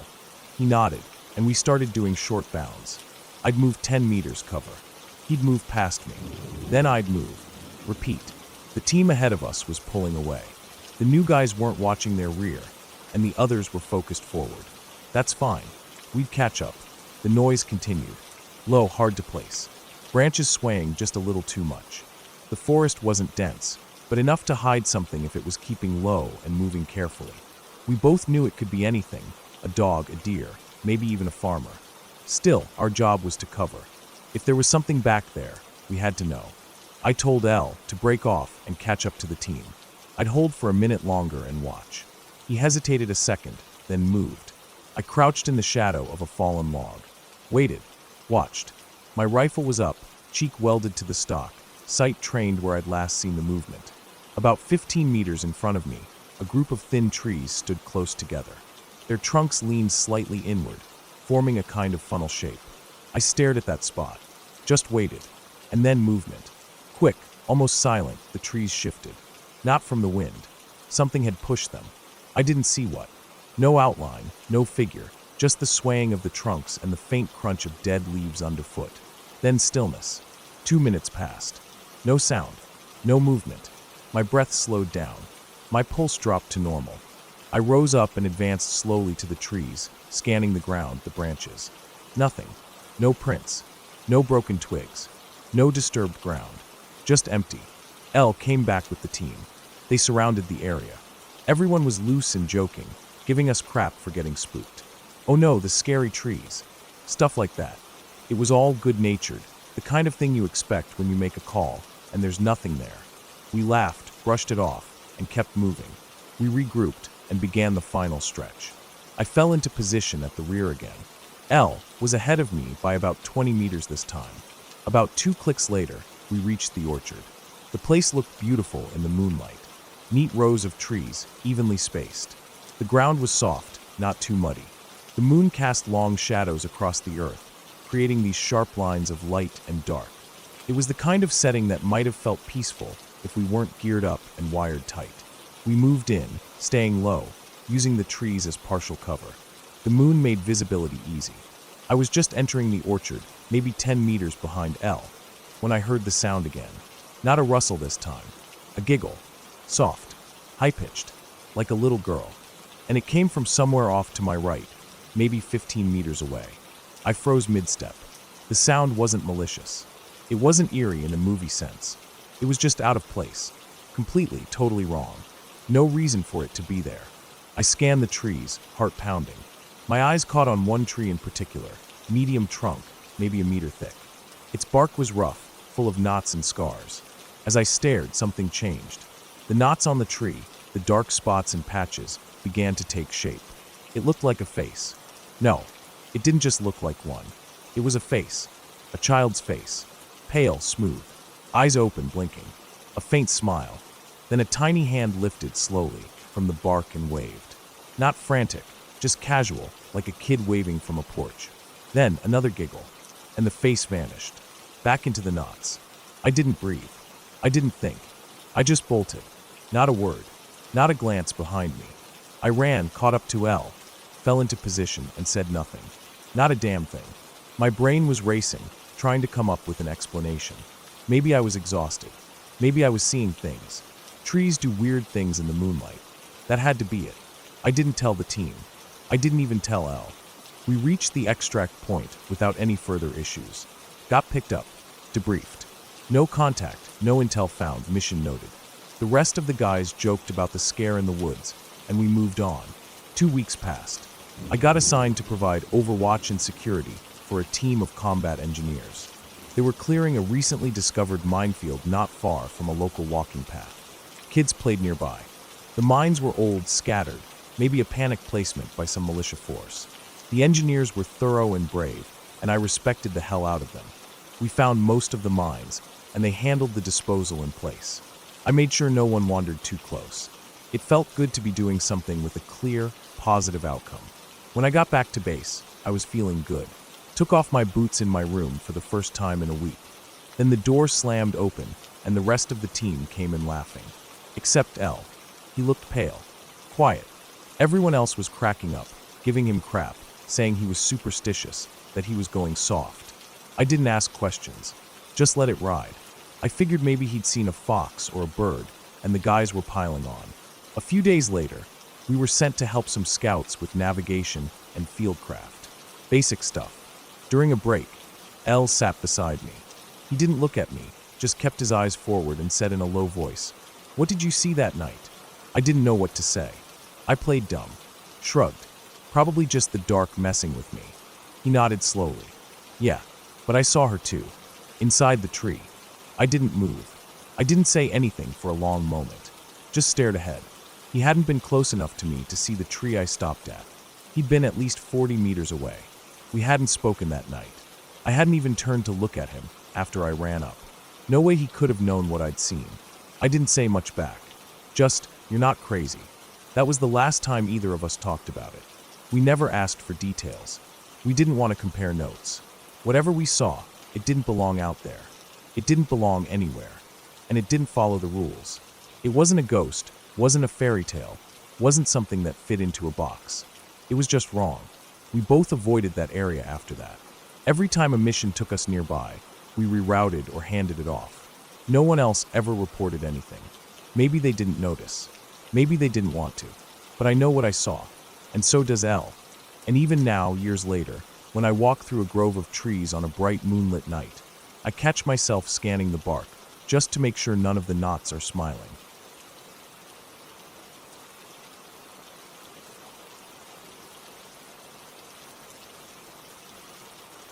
I remember it started just a little before Christmas.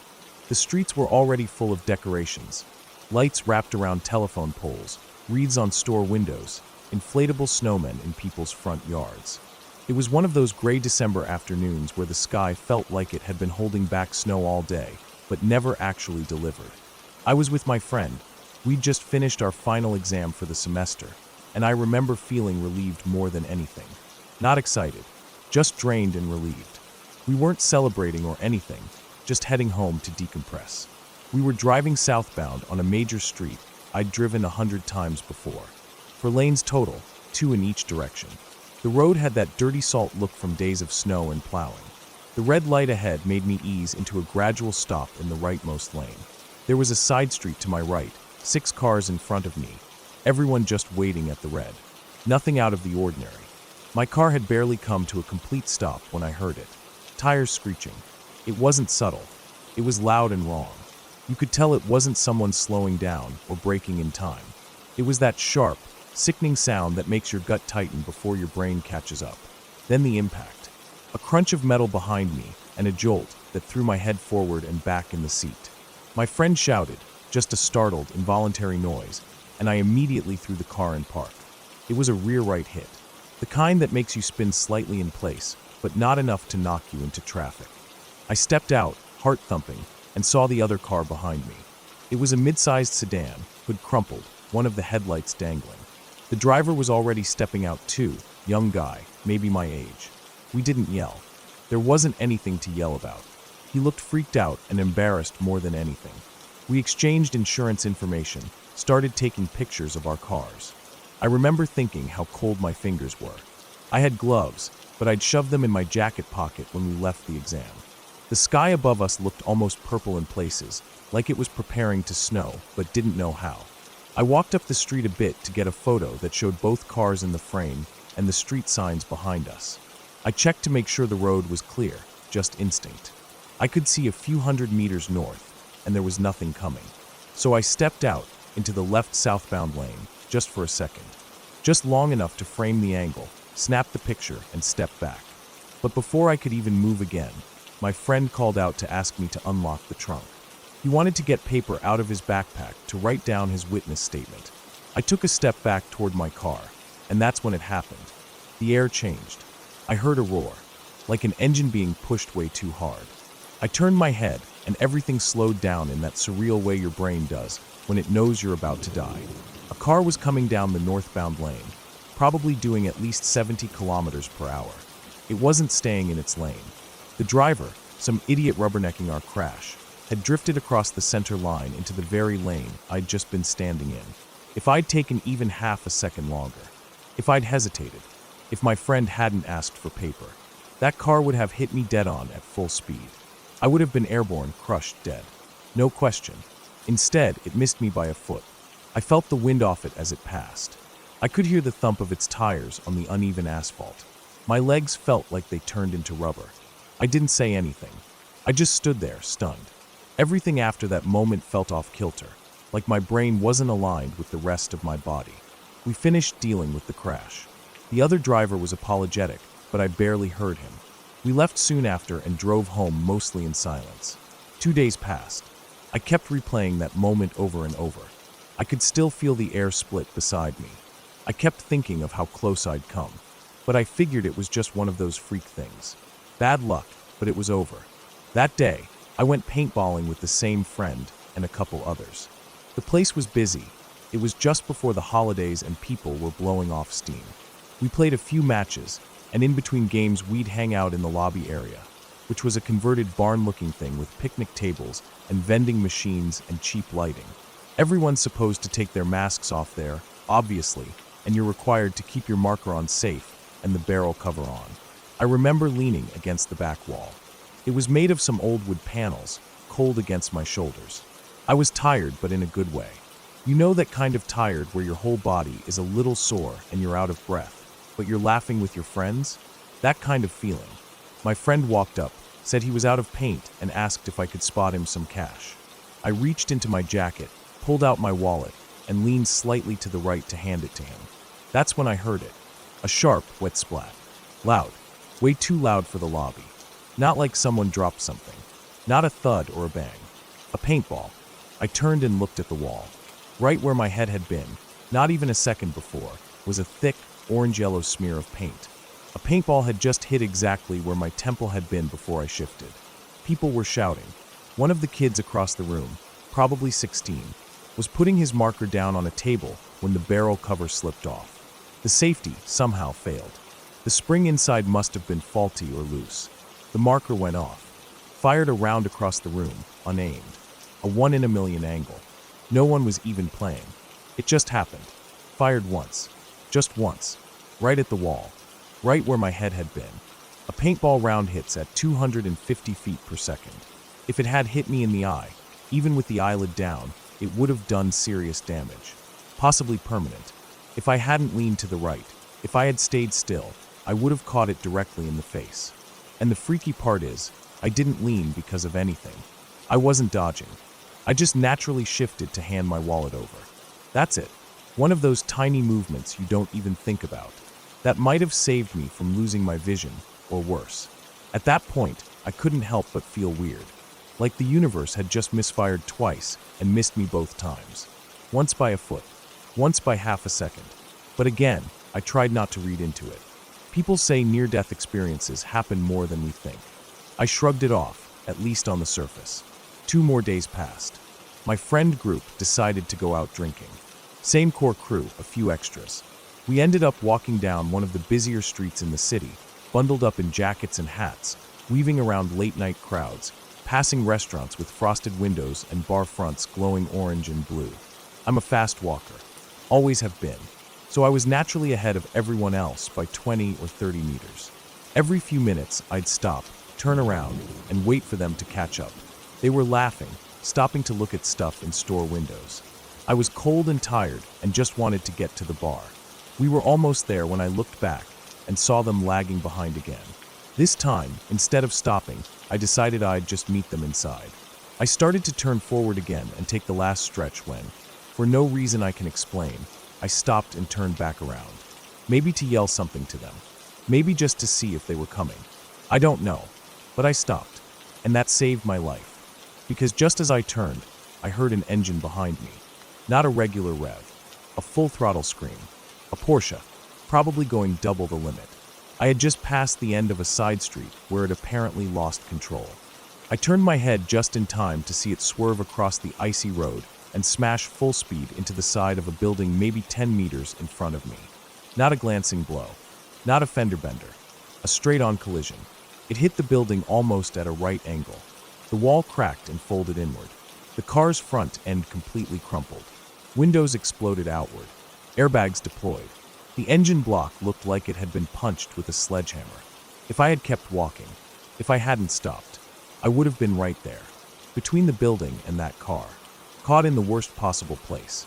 There wouldn't have been a second to dodge. No last-second dive. Noroig mumin.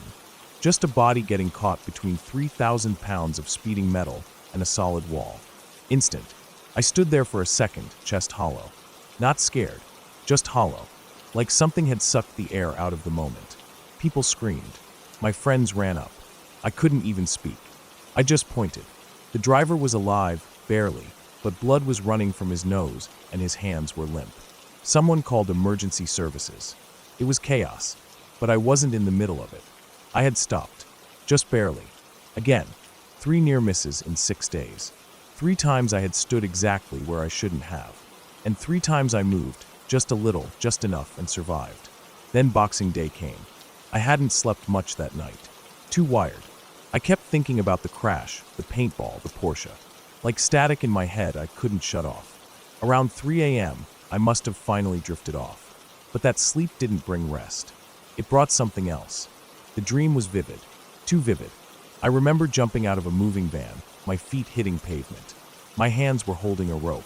My breath was short, panicked. I was in my own driveway. Cold air in my lungs. The van was gone. But I knew in the way dreams tell you things without showing them, that someone was trying to kill me. I sprinted to the front door, slammed it behind me, tied the rope to the inside doorknob like it was some kind of trap, as if tying it meant the killer would be stuck outside. But then I realized the rope was taut. He was already tied to it.